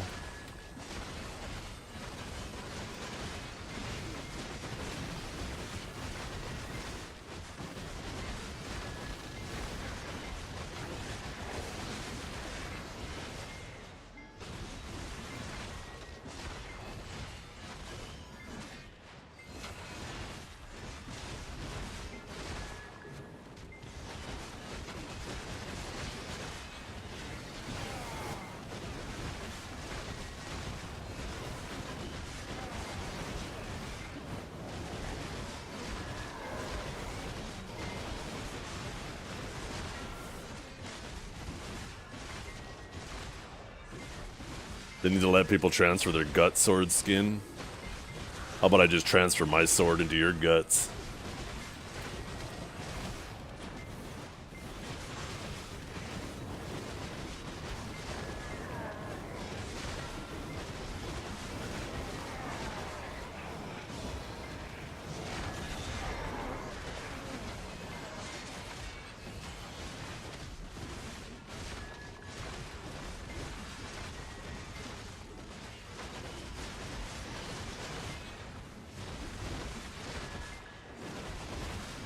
I'll take it deep and not even feel it, and that won't be because you're small.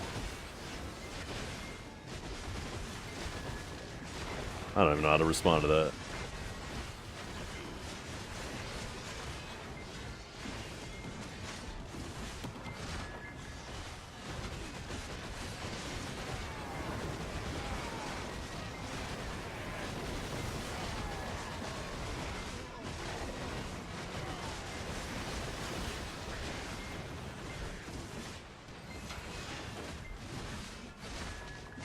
My guts are ready, Daddy.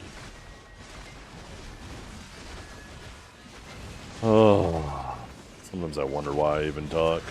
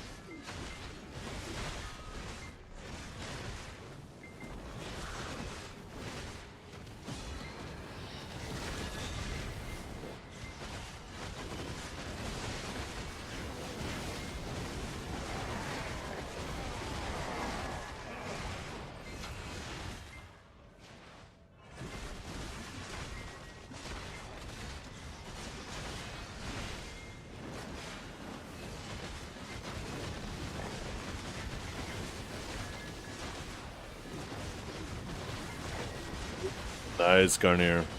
Yeah, lots of people trying to knock that out.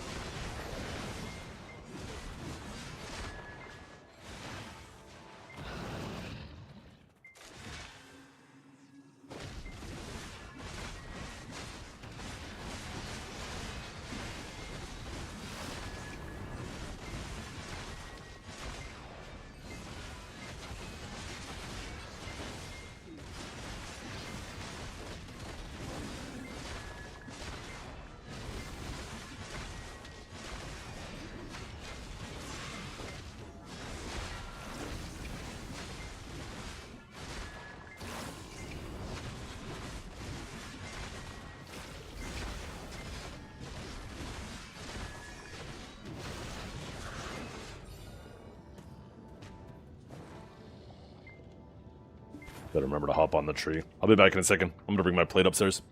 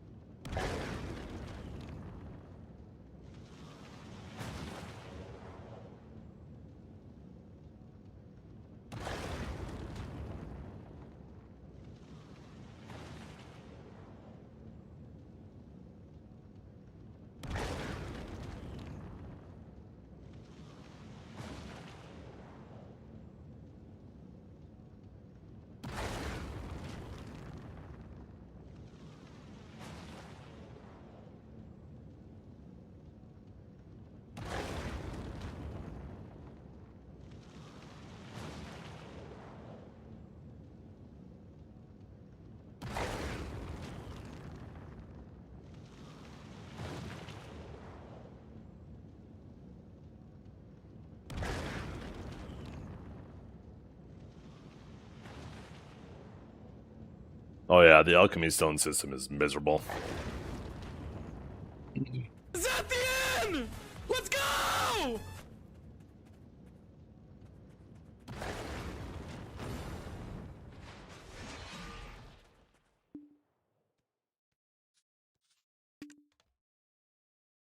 Actually, I wonder.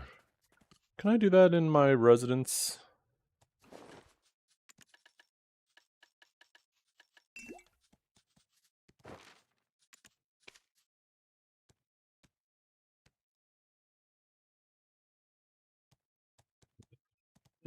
Yeah. I think for most people, just doing it the new way that's coming is it's gonna just save them so much pain and misery of trying to figure out that system in these last few days. Yo, I appreciate that, Draku. Thank you for the raid. Okay, good. I can adjust it here. I'm gonna just make her hair white.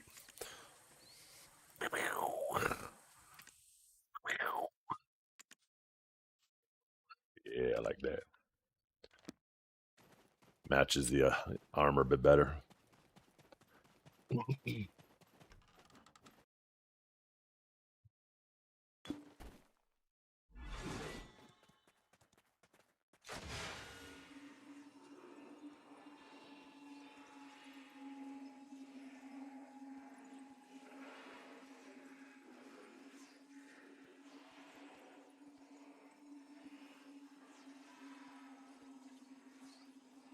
Oh, gotta let my dogs back in.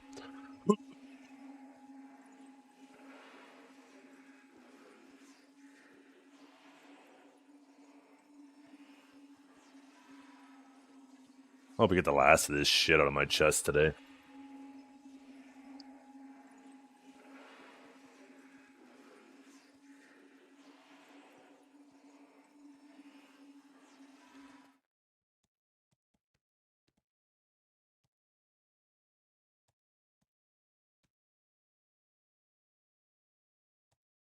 Shared pity, like between protection, life, and destruction? Maybe.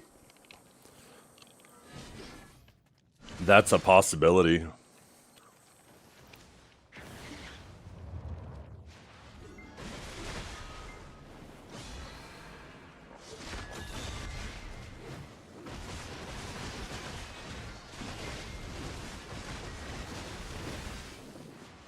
Oh yeah, I like the white hair on her.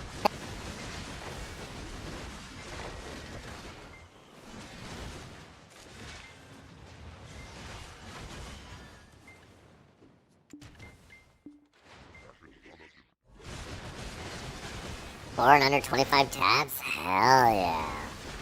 That's crazy, Lucky. Good job.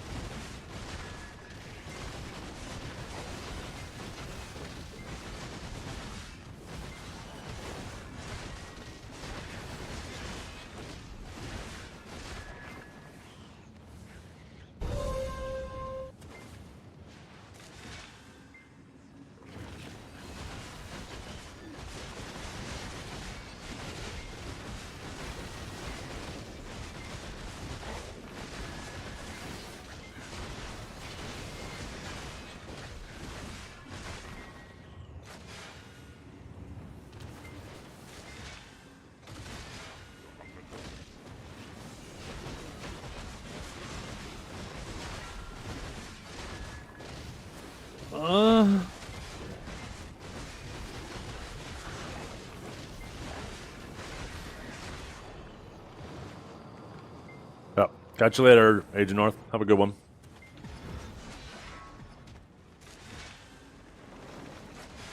I'm getting hacked. Oh, what's up, Junior?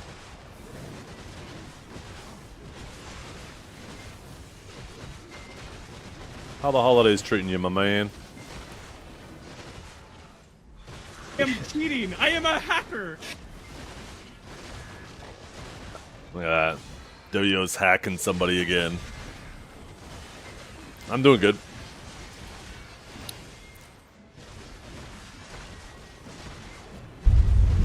Jesus Christ, that's Jason Bourne. Just think, you guys.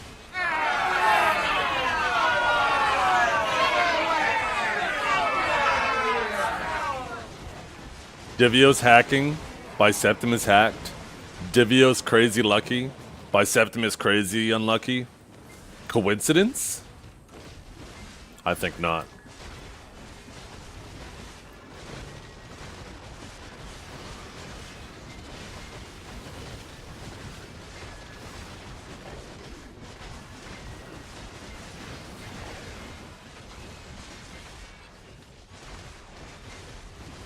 Yeah. He had one tiny little break. I think it was a week or something. They gave him a break and he got a little lucky and then back at it. It's like he's a prisoner. They let him out, a little bit of yard time, and then they stick him back in the hole. Just a quick little glimpse at some sunlight.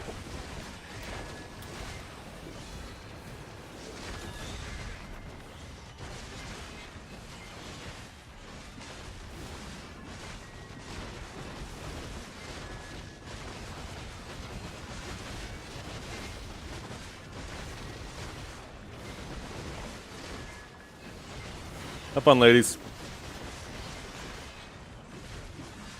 Watch the monitor there.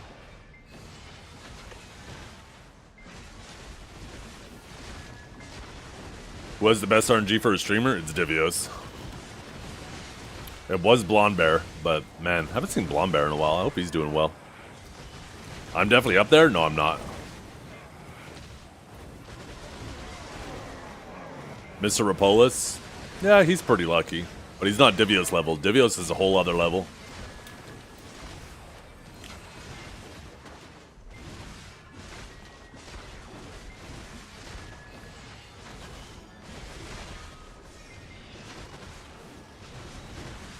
Huntler's pretty carried too. That is true. But once again, I'm pretty sure Divios is a whole other level.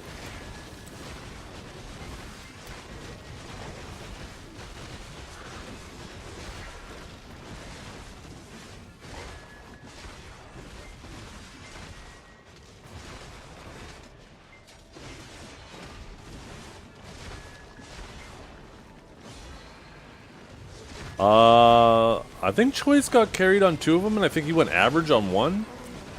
I can't remember, actually. I can't remember the specifics. I don't think he was actually crazy lucky with his weapons. I think he had some, like, above average, some below average. In general, I think he ended up a bit above average, but wasn't, like, massive.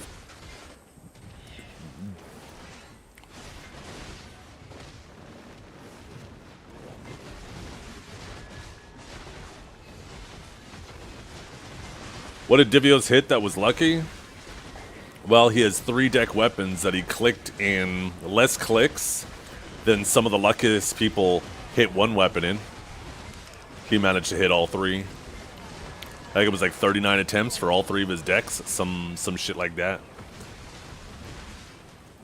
Or maybe it was 40 or 50 or something. Either way. He did under average.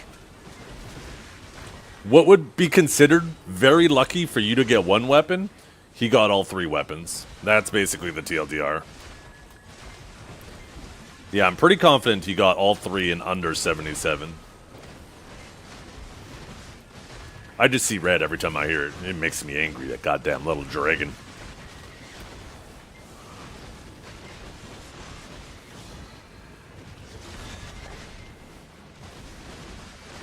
You bet he giggled? You know he giggled. You know the exact giggle, too. And that's what we were talking about, having to be in a guild with him. That's why they gave us auras. They said, damn, you had to deal with that giggle?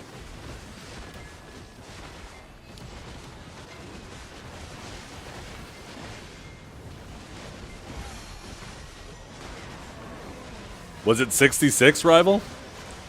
66 in total for all 3 of his? Damn. I think that's what you said, right?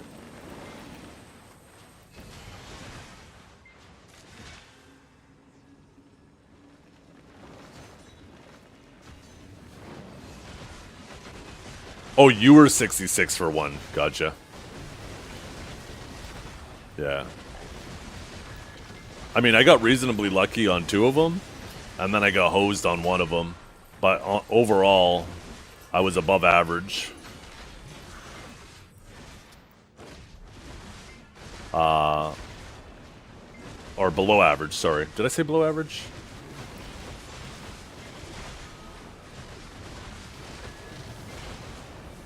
I got really lucky with my first one. I got really unlucky with my second one. And they averaged out to just be average on both, right? Once you average them. And then my third one, I was hoping just to hit average so I could just be average overall, and then I ended up getting lucky on the third one. I've been getting absolutely roasted, toasted on my armors.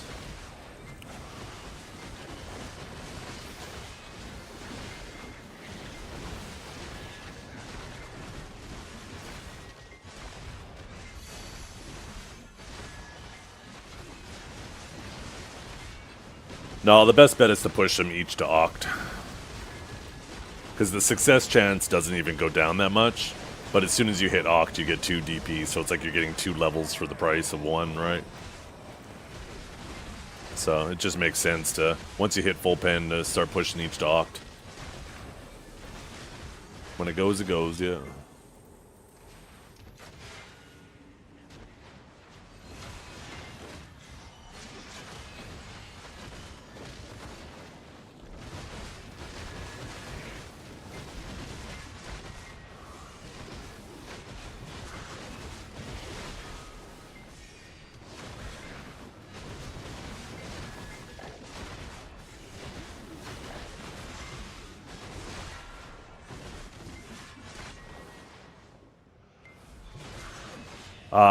Kanjar, what exactly am I looking here?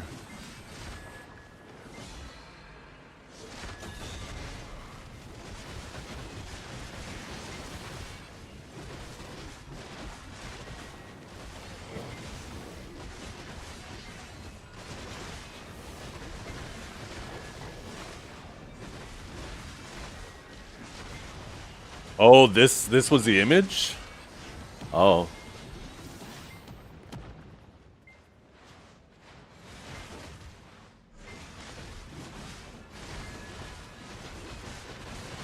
That was the image from the original Reddit post.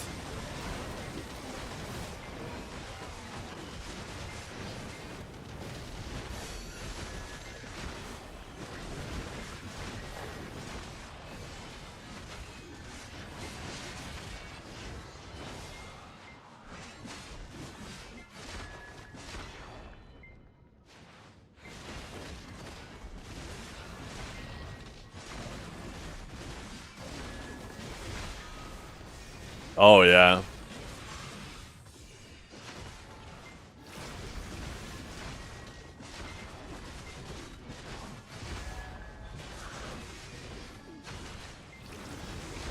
It's a weird thing, right? It's a weird situation because, I mean, at the same time, it's also her boyfriend. Why wouldn't you support your boyfriend? Just overall a weird situation, right? Unfortunately, it just... Yeah. I don't know.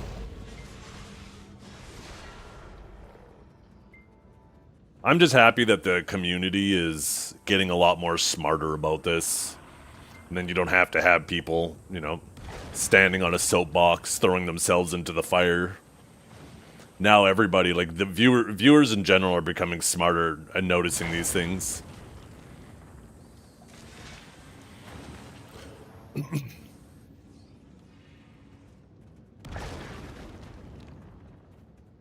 That's why, like, instead of standing on a soapbox and pointing my finger and yelling, I'd rather just tell you guys, you know, there's wonderful extensions out there. One called Viewer Metrics you can get for Chrome. I don't know if it's available on other browsers. I think someone said they installed it on Firefox. There's instructions in the download on how to manually install it because there isn't an automatic installer. But once you get it, you can actually see the viewer stats for different channels. You can see how they progress throughout the day. You can actually see the bios of everybody in their channel. You can see so much different stats, when all the different accounts are made, and you start to notice that certain channels, I'm not going to mention names, have very big anomalies. And, like, individual anomalies, like, I'm going to use an example, not that I really want to bring her up, but Ellie, for example, got thrown under the bus, right? Because one of her stats was kind of a head-scratcher. But there's, like, so many other things that you have to consider, and, like, a lot of those other things are perfectly reasonable with Ellie, right? Like, she puts in the hustle, she puts in a fuckload of work into her content, she massively interacts with her chat. Her chat's constantly moving, right? So, like, yeah, maybe there was this one stat that was kind of like a head-scratcher, but that's all you really had with Ellie. But then you have some other people where it's like every single stat, any single metric you could use to measure this person, all of them scream that something foul is going on, right? So, but yeah, I would rather just tell you guys like where to find the tools, and then you guys can form your own opinions instead of me trying to force my opinion down your throat. I would rather you guys be able to figure it out yourselves.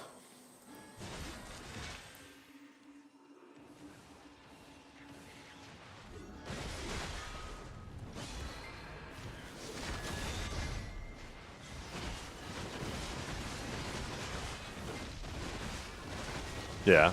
Well, anybody would, right? I mean, whether it's true or not, if somebody starts telling you that you're cheating at something, you're going to be upset. Of course, right? That's not an admission of guilt. Just think of if it was anything outside of, like, even the streaming space, right? If you were in any type of sport and somebody started accusing you of doping, right? Of doing steroids or something, you're going to be pissed. You're going to be like, what the fuck? I've been working my ass off, right? You're either going to be pissed off because you're exposed, you're going to be pissed off because you've been working your ass off, and now somebody's accusing you of taking a shortcut, right? No matter what, you're going to be pissed off, so... Yeah, like, of course, somebody would be upset if somebody's accusing them of cheating.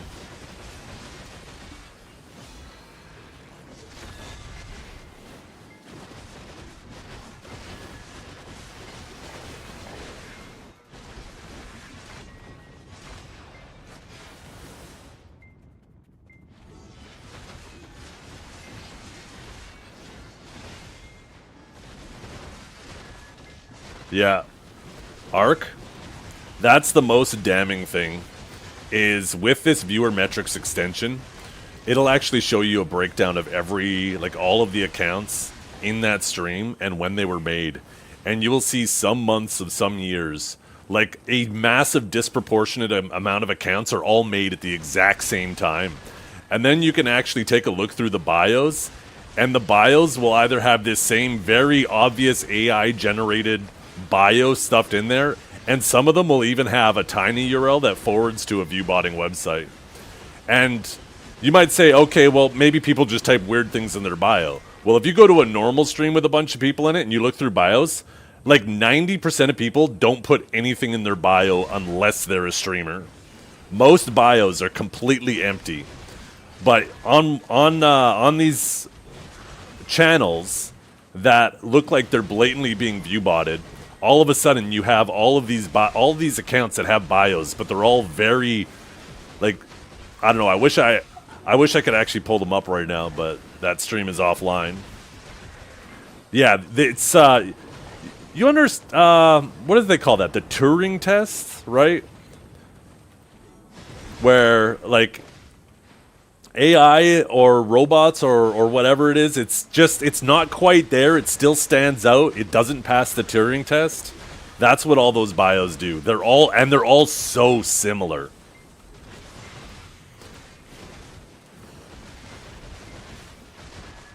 Can you start moaning in our ears?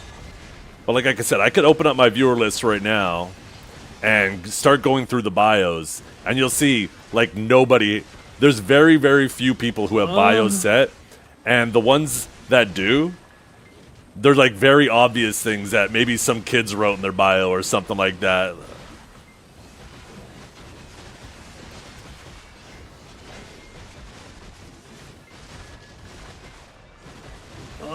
But yeah, like I said, there's a lot of little individual things that I don't think individually each of them are, like, condemning, like, 100% evidence, something must be going wrong.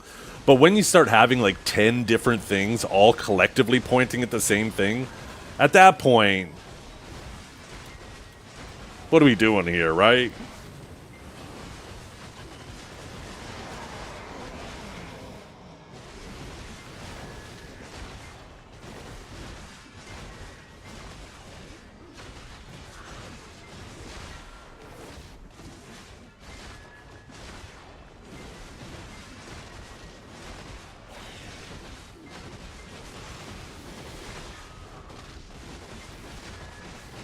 No. And you're right, Ark. You're very right to phrase that the way you do, because, like, it's obviously subjective, right? How you perceive and enjoy someone's company. There's definitely a lot of people who come in here and think I'm a fucking angry old fuck and they don't want to talk to me at all. Whereas some of you guys appreciate it, right? Some of you guys like it. Sometimes it gives you guys a laugh.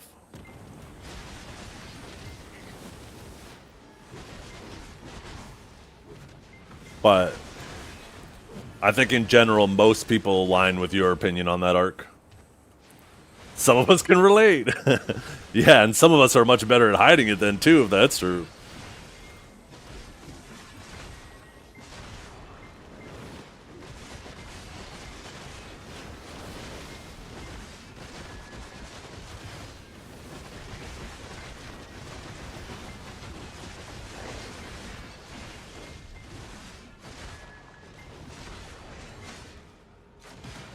Yeah. I think the thing that's kind of amplifying right now, this growing cognition of the situation, is the pairing with a beloved streamer in the community, right? And the blissful ignorance that is happening on that half of it. I think that's kind of amplifying the situation.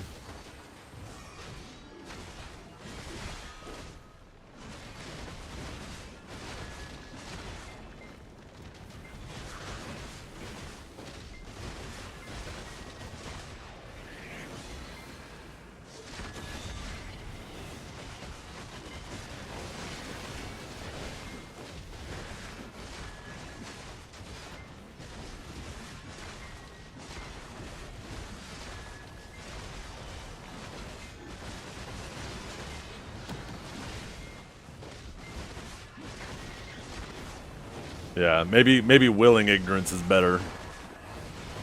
I mean, maybe it could be both. I don't know. Do those have to be mutually exclusive? The bliss is being provided by something else, I guess.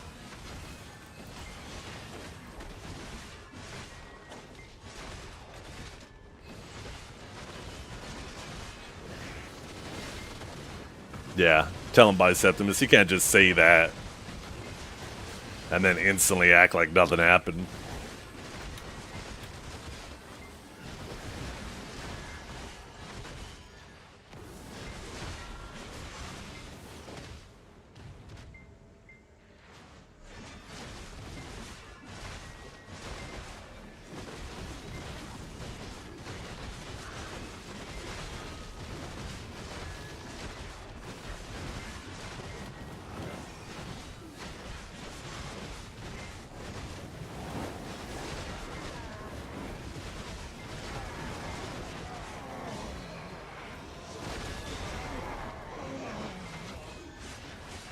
The BSR passive doesn't work in a third of your AOS games?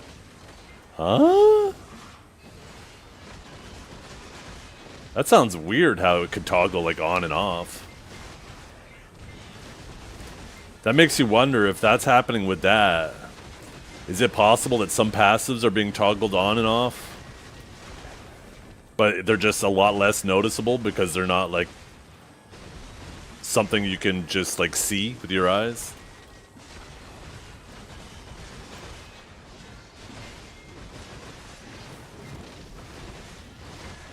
Like imagine if, like with Sage, if sometimes his AP passive isn't working. You just scratch your head and be like, I wonder why my damage isn't as high this round. What the hell?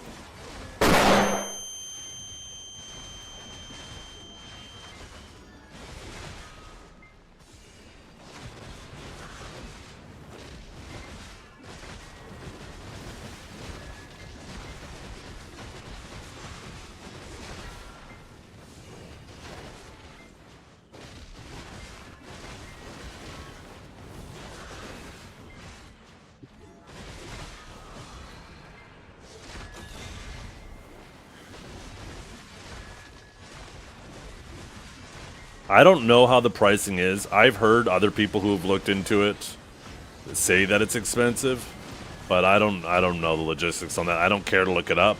I don't want anything in my browser history, or one day I'm searching for something for you guys, and because I was investigating that to be more knowledgeable, all of a sudden it looks incriminating on me. Hell to the no. I ain't touching. Even the tiny URLs I saw, I had to get somebody else to open up a virtual machine to investigate where they went. Because I was like, I do not want anything like that on my PC. Who even knows what it's on those websites to boot?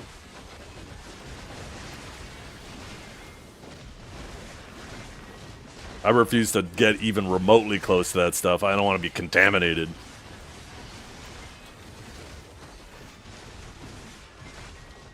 Who knows? They might have the ultimate tempting, right? I might go in there and they'll be like, yeah, if you subscribe to us after the first month, we give you a free cheeseburger at McDonald's. And I'm going to be like, oh, God damn it, now I got to do it. And then they got me, chat. I don't want it.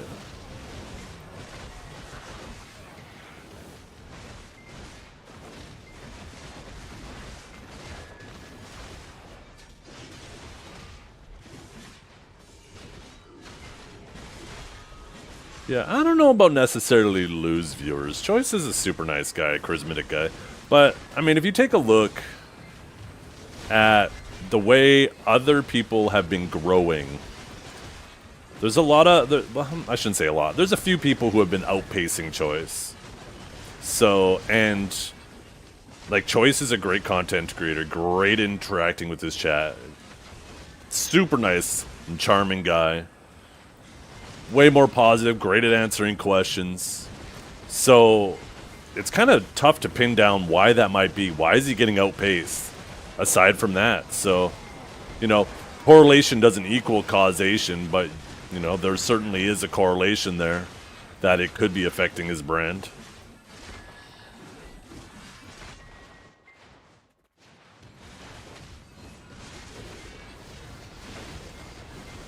I think most people realize that, right? He is not his girlfriend. And anybody in relationships know you're not gonna just like be openly condemning your girlfriend or wife all the time online. That'd be ridiculous.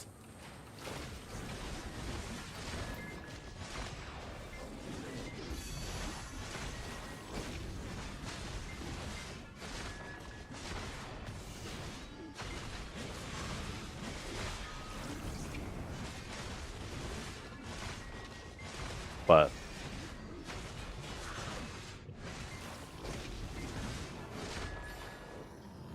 there's a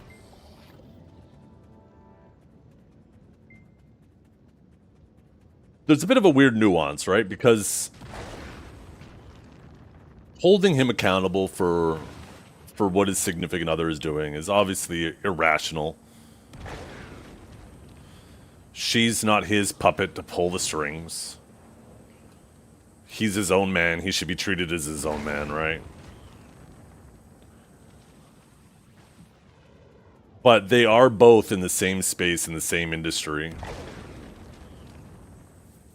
So there obviously is going to be some external overlap because of that. I should actually refresh my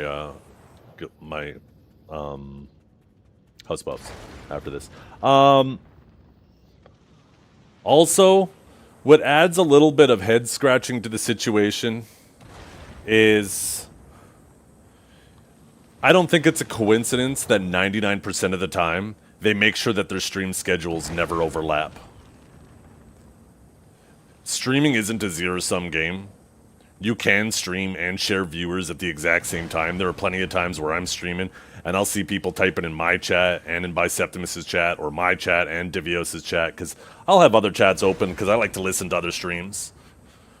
Also, them rating each other, right? Him rating her adds plausible deniability for her initial spikes when she starts her stream, which makes people feel like he's trying to cover for her.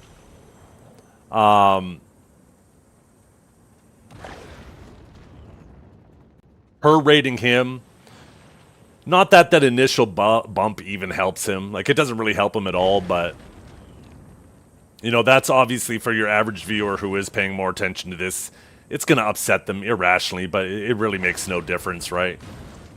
Choice, like I said, Choice is a super nice guy. People love watching him. They're going to watch him anyways. They don't need to be rated by, like, doesn't matter if she's rating him with a bunch of bots.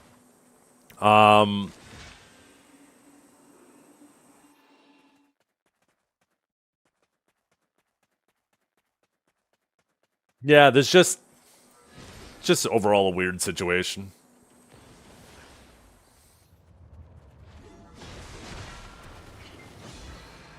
But remember, this doesn't mean Choice isn't a good guy. Just treat them like they're their own people. Because they are.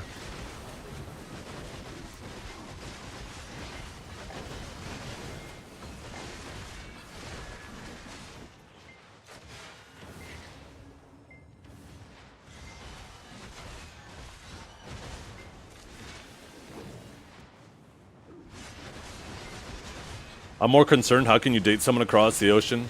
Just has to do with just the way we live our lives these days, right? It might seem foreign, but these days, like, all of us spend so much of our time online that it's no wonder that we, you know, you're gonna be obviously significantly more likely to make a connection with somebody in the environments you're in. And if you spend 99% of your time online, you know, you're 99% more likely to find someone online.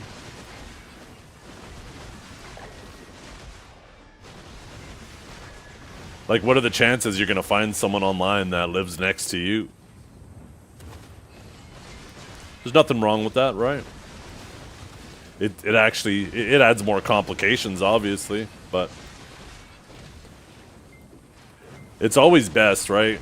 If you're trying to find a long-lasting relationship and connection with somebody, don't go out looking for a relationship. Just live your life, do the hobbies and the things you love, and then you will eventually bump into somebody who's doing the hobbies and things they love that just happens to overlap with yours, right? And then you're gonna connect, you're gonna click, right? Things are gonna click, you're gonna connect, and you know, you're more likely to find somebody you're compatible with instead of forcing it by putting yourself in situations that you normally wouldn't be in.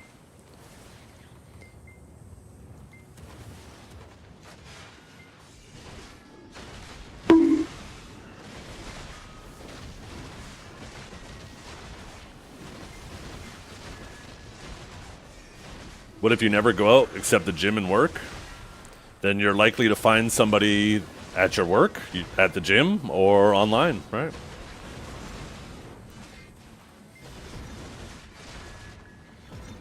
My wife and I don't have one single thing in common.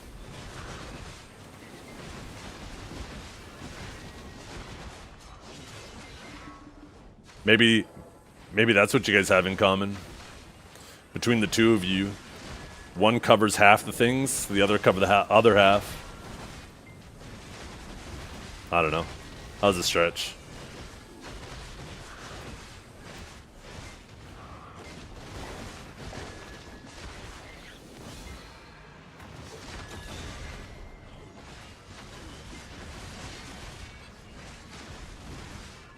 Or maybe you're just magnets. True.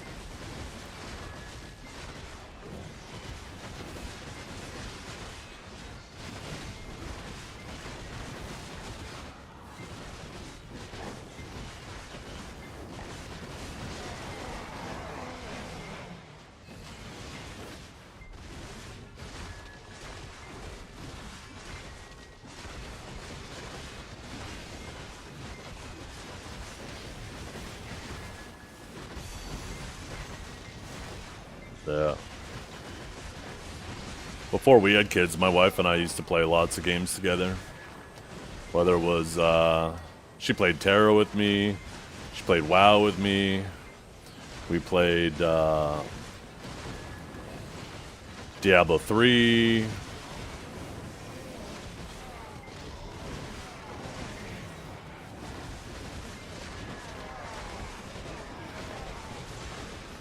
I actually want to get a little PC set up upstairs as like a little Steam box.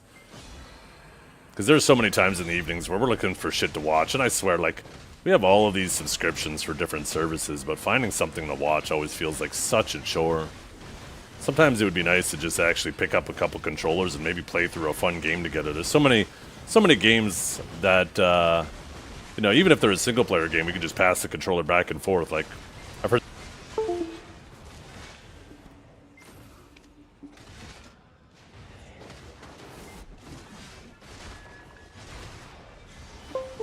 I've heard so many good things about Expedition 33, and I was like, that might be a fun game to sit there and just play in the evenings with my wife, and we can enjoy the story of that together.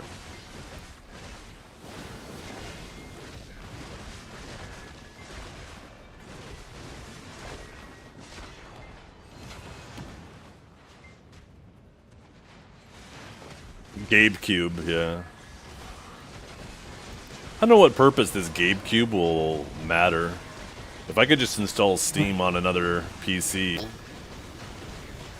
Why do I need a whole new console that's specialized for it?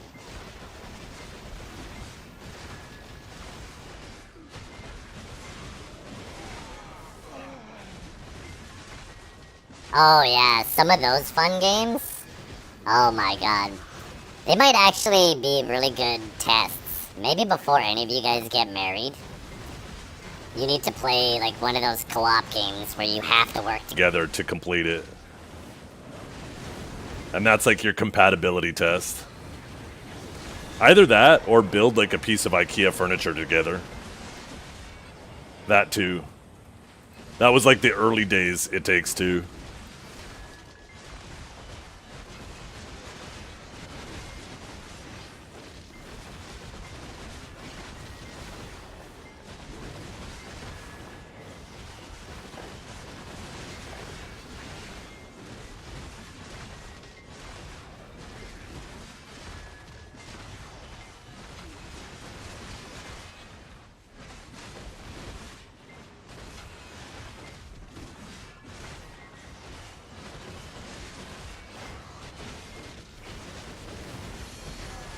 Why not play on remastered? Because it serves no purpose.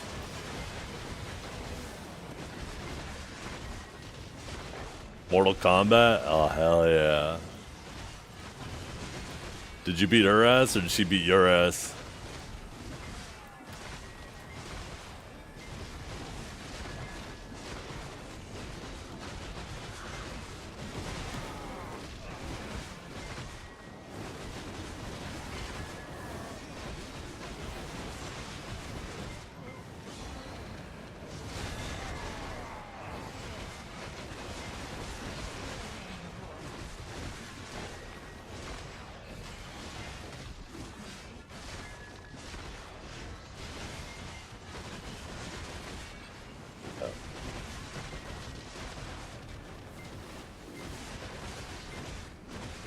That actually reminds me, I need to install Roblox on the other PC down here for my youngest daughter. She always plays it on her phone, and I was like, you know, the other day I was like, you know, I could install that on the PC downstairs. And she's like, really? And I completely forgot to do it.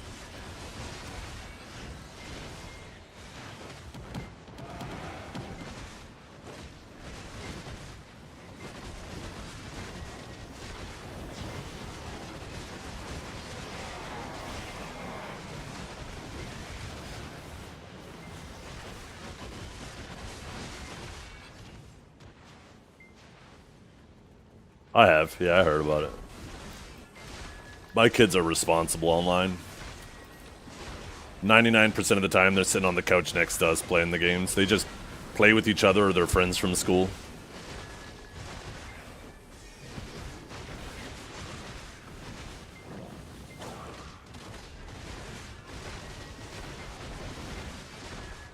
There's this really goofy game that they've been talking us into playing with them, so the four of us will be playing it together on our phones. It's called Shawarma Kiosk or something like that. Any Roblox players in here? What's the name of it? It's like a horror game. And it's, you apparently operate a little shawarma shack after midnight. And there's these things that come up called skinwalkers, which I guess are basically just like zombies, but kind of weird. Or demons in human skins. And yeah, there's just like, as you're trying to serve people shawarma, you got to figure out whether they're a skinwalker or not. And then there's like these jump scares that are happening at the same time,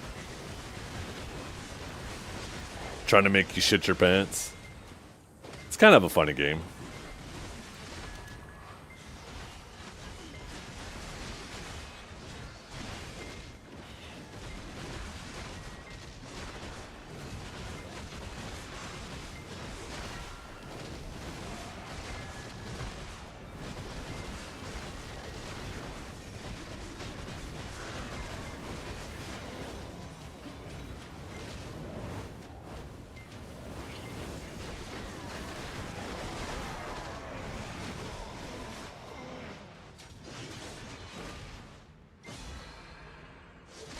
Five years. Oh my god. What is this place? Wait, you never been here before? You've been following for 5 years. Nah, I'm a light seraph. Do I like the new Alchemy Stone update? I don't hate it. The time gate seems completely unnecessary, but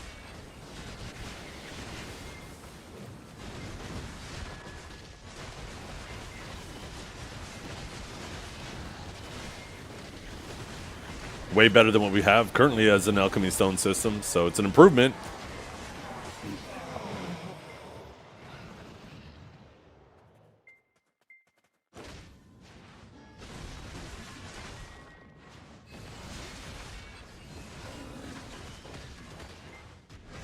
Really? Oh, you should have seen me. I age like a fine cheese.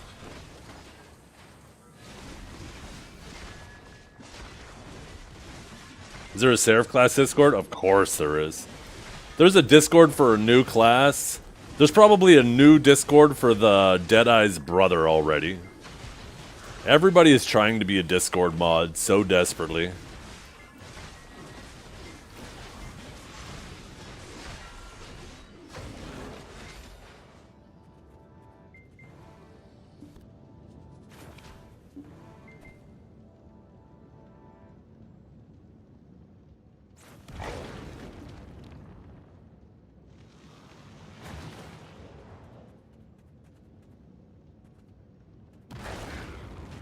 They made me owner of the Sage Discord for a short period of time.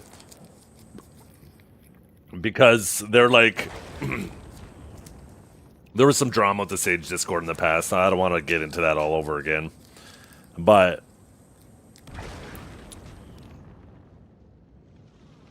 they wanted somebody to hold the Sage Discord that wasn't going to eat it. And I was like, I don't want to be a Sage. I don't want to be an admin. I'm like, I don't want no extra responsibility. I got enough with my stream and my family. They're like, no, that's exactly why you have to have it. Because you're so not emotionally involved with it. We know it'll be safe. We don't have to worry about some chungus deciding to pull a temper tantrum and delete the server.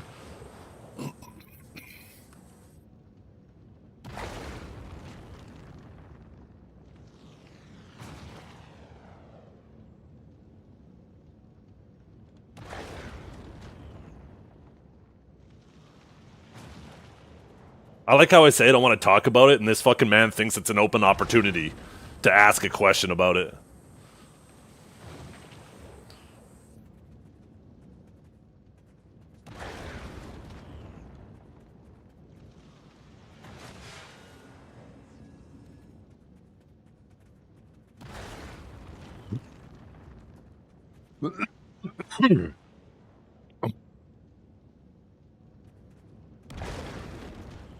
Oh yeah, I gotta go get my house buff.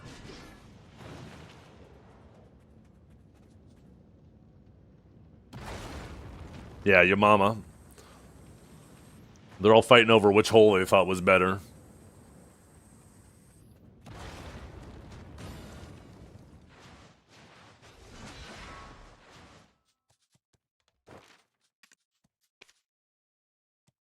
What's going on? Nothing.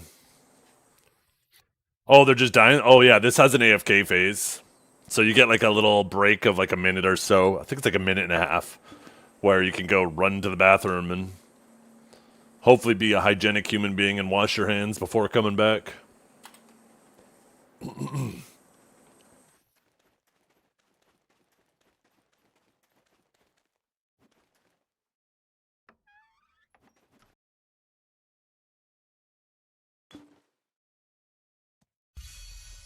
That's my house, yeah. That's my my manor.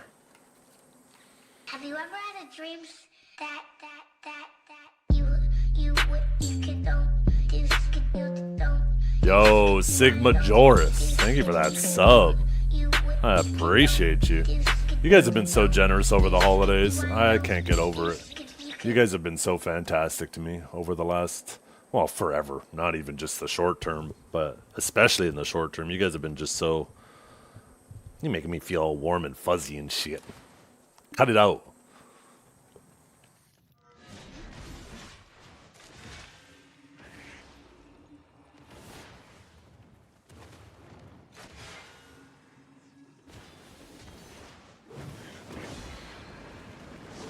Oh, I know, Mr. Rappo's stream. That's going to be a fun watch. 4 days. What day is that going to be? Is he doing that on the 31st or the 1st? I'm trying to think of like where his time zone lines up. The 31st, so New Year's Eve. Ooh, sick. I'll be definitely tuning into that for sure. That's going to be fun to watch. I think he normally opens up a bunch of boxes that day too, right? I don't know if he's been saving his boxes this year.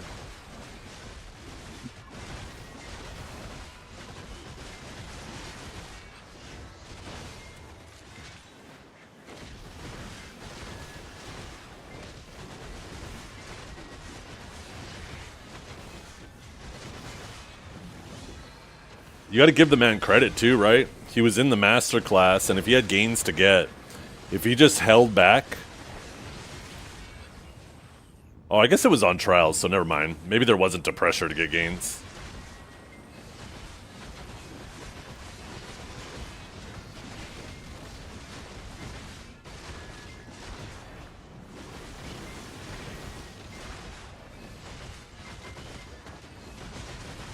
Yeah, they there's actually a lot of codes you could take advantage of right now. Probably some that are still active from the ball, right?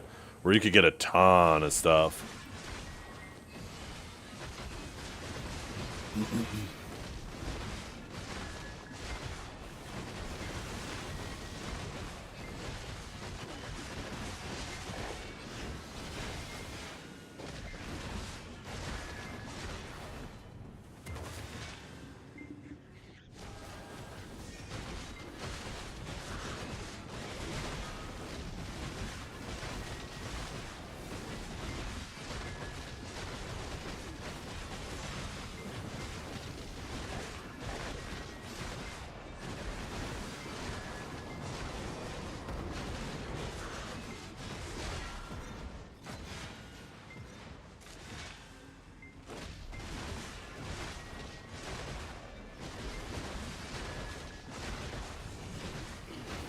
You have 3 trillion, rival?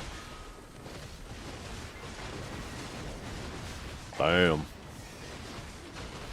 Kind of flush like that, huh? Me? Oh no, I have more than 3 trillion.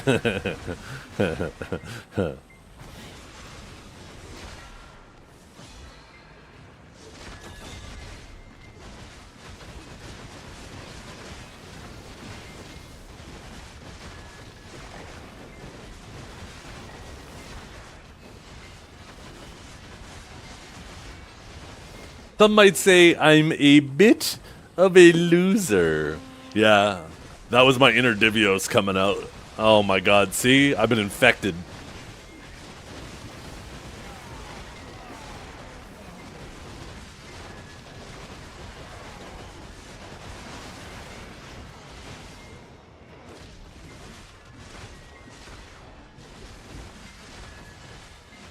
That's it. He's gonna be the blue dragon, I'm gonna be the purple dragon.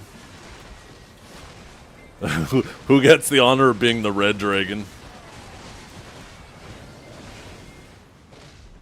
Just type in exclamation mark playlist. If you're willing to put in the effort, it is, yeah, Ognon.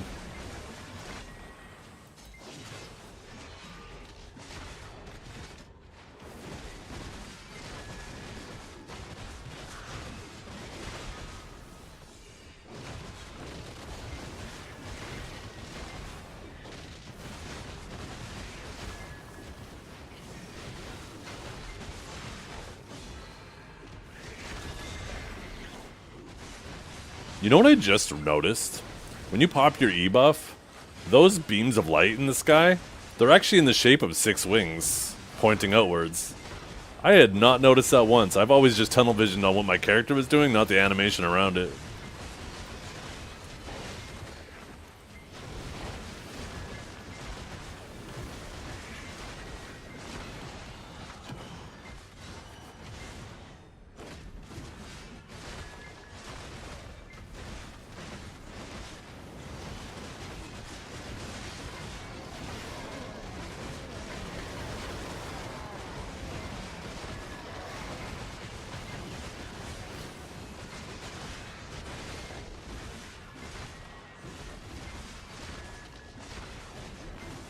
Oh yeah, she's a very good grinder. Definitely near the top. Maybe not the tippity top, but definitely very good. Yeah, she's not like your normal classes where you just, you know, rotate your different cooldowns. She actually has a flow system that it might look like I'm doing a lot, but most of the time I'm just hitting R&B. Like, hit F, hold R&B, hit space, hit R&B, hold R&B, hit space. If you ever have to reposition, then you just, depending on where you're at in the combo, you either continue holding R&B and then hit space, or maybe you just hit R&B and it does the final attack. Same as Dosa. I've never grinded on Dosa, not for an extended period of time. I never, like, touched almost any Awakened Dosa, and very minorly played Suck Dosa.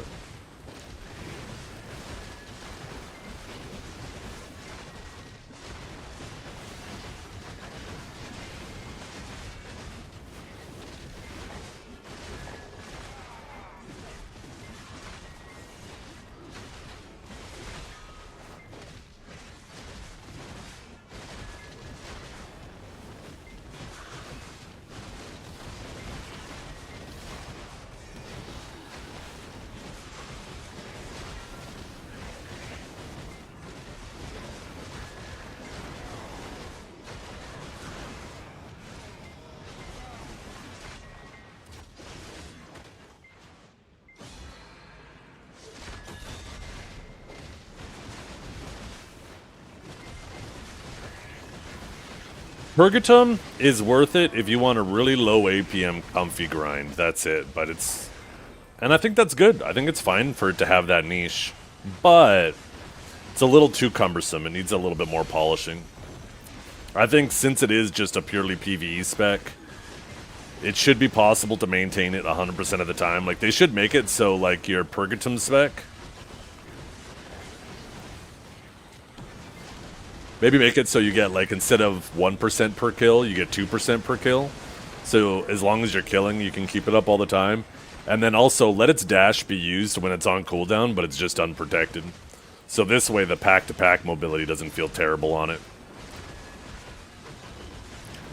Because I think it's fine if it's a slower grinder, because it's way lower APM and, you know, quite comfy. Like, there's zero risk of dying. So having an option where, like, if you want to just be, like, laid-back mode, staring at Netflix, hitting a 5-button rotation, you have that, I think that's perfectly fine. But it definitely, if it's that low effort and that low risk, it definitely shouldn't be grinding faster.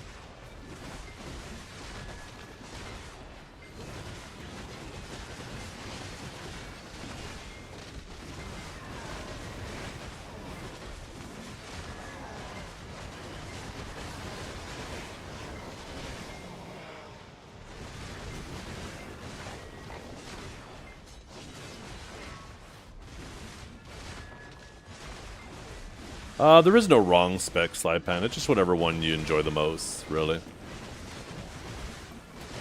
Not that this one's super interactive, but I don't know, there's something I like about it. It's definitely more interactive than, like, it's not more interactive in terms of inputs, this spec, but it's definitely more interactive in, like, being able to split up your combo, reposition, continue it where you left off, and kind of paying attention to that, right?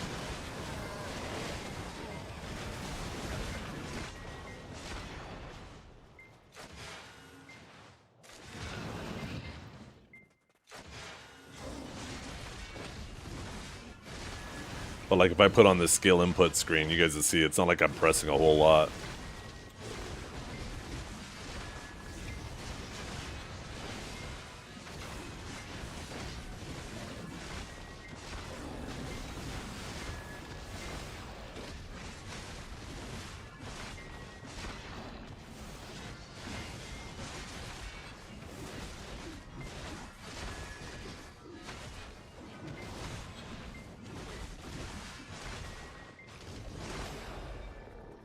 Yeah, I don't think Wukong even has its Magnus yet, so Wukong will likely get it first, right? They'll probably give Wukong its Magnus when they give Seraph her Raboms.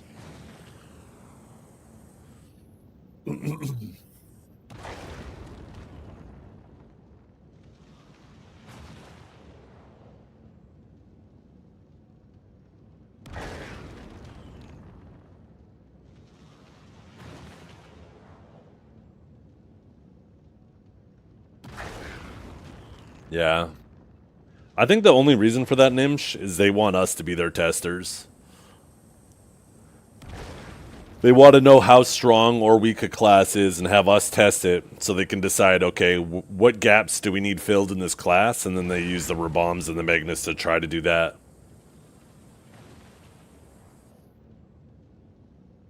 What are people complaining about? Okay, so let's make that one of the Raboms, right? I think we're basically just, we're their testers.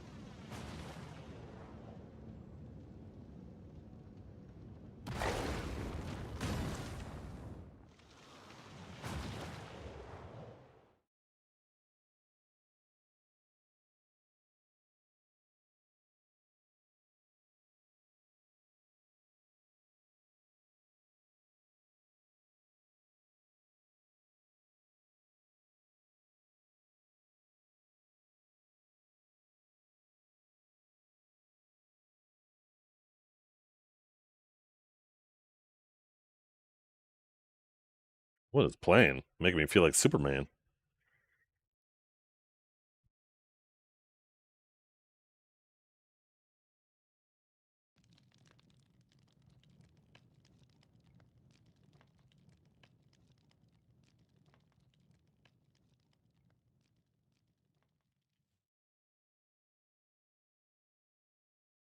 Yeah, my favorite build for Seraph is big hips. Big hips. I would argue it's the only suitable build for her. You need something to lower the center of mass while you're swinging a big sword around, you know?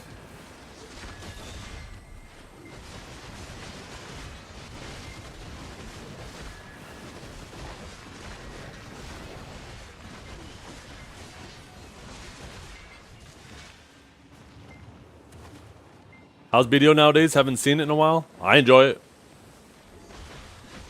I'm still hooked.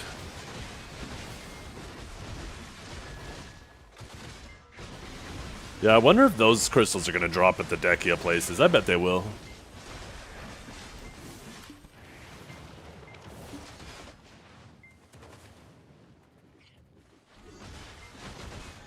What's endgame look like in it?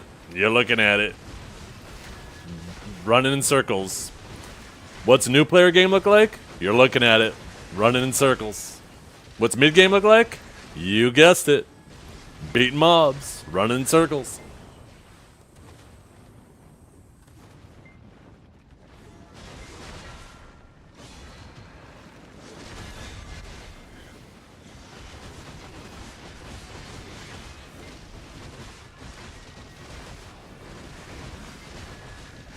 The way I look at it is, this is like NASCAR. You guys are all sitting there in the stands watching me do circles.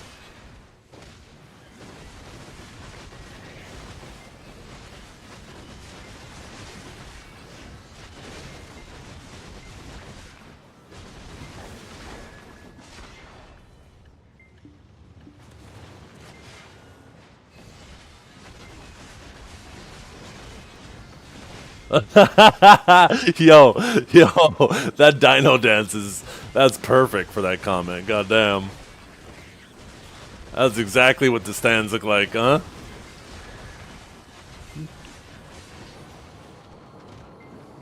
I listen to you do circles while I do circles. Oh my god, we're doing circles together. We're gonna cause a vortex.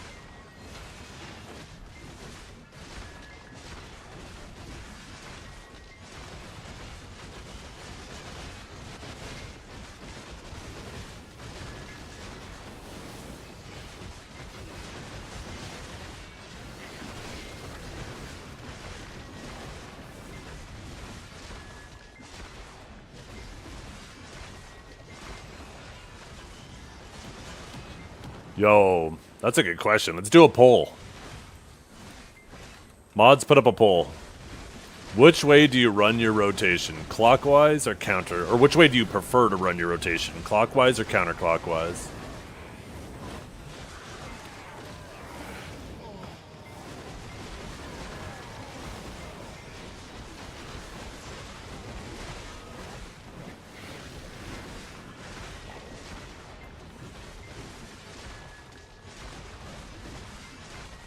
Clockwise? Surely that's a typo.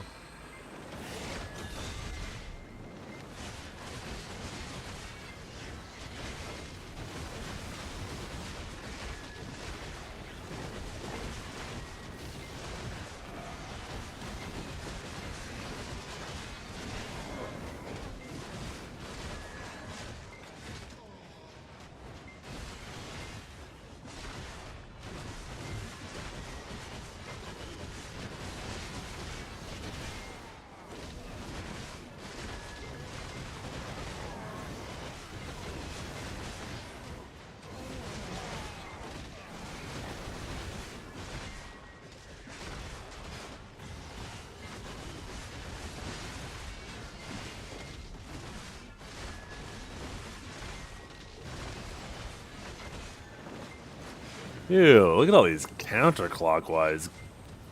Gross. You know what we should have did? We should have added a third option. What's clockwise and counterclockwise? Why do I feel like that option would have got the most votes?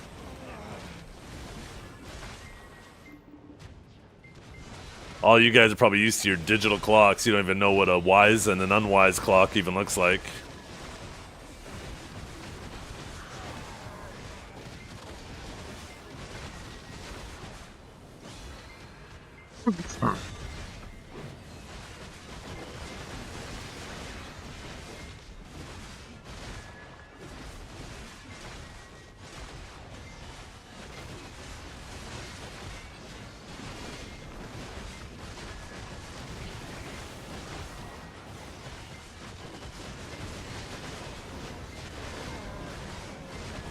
Counterclockwise 1. Ew. I might have to delete my Twitch account. I can't believe I've made a community like this. Is she good at Zephyros? She is, yeah.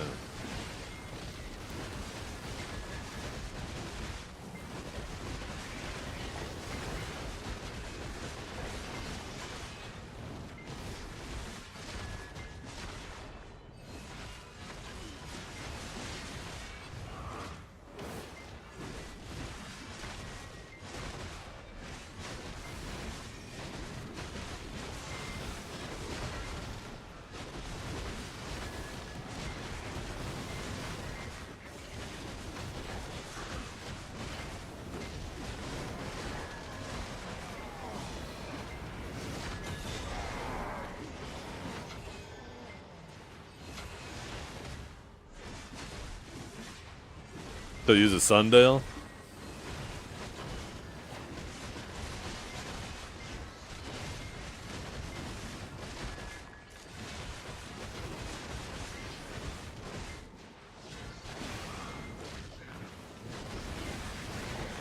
My workers are hungry. No, they're not. What are you talking about? It's not blinking.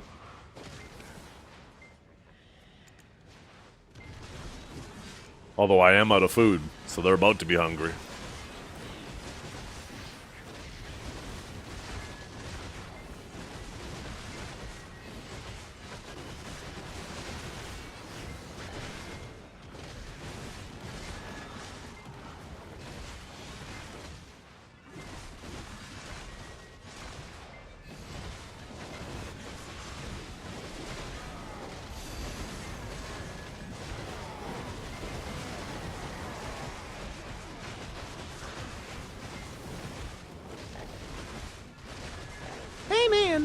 It's me, Carl.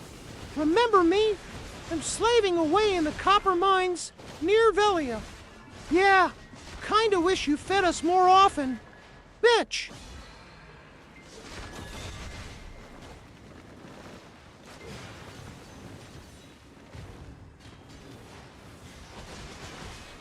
Is this you, Carl?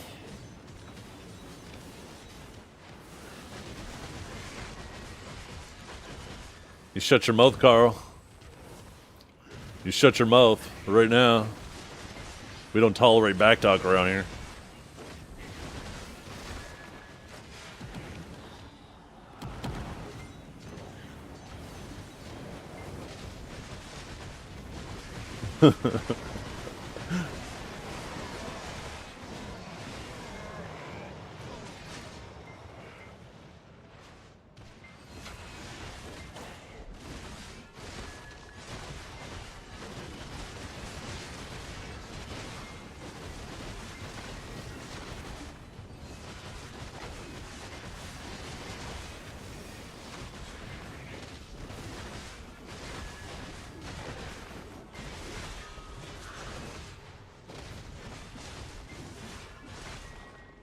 Carl just lost his Christmas bonus.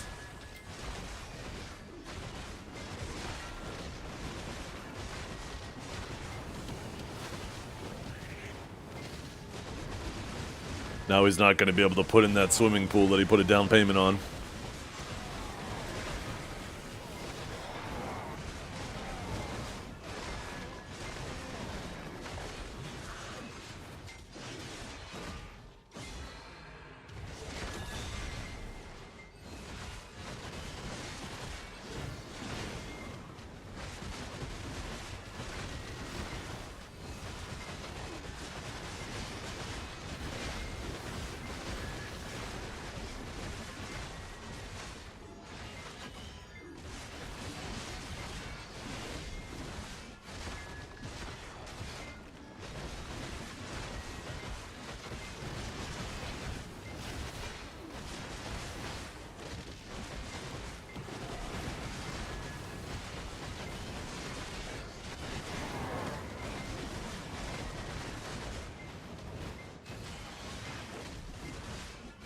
How am I feeling?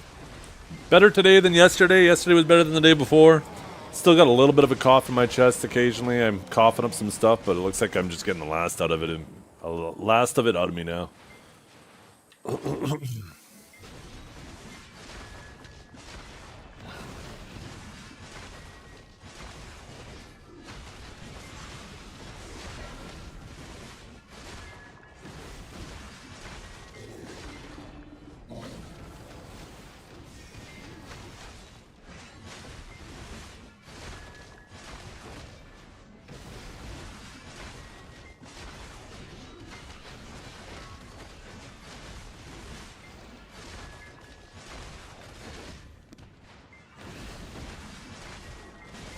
We're gonna kill him with the 100. Are you ready?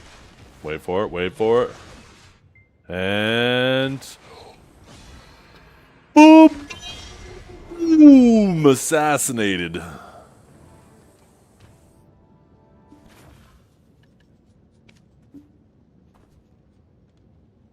Okay. Let's get some more grilled chicken in here before the Union goes on strike. The fuck did I just type?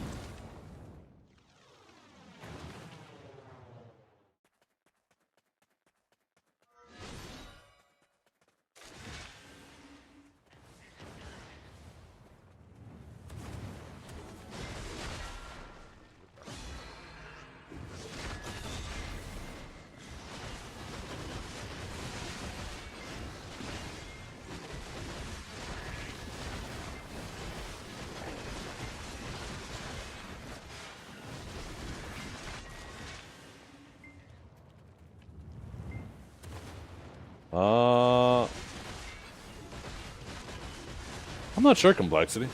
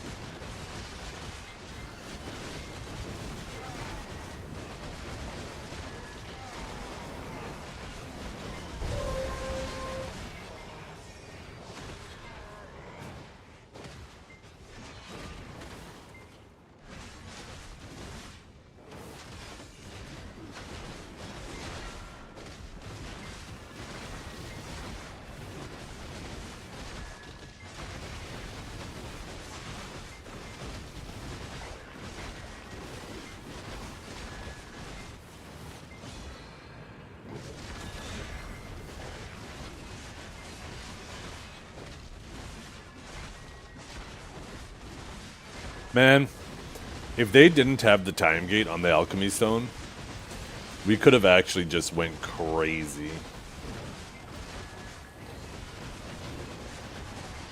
We could have just opened up every single costume and just started clicking and clicking and clicking and clicking and clicking and clicking. We could have emptied out my whole reservoir.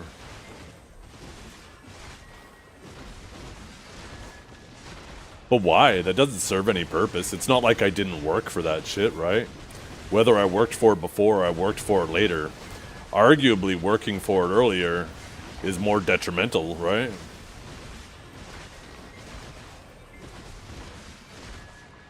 With how much grind spots go up in silver per hour, work later is always easier than work earlier. But I could have dumped like 5 trillion silver into that alchemy stone day one. And been like halfway to the pity.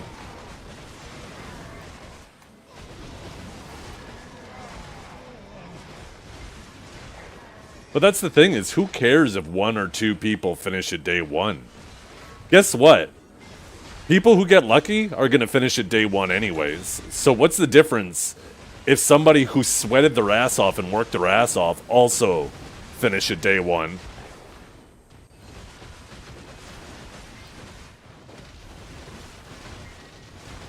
It's just such broken logic. If they didn't want stuff to be finished day one, then get rid of the luck component. Just make it an item that you have to dump 10 billion silver worth of, or 10 trillion silver worth of crons into, and you get it guaranteed. Then everybody has to put the same amount of work into it. But that's clearly not the reason.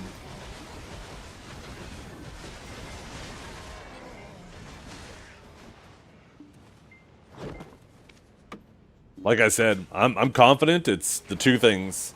They want to slow bleed the whales, and they want to be able to pat themselves on the back and be like, people still have stuff to work on, right? They don't want people to reach the end.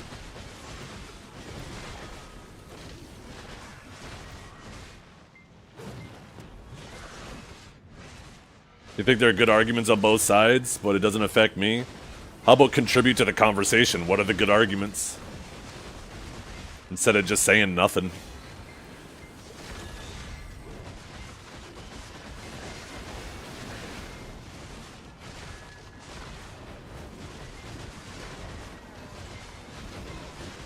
It'll only cost me 75 to 80k on average. 75 to 80k. Is that what the IRL money cost is? Yo, what's up, Jumping Bean?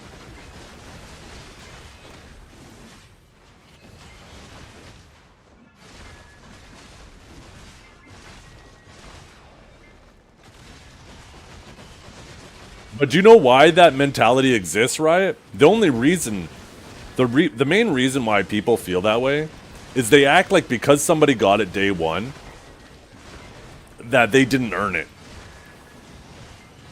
No, the reason why people are able to hoard as much resources as I have, and like Chaos Silence did in the past with Sovereign Weapons, for example, I think he was the guy who got the first 2 deck weapons. But the main reason why that was enabled to happen is because Perlibus has been so tardy with releasing new stuff. Turns out, when you're slow with releasing new stuff, people are gonna just sit there and start hoarding resources.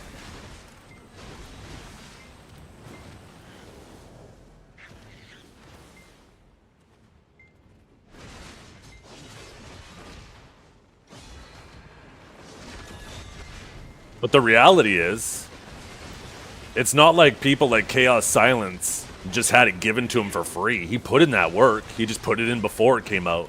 What's the difference whether they put in the work before or after? They still put in the work. Maybe Perlibus just shouldn't be so fucking slow.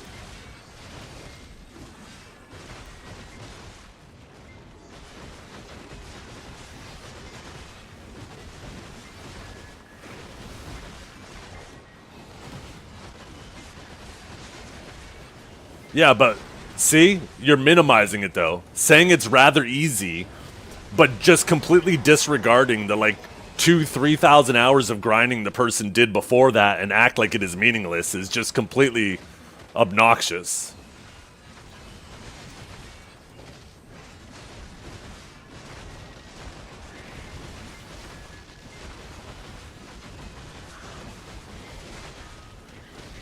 Now, how accessible they made the primordial stones is also a problem that PA made at the time.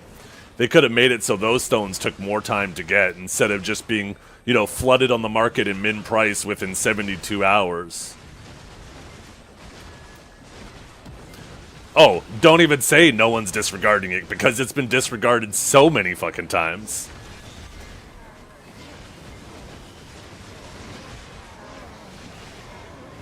Quite literally, that statement you just said there does nothing to acknowledge it and minimizes it.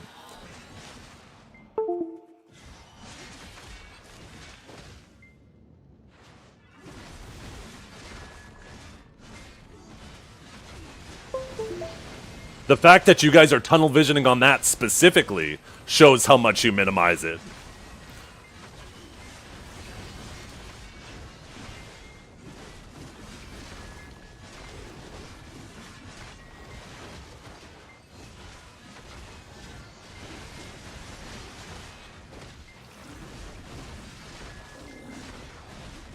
If there genuinely is a problem with people getting it day one, don't be mad at the people who put in 2,000-3,000 hours of work before it came out to get it day one.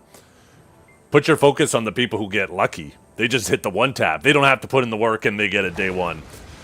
If you have a problem with people getting it day one, those are the people you should have a problem with.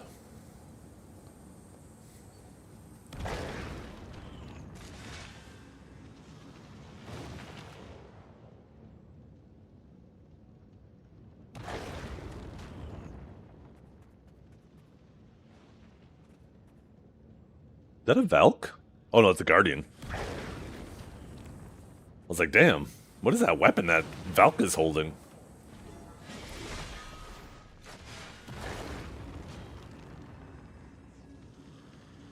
Yeah, I don't have a problems with either Laverto fan club.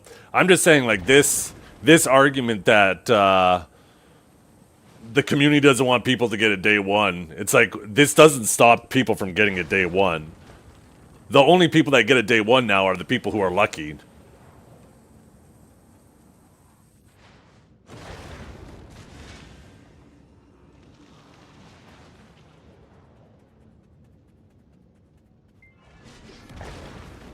The people who put in the blood, sweat, and tears are gate-kept from getting it day one, and it's only reserved for the people who are lucky. So it's just... That's why I feel it's such a nonsense argument.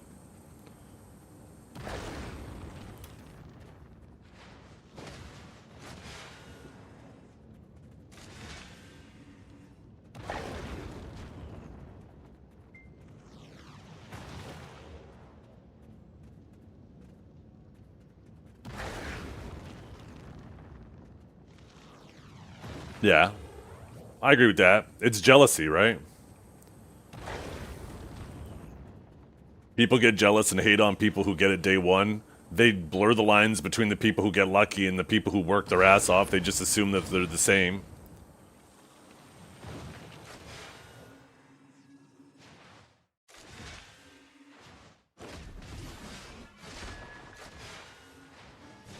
I don't like that mentality. When I see somebody, like if I see somebody get lucky, I'm happy for them because I know that they don't have to go through the potential pain that some others are going to have to go through. I don't get bent out of shape by that. But it does annoy me when people have the mentality that the people who do work hard for things, they shouldn't get it day one. Like, to me, if somebody, like, when we went into that, when Sovereigns came out, I wasn't in the position, well, I mean, I guess I was just too cheap to open up all my boxes. But,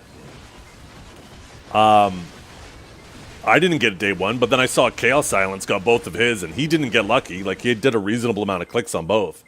That shit motivated me because I was like, damn, he put his ass in the fire, right? Like he grinded his ass off for that. He worked for it. Good for him. I find that shit motivating. But like we have like a whole generation of people that would like they get upset when other people get stuff they don't have, no matter how much work they might have put into it. It's just such a narcissistic way of viewing the world.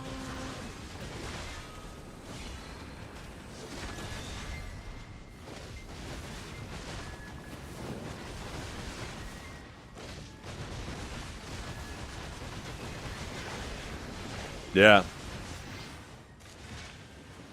And that's the worst thing too, Parunga, is these two things can exist at the same time too. These time gates can be paired with bad luck as well. So now, you're just double fucked.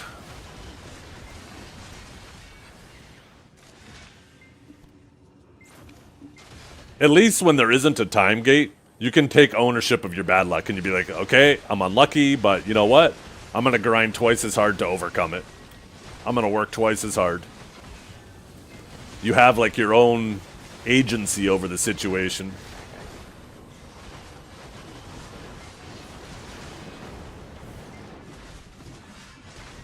Wait, what arc?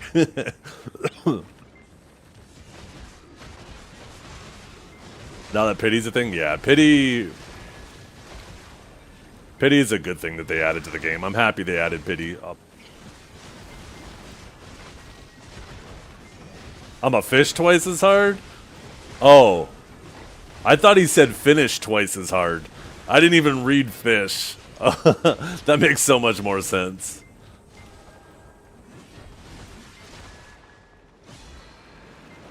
I completely misread what he typed. Hey, it's not my fault he's always typing some freaky shit.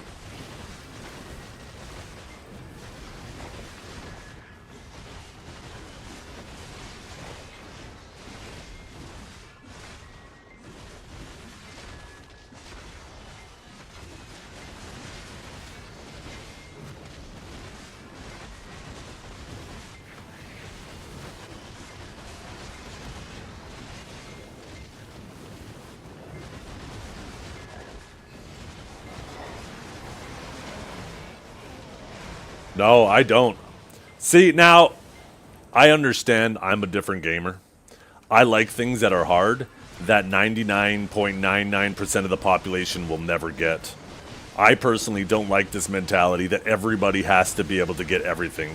Because if everybody's able to get everything, then everything just feels meaningless. I like there to be very hard things, so I am slightly relieved that the new Alchemy Stone system is one of those things. The time gate seems completely unnecessary because the cost gate is already out of the hands of like 99.9% of the population.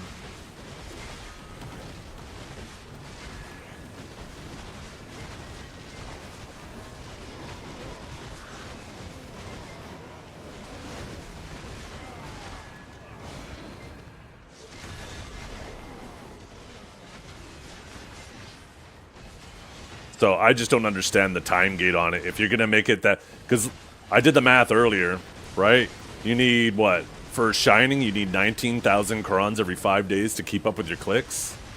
That's... It worked out to like 11 billion silver a day you need to grind to keep up with your clicks. So if you're grinding 4 bill an hour, that's 3 hours every day you have to grind to keep up with your clicks. Most people are not grinding 4 bill an hour. Maybe they're grinding 2 to 3. So that means they gotta grind like 4 to 6 hours a day to keep up with their clicks. I guess if you're going for Shining, never mind. You're probably not making only 2 bill an hour. So we'll say 3 bill, right? So if you're grinding 3 bill an hour, that's still 4 hours every day you have to grind to keep up with your clicks. So it's already effort gated. So I don't understand the purpose of the time gate. Aside from slow bleeding whales. That's the only thing I can think of is from a monetary perspective. They don't want to demoralize a whale, have a whale drop $20,000 and not get it. But if they slow bleed the whale over time, then the whale will be more likely to go through the process. No, actually, that was only the crons, not even the sharps.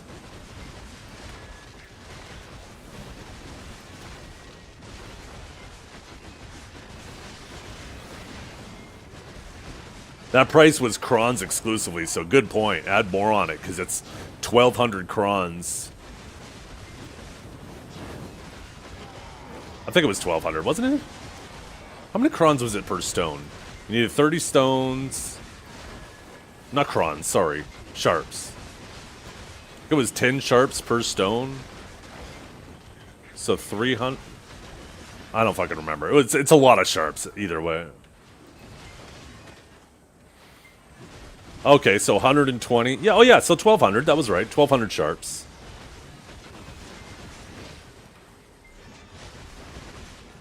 Yeah. Oh yeah. The only people that will notice the time gate are people like myself, Devios, Choice, Multi-Melter, people like that, Leduc.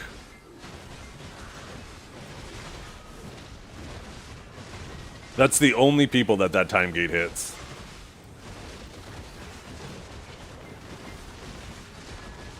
So at that point, why even have the time gate?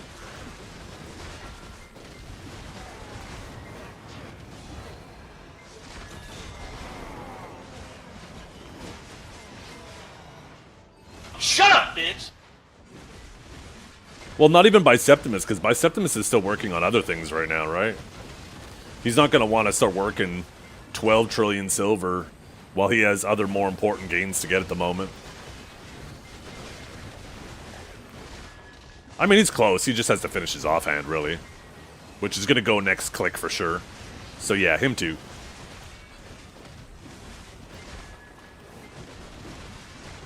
Seraph is really good in PV. The sharps won't be the time gate, though. Most people are not going to be grinding 12 billion silver every single day to keep up with their clicks. You got to remember, other people still have lots of other things to work on top of that, right?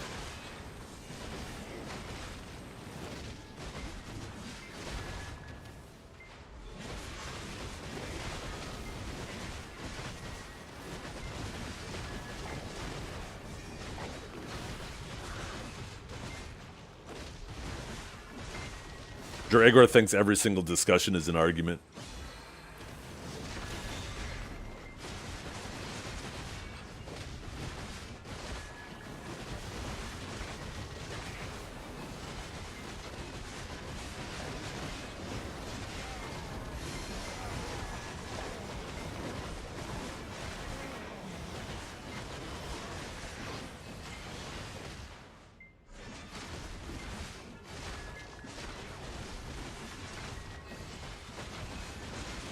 Banning me when I'm rage baiting is against our rules. Who said it was me?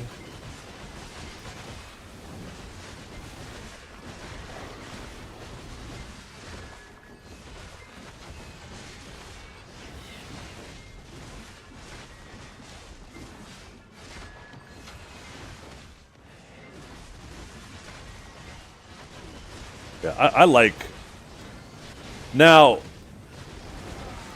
The new Alchemy Stone system is better than what we currently have, but I'm just still upset, and Leif, that we had to wait 6 months for basically the lowest hanging fruit to be done.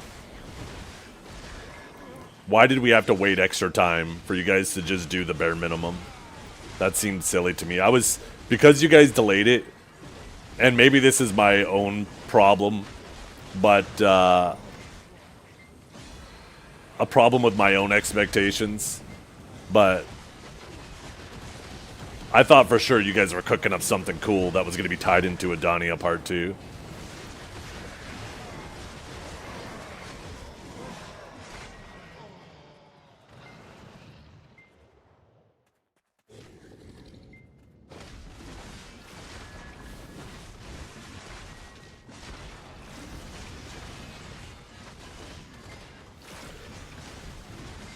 Yeah, if I'm not mistaken, the new Alchemy Stone system is technically more expensive than the old one. And if you don't factor in the opportunity cost of the old one. I think what they've done, what it appears that they've done, is they took what the opportunity cost as well would have been of doing the old system and just baked that into the new system at that cost. Yeah, I can open up my add-ons. I don't think they're the best add-ons. There's a lot of redundancy in there.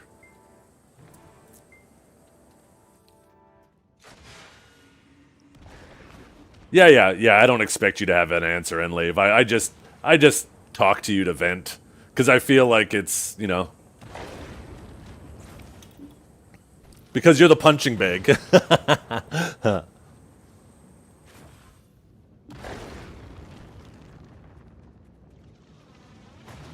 When have I done that though, Dragor?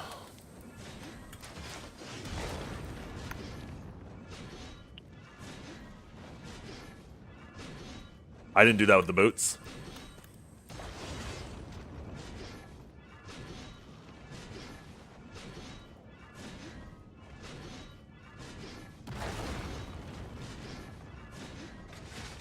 I finished them day one, but I didn't complain about having nothing to do. Where's my content? You know what I did? I made a second pair of boots. Remember? I made a DR and evasion pair. So this way I could have a DR and an evasion set. Did it with the gloves too. It gave me more side things to work on. Dragor just inventing things in his head, fighting these invisible arguments. And then a month down the road, he remembers this invisible argument he had with this imaginary argument he had with me, and he acts like it was real.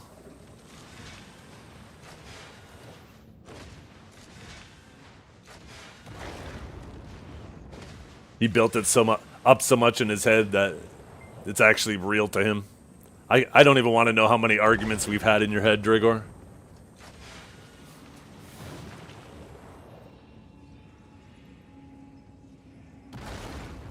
A lot. Yo.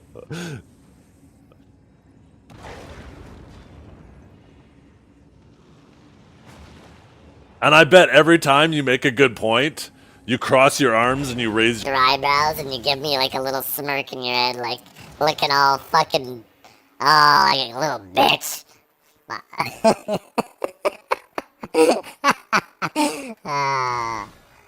Like a smug bastard. Oh god, it actually pisses me off that you're winning these arguments too. Can you please lose some of them? Holy, it's fucking making me angry right now.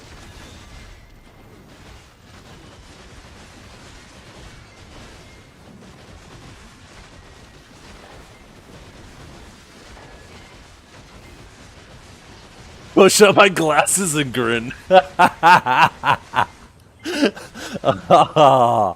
God damn it. Why do I feel so checkmated right now? That's it. I'm going to start having some of my own. I'm going to wake up in the middle of the night in a cold sweat.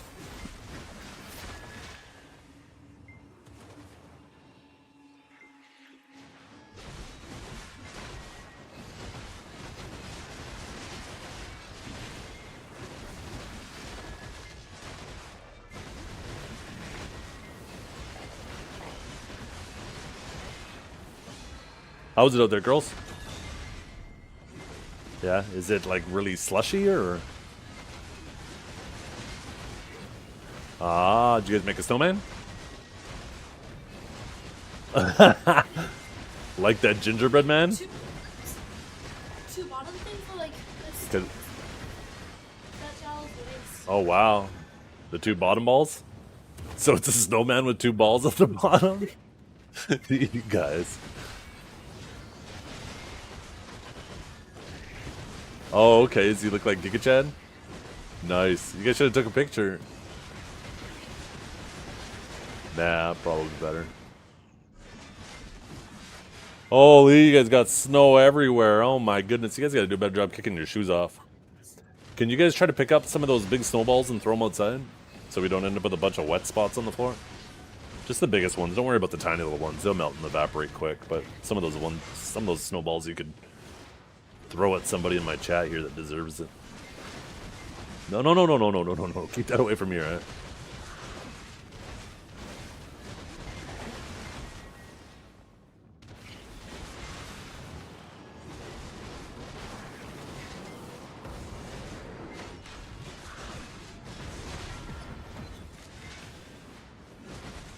Okay, that's a bit better. I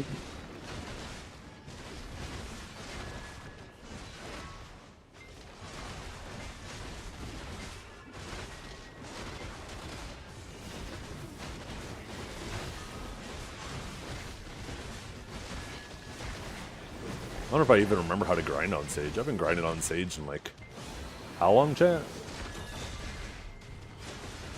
Probably getting close to 2 weeks now, right? Or no, this class has only been out just for over a week. Week and a half? 10 days?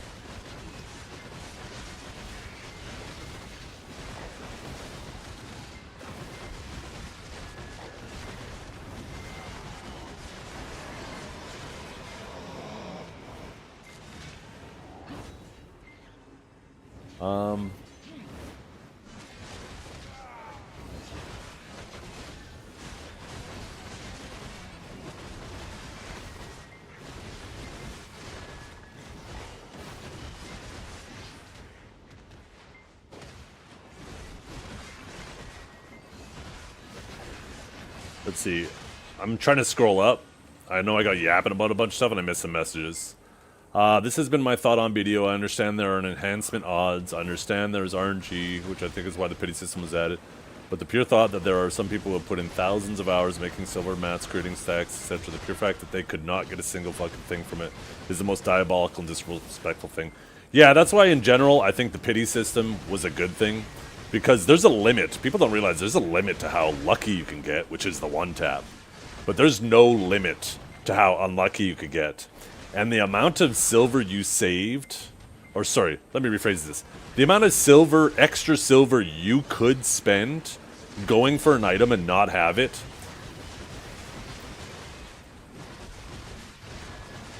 absolutely dwarfs the amount of silver you save by just getting the one tap. Like, some people just had to deal with such miserable situations because of bad luck.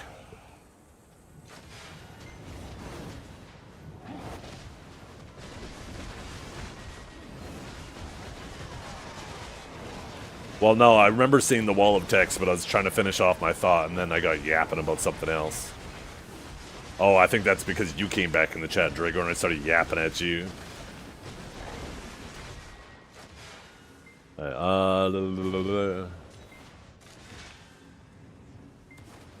you think that it's honestly just to keep people playing the game, chasing games? Oh, 100%, right? Definitely. I mean, every MMO is that, right? It's you got to keep the carrot on the stick, and you got to make sure the horse doesn't catch the carrot. As soon as everybody starts getting hard cap, you know, there's not really a reason to play anymore. Like I was saying earlier, there isn't really like fantastic content in this game. Progression kind of is the main content, unfortunately, whether you choose to acknowledge it or not. But all of the systems in this game are average at best. It's just carried by the combat and, you know, making sure that you're constantly chasing that carrot in terms of progression.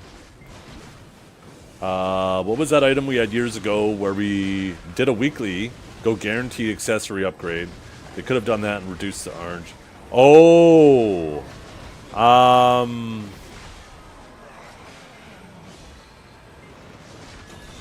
maybe not. Oh, I don't remember what you're talking about. A weekly where you could guarantee it. Oh, maybe, yeah, maybe it was the Jatina stuff where you had to do bosses and stuff. Oh, he even responded. Jatina, yeah, Jatina. Okay, gotcha.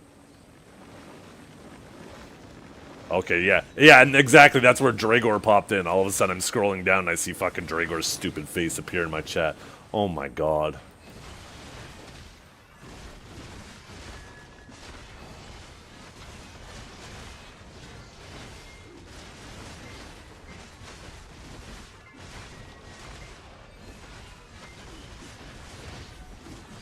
Yeah.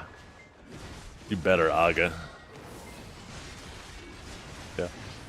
I really liked old BDO, where I just had an unlimited amount of things to work on every day. Do I want to try to make my ring better? Do I want to try to make my neck better? Do I want to try to make my ass better? Like, what do I want to work on? There's an endless amount of opportunity of things to work on. And no end in sight for any of it. I miss those days.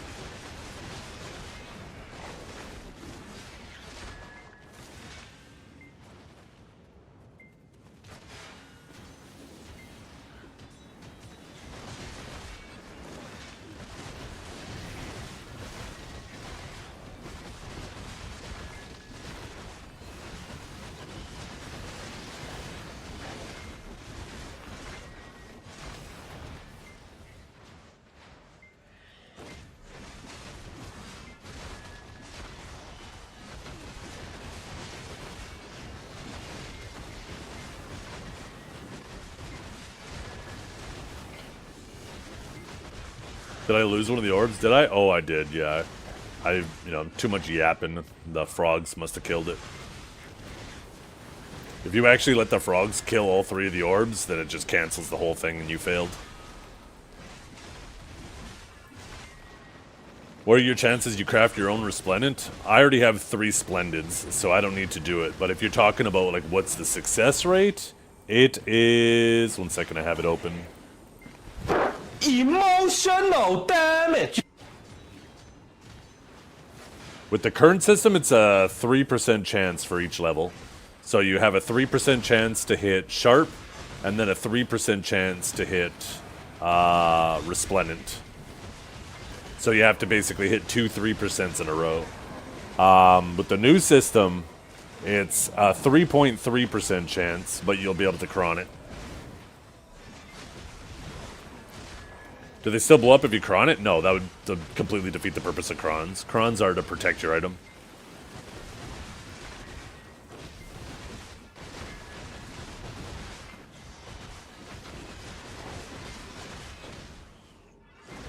I made 2 of mine, my Splendids, and managed to buy 1.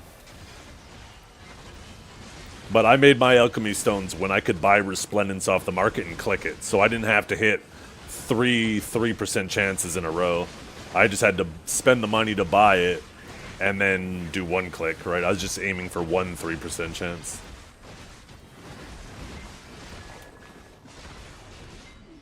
Yeah, getting a Resplendent with the new system is going to be relatively easy. And getting a Splendid is going to be... It's like the equivalent of a deck weapon.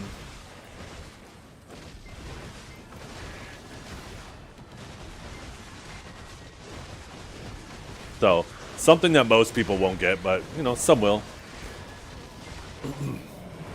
And then Shining will be crazy to have.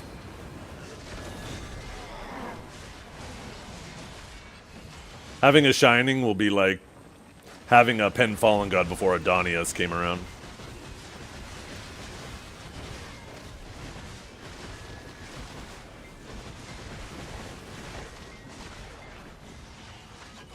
Yeah, I'll be going for the new stone. I'll be trying to upgrade my Destruction Stone.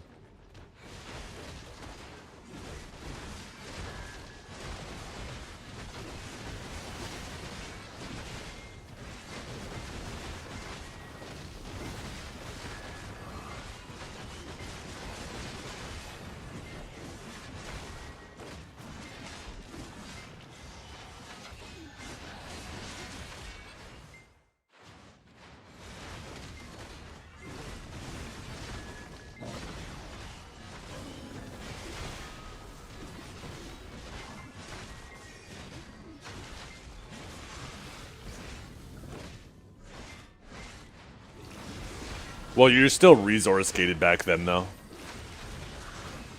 Making that amount of silver in order to do that many clicks where that would have actually been an issue is almost nobody played that much. So it's still the same thing. Remember, it was still 12 trillion silver per click for Pen Fallen Gods, so... And most people were grinding it, like, at most, 2 billion silver an hour at that point. So you'd have to grind like 6 hours a day just to do 1 click.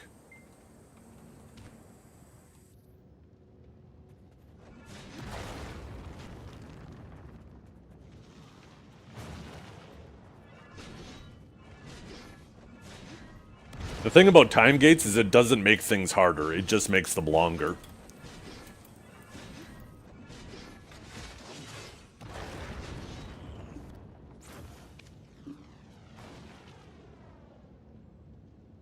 Disembodied Tyrant? I don't think so, no.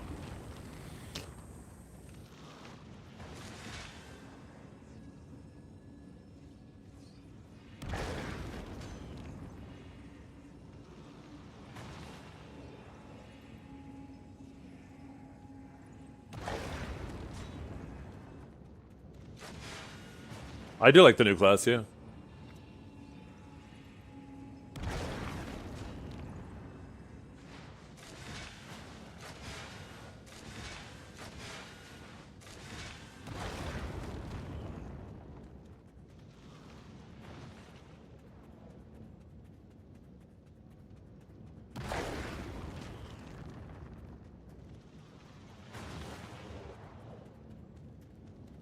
A wise man once told me, hard and tedious are different, lol. Thank you.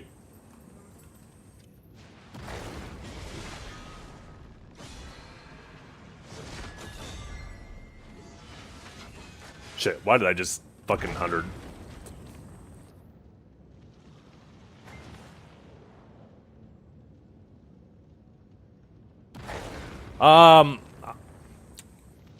Leduc is so wealthy in BDO that I don't think his wealth could have been generated through nefarious means. Because in order for you to have generated that much wealth... Okay, here's a better argument. Pilots are not efficient. They are not efficient.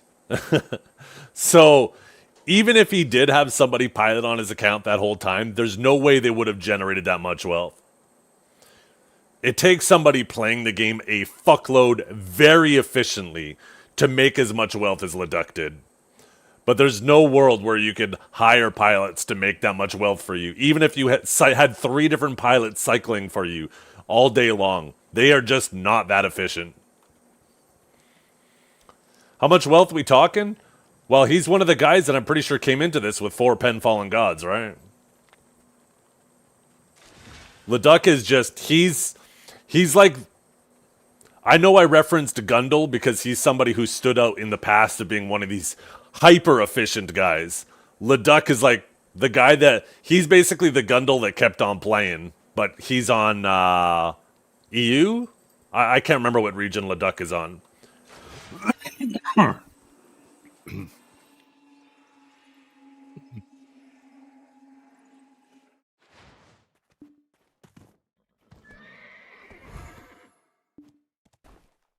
Does he just PvE?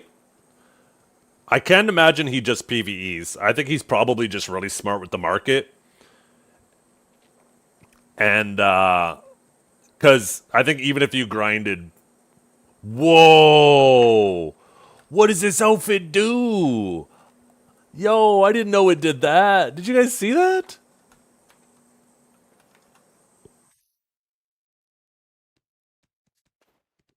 I didn't know it did that. Oh my goodness. I'm a Meg.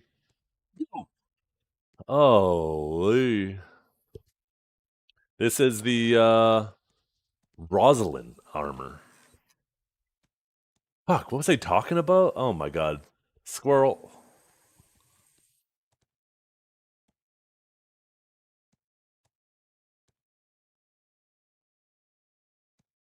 Oh, grinding. Yeah, I don't think you could grind enough to make as much, because, like, I grind a lot. I mean, I don't know, maybe you could. Because I spent all the way up until November of last year, I only grind with the blue loot scroll. So, if I grinded with a yellow loot scroll all those years... And, like, I only get to grind, like, maybe 6 hours a day. I know you're like, only shut up, old man. But compared to some people who put in, like, 12, 18 hours a day, I mean, if you factor in the extra, like, 30% more money you would make if I grinded with a yellow loot scroll and then tripled it and played, like, 18 hours a day, yeah, I guess you could be wealthy like Leduc.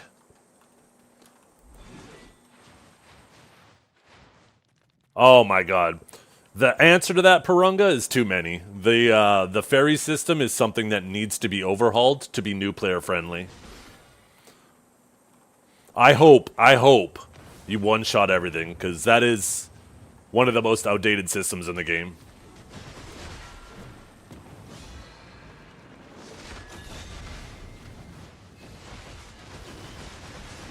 Wait, only 6 hours? Yeah, thank you.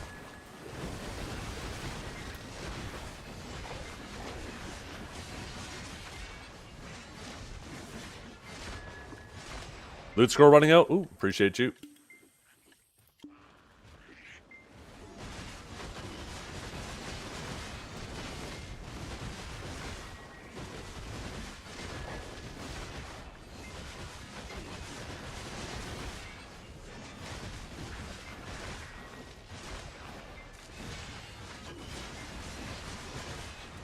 Actually, I think Tingling Breath has one of the higher chances.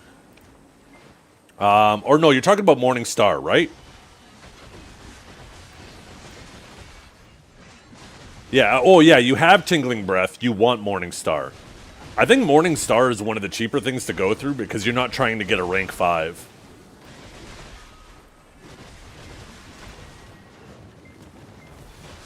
Right? Once you get it, you get it. There's not multiple ranks you're going for. Where other stuff, when you're trying to re-roll it, like, yeah, you might have like a 1 in 4 chance based on skill, but now you also got, if you get the skill, you have a 1 in 5 chance to get the rank you want. So, it shouldn't be too bad for you. I hope you one-shot it.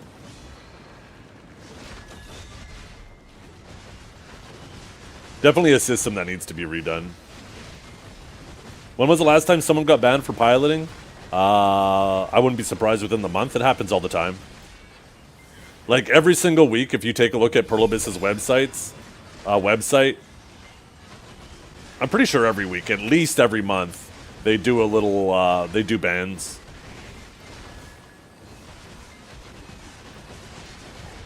There was one just recently.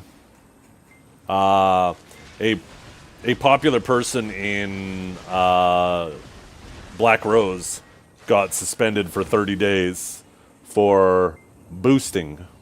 I know that's not piloting, though. 1 second. Let's see. Accounts restricted December 24th.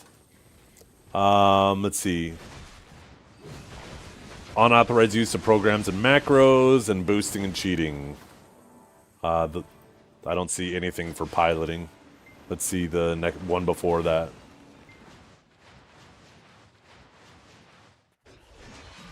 Boosting would be like having somebody else log on your account or logging on someone else's account to, yeah, boost their rank in like AOS or something.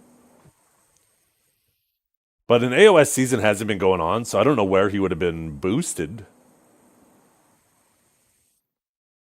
Unless that was related to Masterclass. But no, he wasn't in Masterclass, was he? So, I don't even know.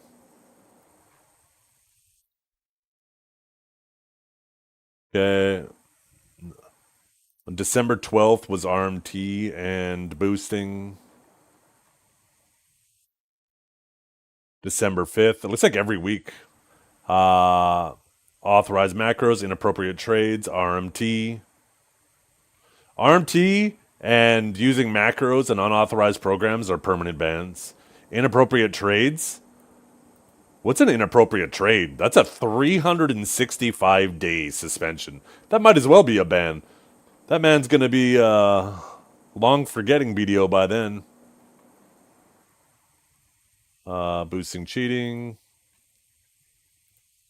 Do they... Maybe boosting cheating is considered piloting now? I could have swore they used to have... It used to be called piloting. Because when you think about it, someone playing on your counter, they're boosting your money, right?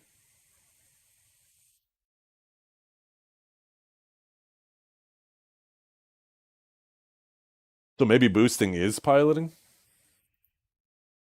Maybe they just called it boosting because they don't want to have to explain to people what piloting is. People be like, piloting, huh? I didn't know there was planes in Medio.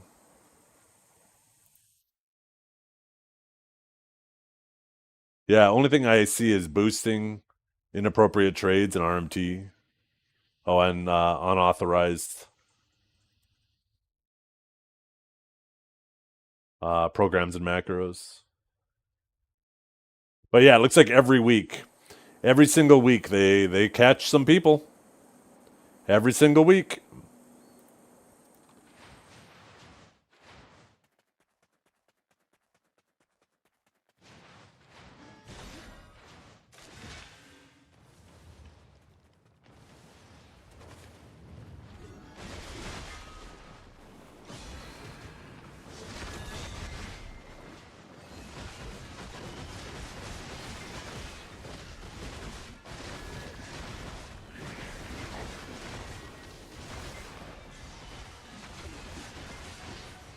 I wonder how PA knows they are... I'm assuming you mean piloting, because I know the Pinoy do it through TeamViewer these days. kind of a smart way to do it. Not gonna lie. Because then the account logging into Pearl Abyss is on the same IP and MAC address and all that. That's always been logging in. Yeah, and I don't think there's any way to figure that out.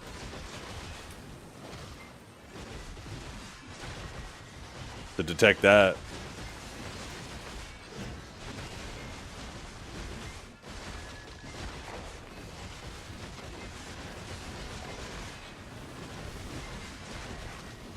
Piloting? Exactly what you think. You get somebody to log on your account and play your character for you. AKA, they're piloting your account, right? As if your account was a vessel.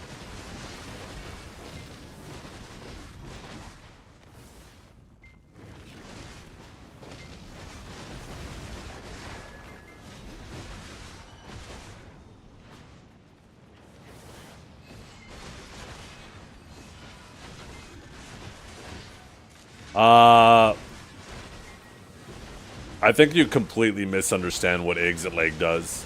You're confusing like a normal VPN with a tunneling VPN.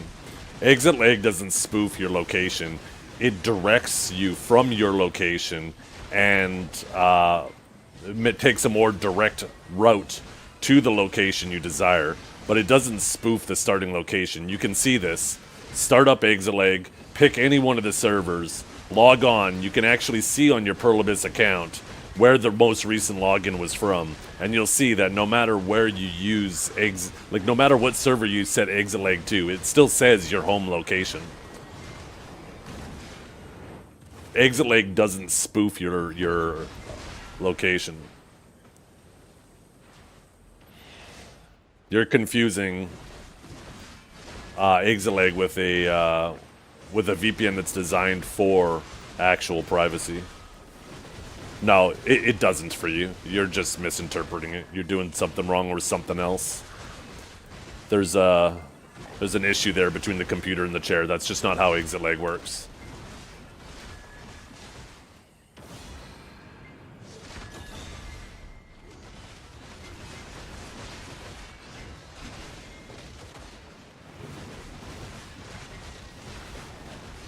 Unless they have a new built-in service into it.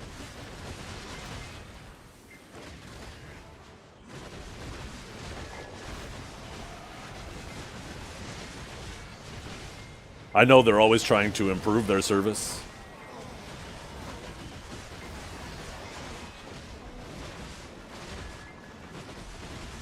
Yeah. Cloudflare, though, is a DNS. That's not a VPN either.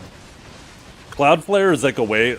your DNS... The way to kind of look at it like your DNS is kind of like a phone book that, you know, normally if you don't have anything set, then you're just using your ISPs, right? And it's kind of like their phone book of like, okay, take this route, what they've decided. And then you can swap to use like Google or Cloudflare, which is, in general, much better than using your ISPs. But once again, those things don't spoof your location. Those just help you take a different or more, preferably more direct route, or maybe not even a more direct route, a more stable route, right?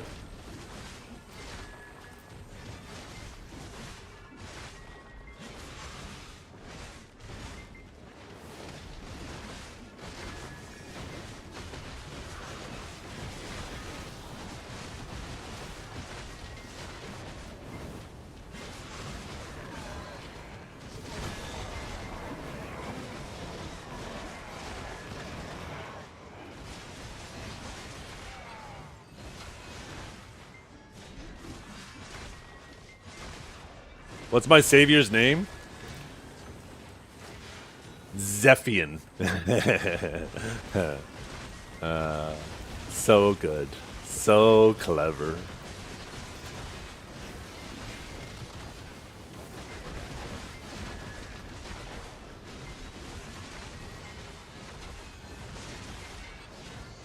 I was just using Exit Lag to connect to Aeon 2, which was blocking people not from Korea. See, I don't trust what you're saying, Gregor. I don't believe that to be true.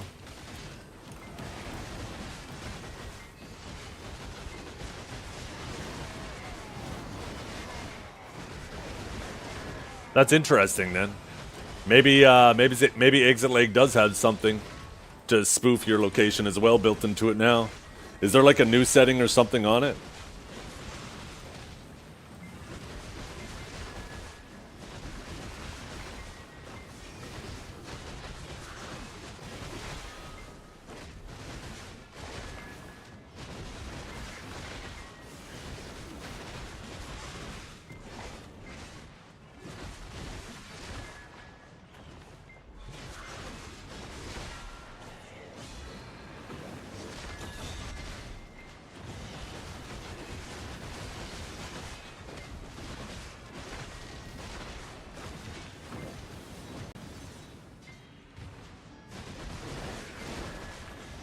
I have Exit Lake running right now, but let me open up the website because I use Exit Lake, which is crazy because I live so close to the server. I have like 38 ping, but it's a night and day difference when I have it on versus when I don't.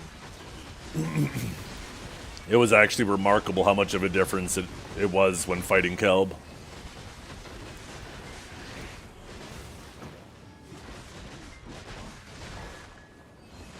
No, because VPNs serve many purposes, not just trying to hide yourself and be an online criminal, for lack of a better word, right?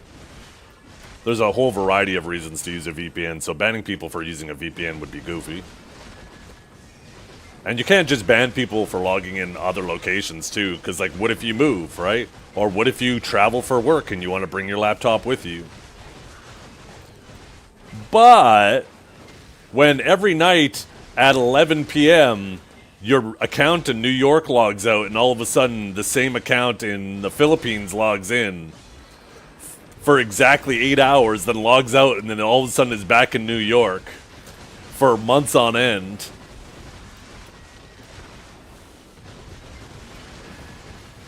That's obviously a little different, right? Awakening sages are much more likely to be online criminals? What? Okay, I am dying here. Help! Help! Help! Just kidding. I am so strong. Get me back to full health. Because I know my buttons. Do you, chat? Help! I'm dying again. Just kidding. Back to full health. Why is that again, chat? Because I know my buttons. It's fucking nighttime right now.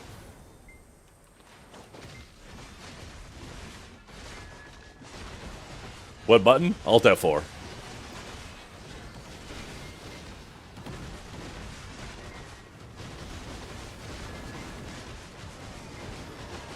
I personally think that that's why the Gamba boxes have got as cheap as they have, you guys. I think Pearl Abyss is trying to combat piloting, and the best way to do it is... Right? If somebody's going to have some risk on their account,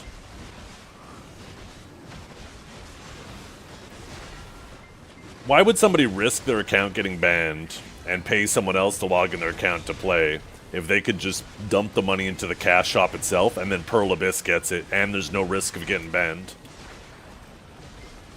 I think that's Pearl Abyss's way of trying to deal with the piloting. Basically outprice them.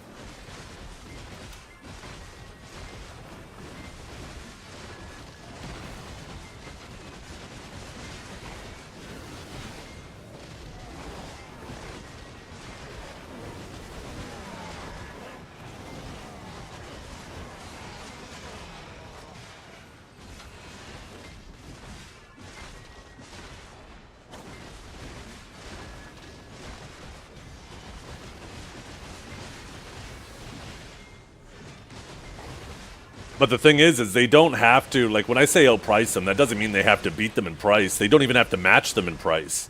You got to remember, there's some inherent value of not compromising your account. So you could even get less silver value out of it. But if you're not compromising your account in the process and potentially throwing away everything you've invested into your account because you're trying to cheat the system, right? What are you going to be more likely to do? Do it legit and get a little bit less and just give the money directly to PA? Or pay someone else, compromise your account, and potentially lose it all at any time? And you don't even have to potentially lose it all just to Pearl Abyss. Who knows? Maybe one day the pilot's having a bad day and wants to flip his employer the bird, right? And he just starts fucking up people's accounts. You never know. And your account gets caught in that crossfire.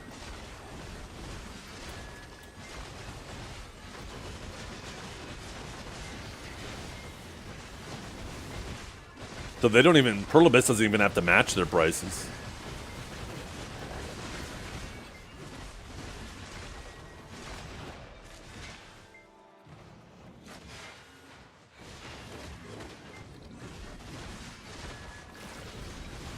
The way I see it, though, you guys, these people paying pilots, they're just philanthropists. They're just trying to help other countries raise their standard of living. They're kind of good guys. Yo, what's up, class?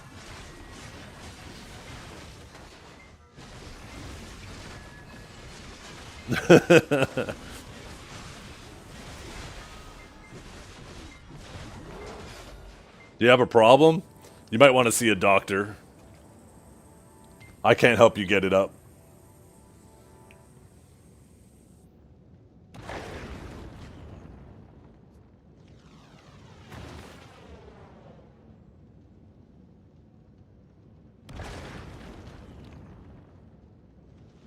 Yeah, let's see. So I'm using Exit Leg right now, and it still says I'm connected from my city. So let me open up the Exit Leg software. What is it? Is there a setting in there that I've just never paid any attention to for spoofing your location?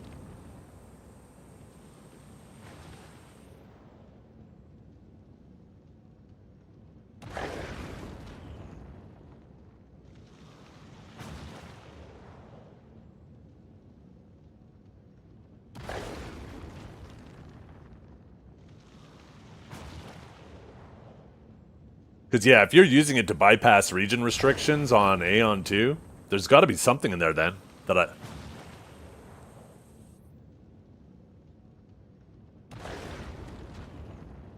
No, I don't have it set to automatic, and I can set it to any server, and I've done this in the past.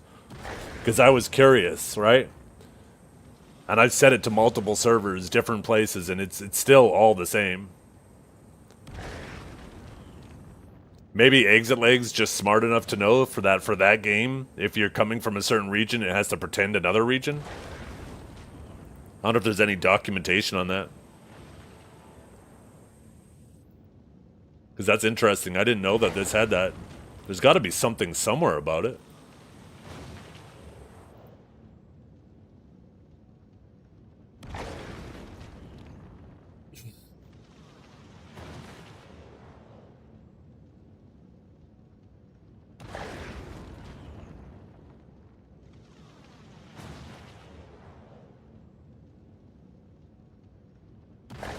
For those of you who use that, did you, like, when you installed Exit Leg to play Aeon 2, did you have to set anything, or you just turned it on and it automatically worked? An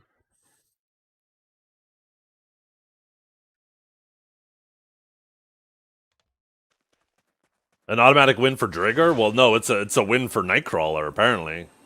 Because he was the one earlier saying that he was using it, that it was spoofing his location. I said, no, it doesn't work that way. You don't get that. You get the assist on that. That's it.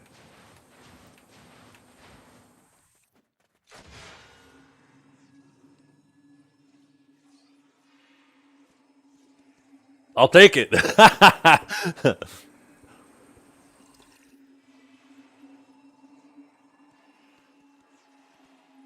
Aeon 2 has no hard restriction on your location? Wait, so it doesn't? Wait, do I get the win then? I kind of like that comment. Yeah, I get the win. Never mind, it's back in my pocket. We're not looking into this anymore. That statement's enough for me. That's fact.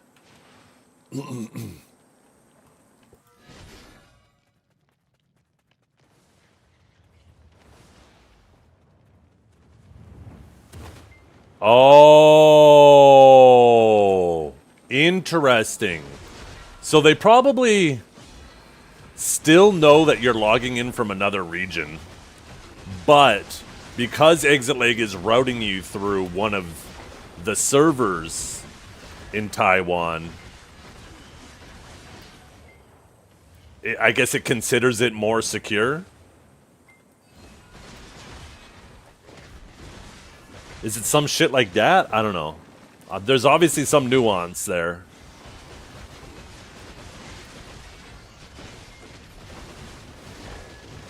Insane amount of misinfo?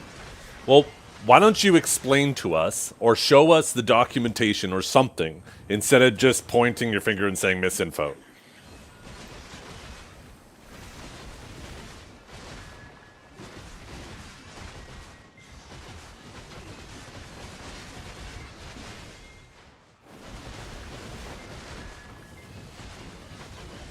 No, they're not saying... Correct me if I'm wrong, they're not saying that you don't need exit lag to log in. What they're saying is they know where you're originally logging in from, but because the traffic is being routed a certain way, that they deem it okay.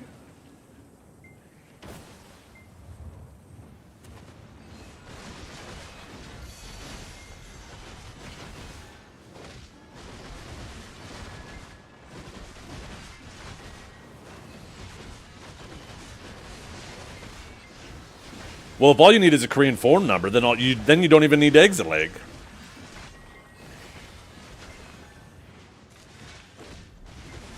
So that's even more so the case.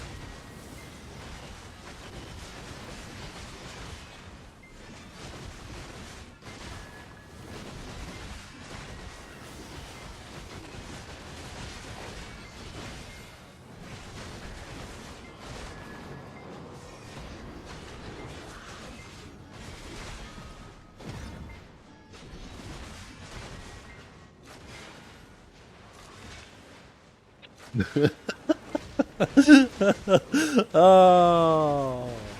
Hey, you leave, you lose. That's a 1-0 for me.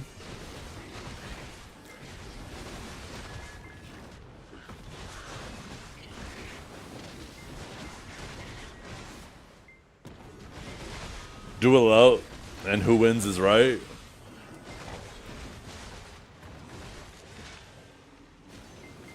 Look at this.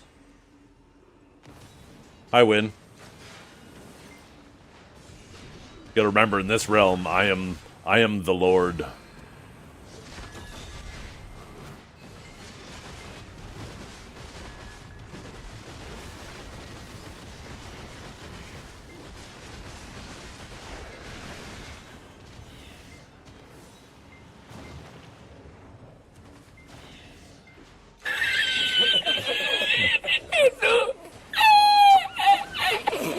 What was that, Riot? I thought I saw you say something, but it disappeared off my screen.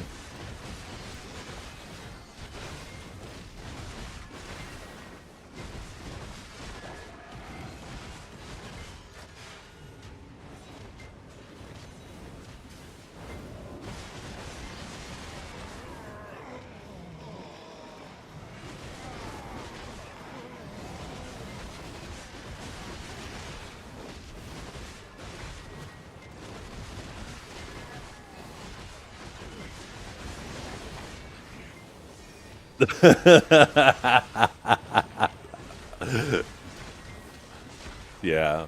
Well, guess what, Dragor? Not only do I have selective hearing, I have selective vision.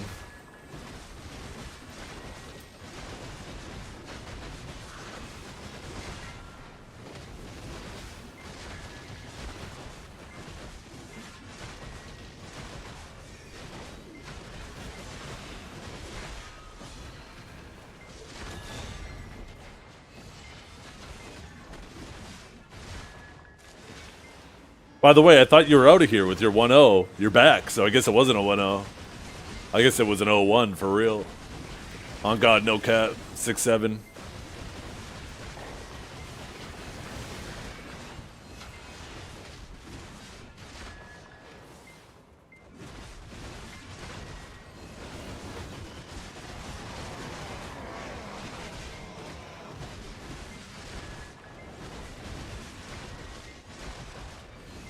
Yeah, we're out here busting, yo.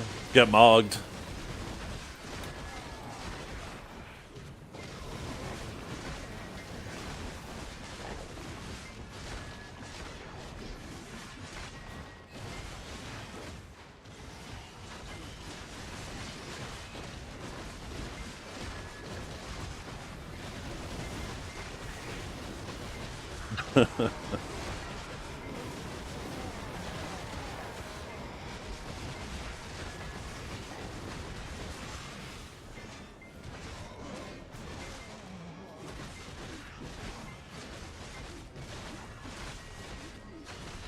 It's still nighttime? Oh, it is.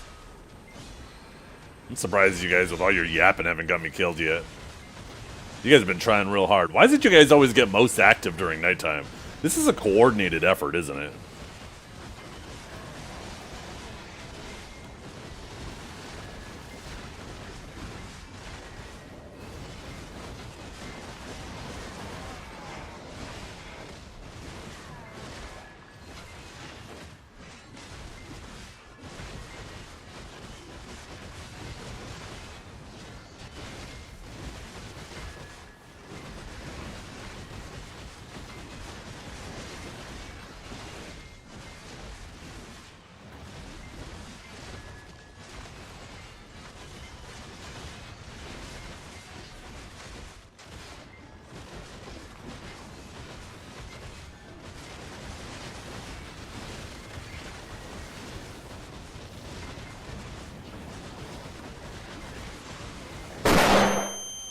Holy fuck.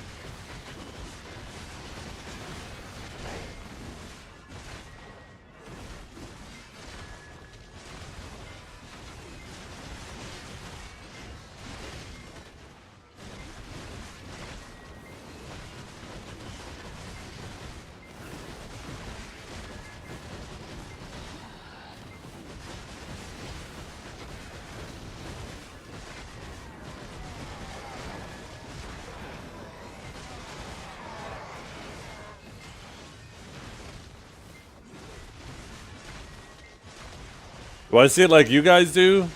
It's not on my main monitor that I'm gaming on, but it is on my side monitor, and yeah, it can be kind of bright at times.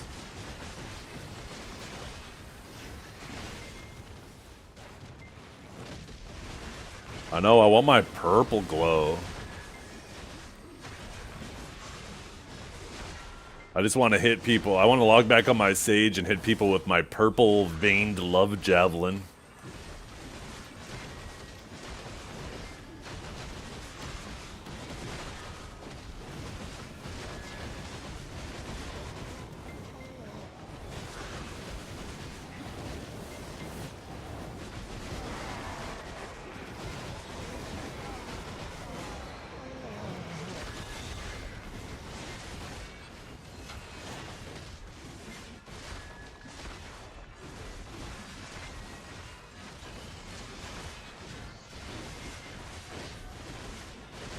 Yeah. I miss grinding on my Sage.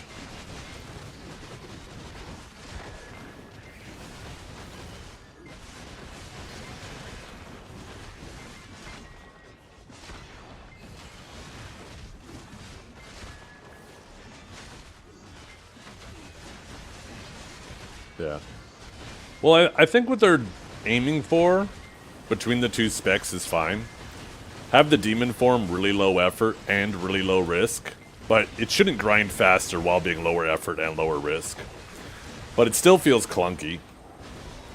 It should be able to dash when its dash is on cooldown, just make the dash unprotected, since it is a PvE spec anyways.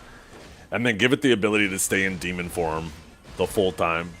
So if you just want to have a super comfy, maybe not the fastest grind, but like a super comfy grind, you got demon form. But I don't think the easier form and the less risky form should also be the fastest grinder either. I like that the light form is the faster grinder, but it's more risky and it's more effort.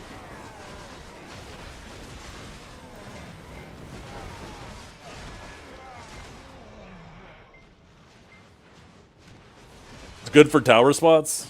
Yeah, like I said, it's comfy, right? Low effort. The thing is, right now, like, if you want to just have a low-effort, comfy grind, you might as well just do Awakened Guardian.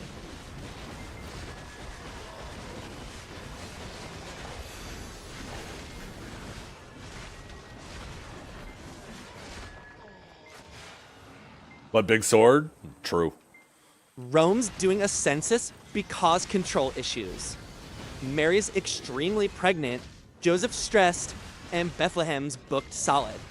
They crash in a sketchy barn. Baby Jesus shows up, no perks.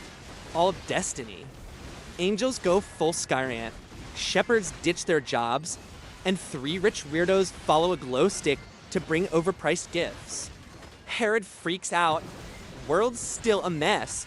But hope drops anyway. Merry Christmas. Damn.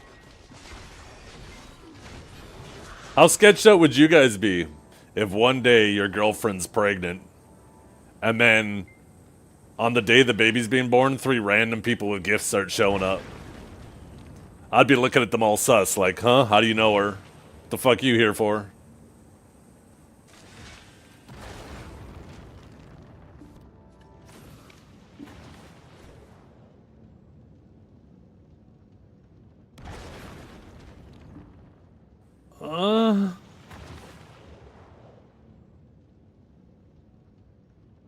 Man, she really glowing at the waist.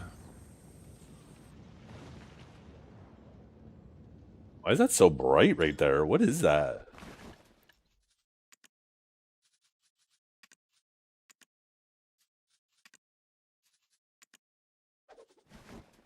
What's the natural color for this? Maybe I keep that like that? Sorry, getting distracted. Looks fine now, it's just weird. Maybe I need to do like more of a fabric. Maybe do the white, but do the Calpheon white. No, it's still like that, eh?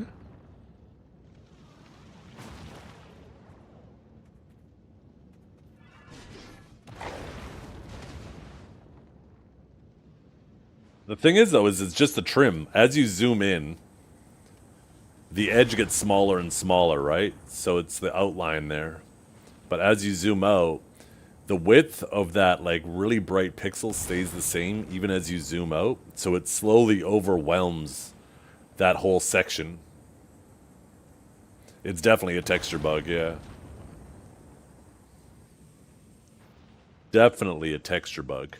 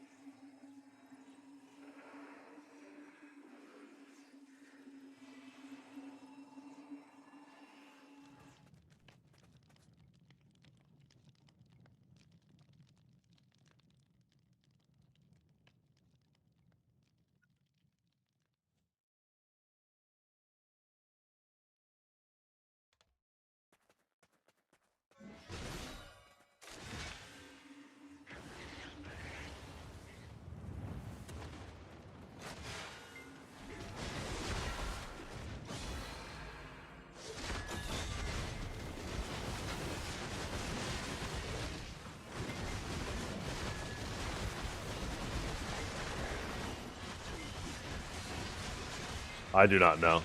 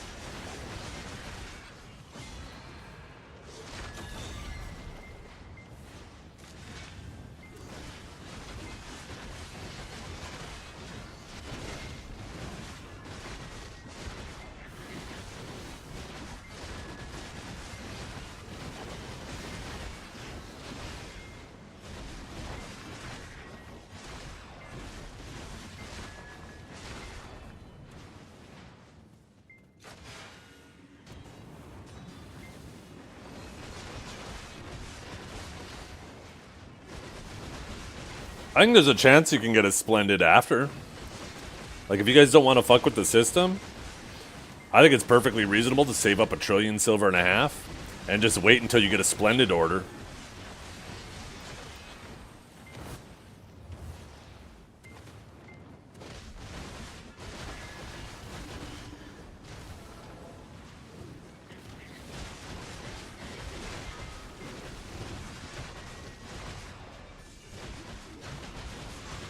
Yeah. Yeah, they won't even go up to 1.5 trillion, but I haven't looked at what the actual costs and averages are, but people will absolutely sell them for that much cheddar.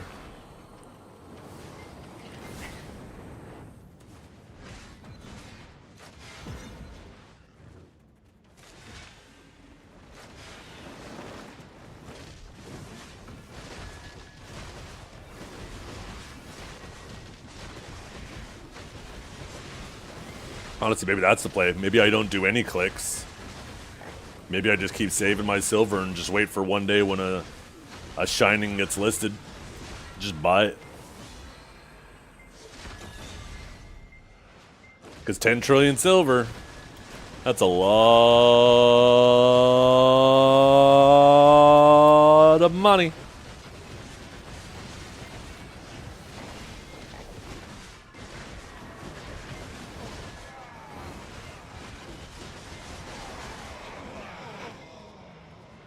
I have more examples of me getting unlucky than lucky, Castellium. People just tunnel vision on the lucky parts.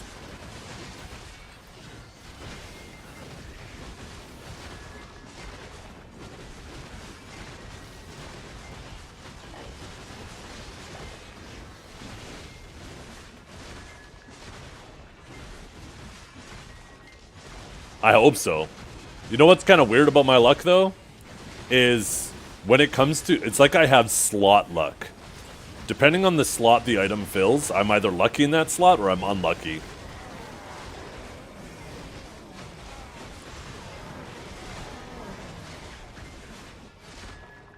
And my alchemy stone, my destruction alchemy stone, was one of my slots I was lucky in. I was also lucky with Vels. I managed to get multiple Vels when people were struggling to get one. When it comes to my weapons, I was unlucky with my Black Star offhand. I was unlucky with my Sovereign offhand. I was lucky with my Black Star Awakening. I was lucky with my Sovereign Awakening. And I also had a... not like crazy luck with my main hand, but okay luck with my Black Star main hand, and okay luck with my Sovereign. Like, my old armors, I was very kind of middle of the road on my Fallen God armors. I've been pretty unlucky with the Donnie armors.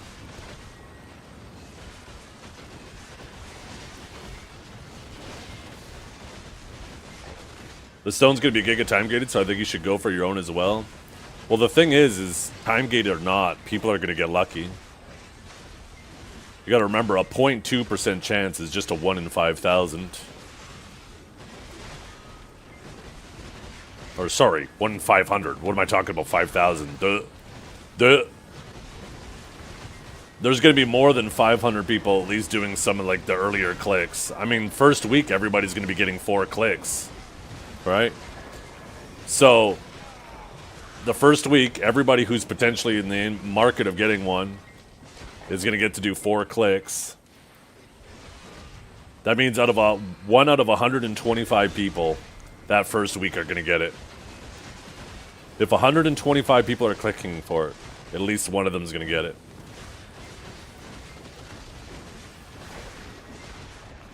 Or on average, not at least, on average, one of them is going to get it.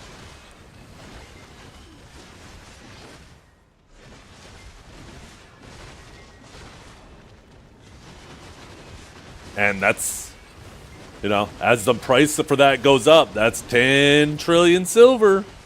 That's a lot of grinding somebody won't have to do. Remember, they could use that money and buy a Splendid later on and save the other 8 trillion to just spend on gear and stuff. Just think, if you get lucky and tap that, you could sell it, and you could pity all 3 of your weapons, or 2 of your weapons to deck. You could pity 2 weapons to deck.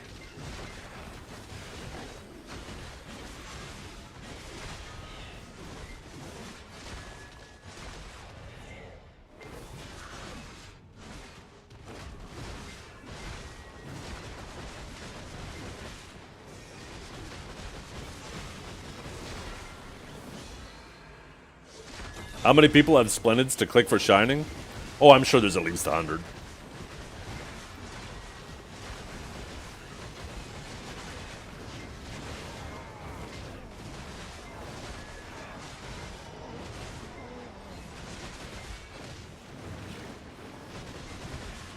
Maybe not 100 destructions, but between destructions, protections, and Splendids.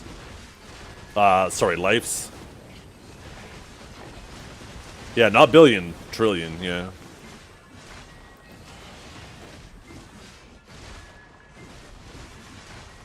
You gotta remember, people would click a Pen Fallen God, which had a lower success rate and only got 1.7 trillion silver. Now imagine an item that is a higher success chance than Pen Fallen God, and over 5 times the silver if you sell it.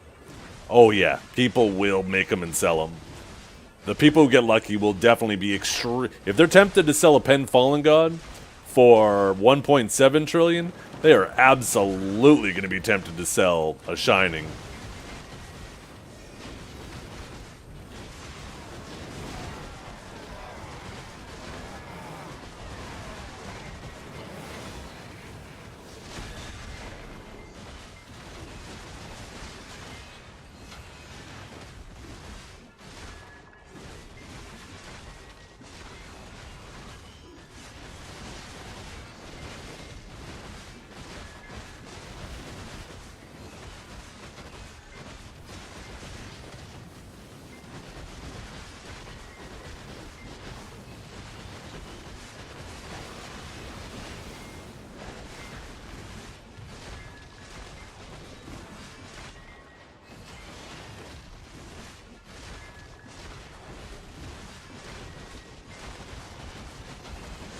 Yeah, 10 trillion silver is a fuckload of silver. That's a very small market of people who would be willing, who would be available to buy it.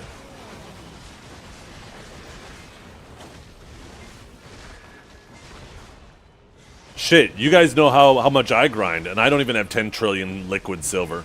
Not even close. Most of my wealth is tied up in assets.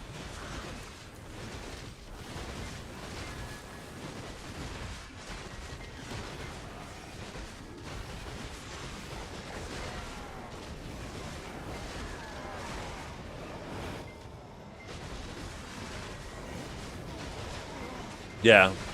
As inflation and stuff happens and 10 trillion isn't as loses a lot of its purchasing power, then it could happen.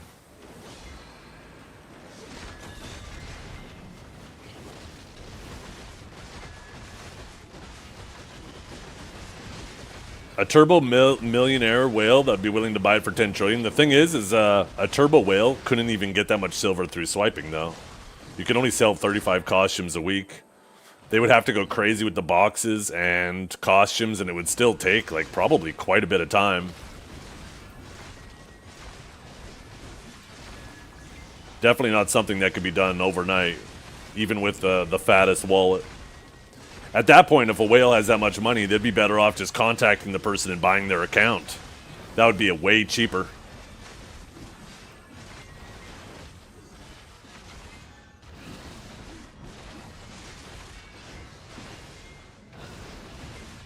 Awakened Striker PV, super comfy, not super fast, but super comfy.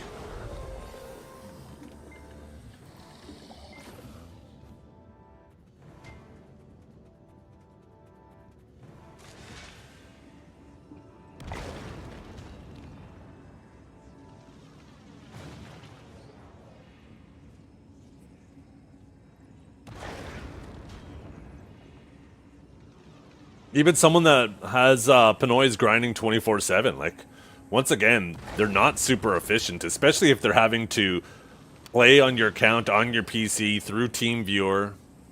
Like, I don't know how efficient you guys think these grinders are.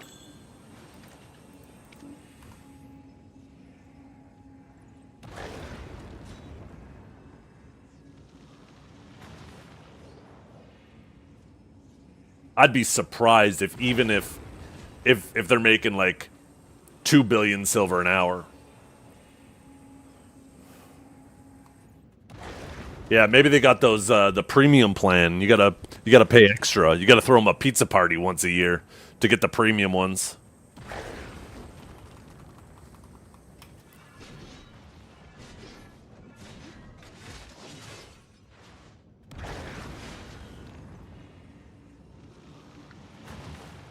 Yeah, maybe it depends on the class too, for sure.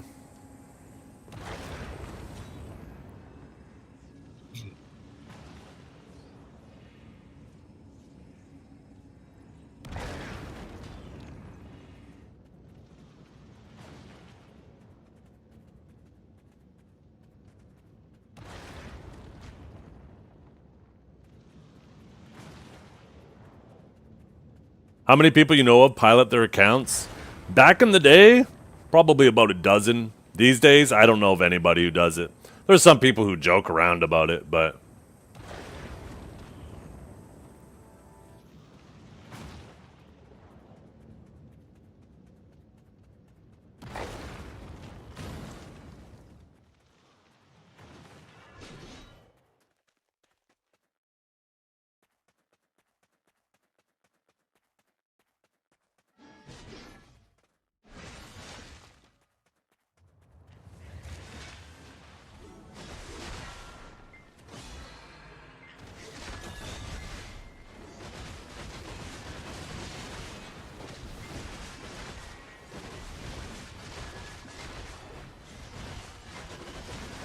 No.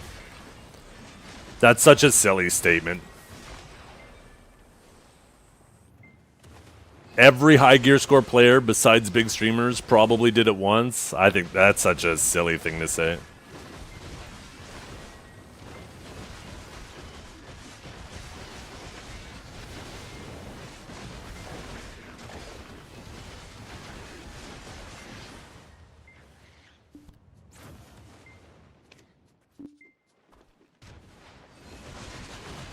I think people these days,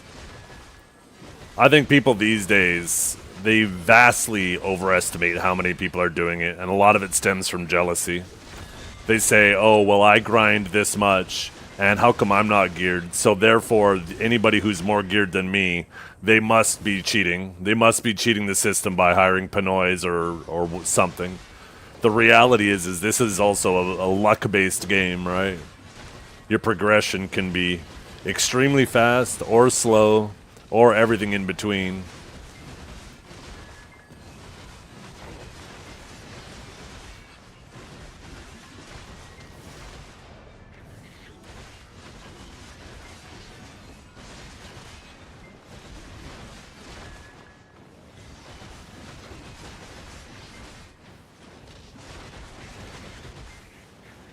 I mean, you say that though, but think about what you said though. Think about the preceding statement that every high level player, like, we have a pretty tight community at the high end. Like, you know who a lot of, like, in a lot of the guilds, people who've been around and who are super geared. And when you see people getting banned, like, it doesn't show their full name, but it shows how many characters their names are and the first letter, and it's pretty quick to see. And it's not like if it was the top end players, then you'd be constantly seeing people that you know getting picked off left, right, and center, right? But it's always just random accounts.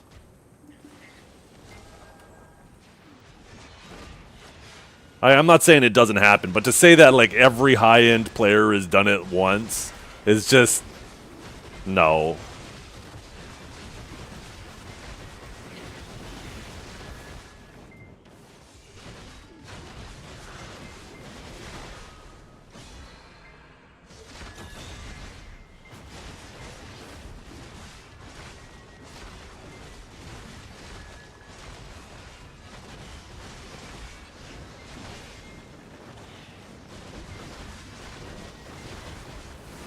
I just don't like the idea of just throwing anybody who's put in a fuckload of work into their account that they must have cheated at some point.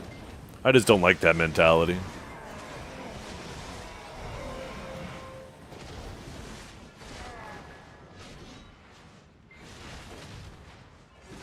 Your account recap? Account recap for what?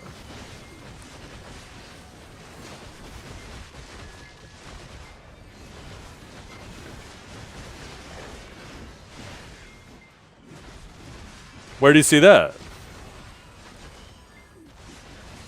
This is the first I've heard of that. P, what do you mean?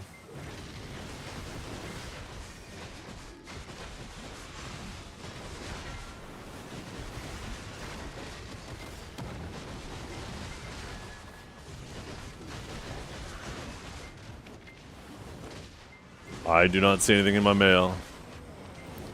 Oh, in your spam folder in your email. Here, I'll check it during the next AFK phase.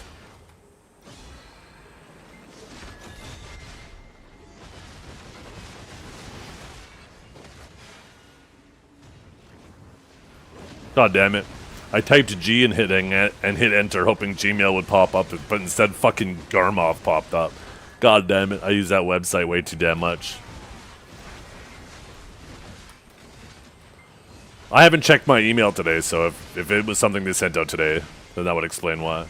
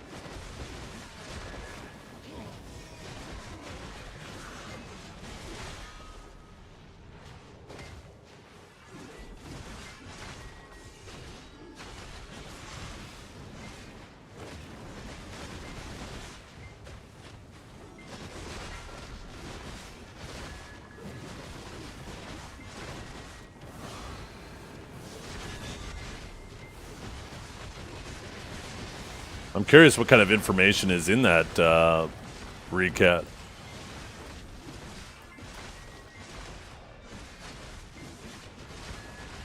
Pretty generic.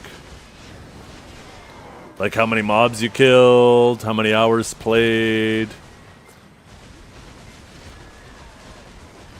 You got yours on the 18th, really? Okay. Once I get to the AFK phase, I'll look through my email, see if I can find it. Anybody know what the title of the email is? So maybe I could just search for it? Is there like a keyword I could search for? Okay, I'll just type in dessert.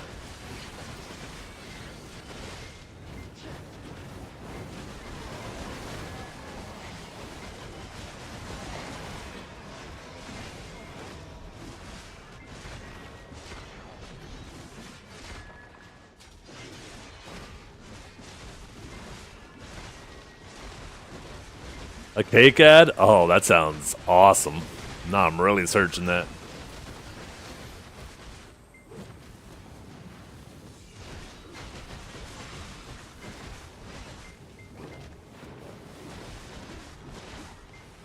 Number of chat sent. Now the question is, class, are you chat banned?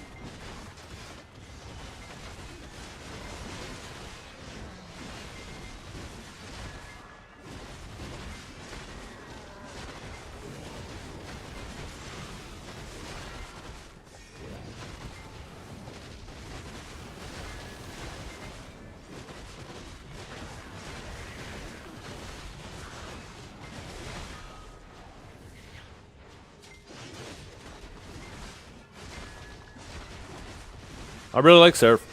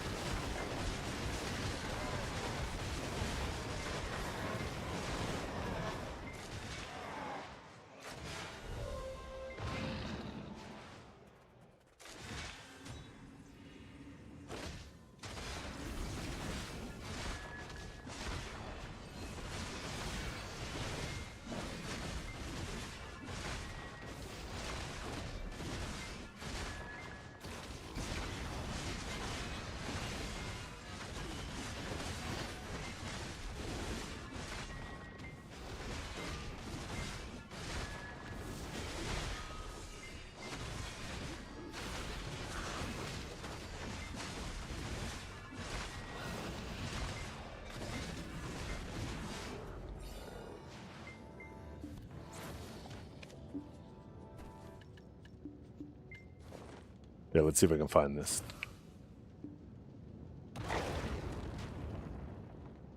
Okay, dessert.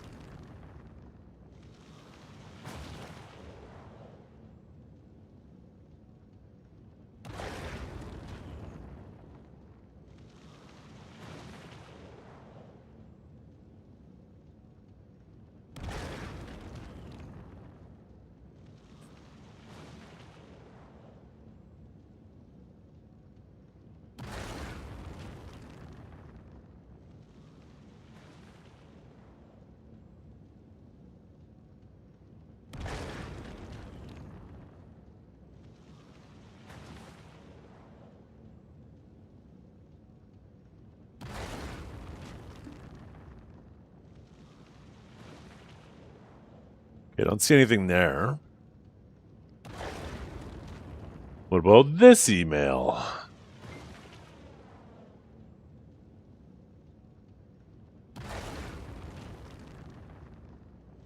I didn't get this recap that you guys got.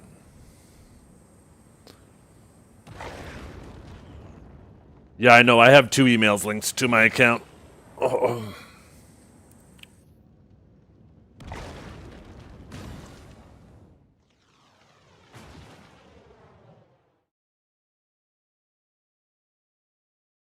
No, I checked spam on the first one.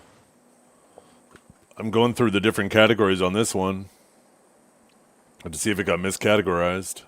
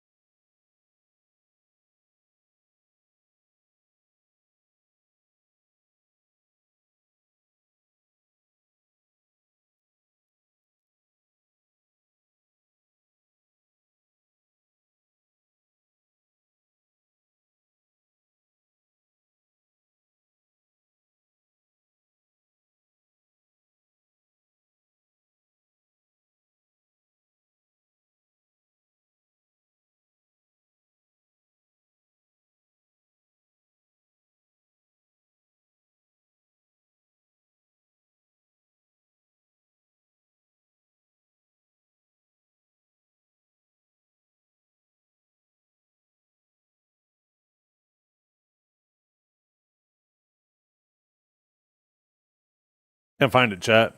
I don't think I got it.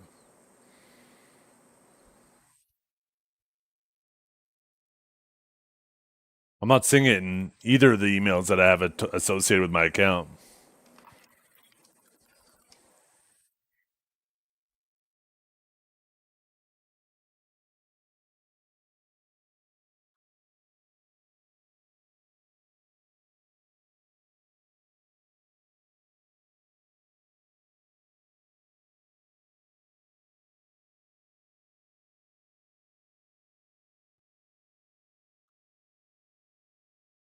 Maybe there was something you had to click on the home page, on the Black Desert page, that sent that to you? I don't know.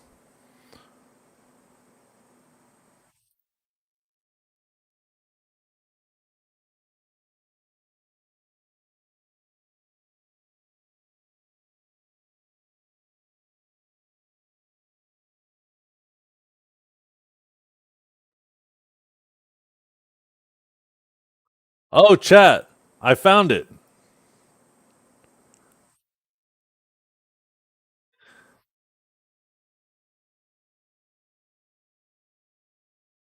Yeah, that's right.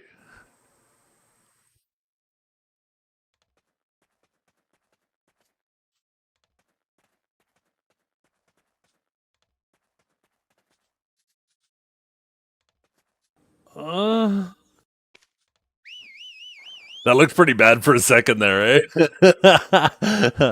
At first it's like, oh, that's kind of cute. Okay. Huh?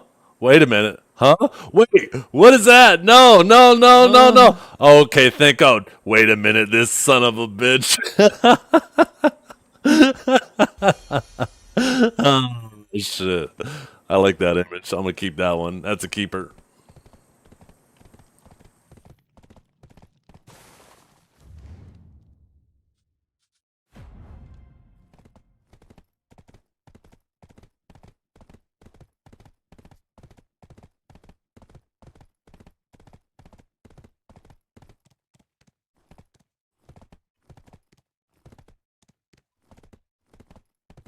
Murk you into Pico. Oh, I'm not the man for that. That's a Mr. Corgi type deal. I'm gonna head out now though, chat. I appreciate you guys hanging out with me today. It's been 7 hours. I'm gonna go spend some time with the fam. I originally meant to get up a bit earlier with you guys, but I woke up at like, I can't remember if it was 4 or 5, and I just couldn't sleep. So I ended up laying there in bed on my phone for like an hour, and then eventually fell back to sleep. And because of that, I ended up sleeping a bit longer this morning. So, I'm going to find someone to raid. Appreciate you all. Thank you all for hanging out today.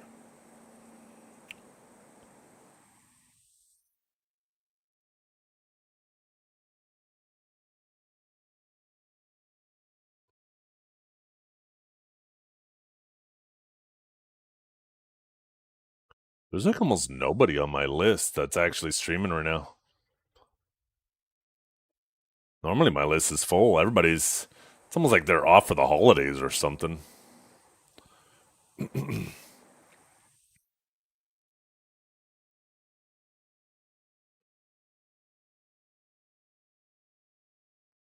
Host Moshi? Is Moshi streaming? Why don't I see it? Oh, Moshi is live. What the fuck?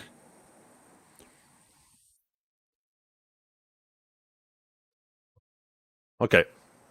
That's where we'll go. Thanks for hanging out, everybody. Hope you all have a wonderful day.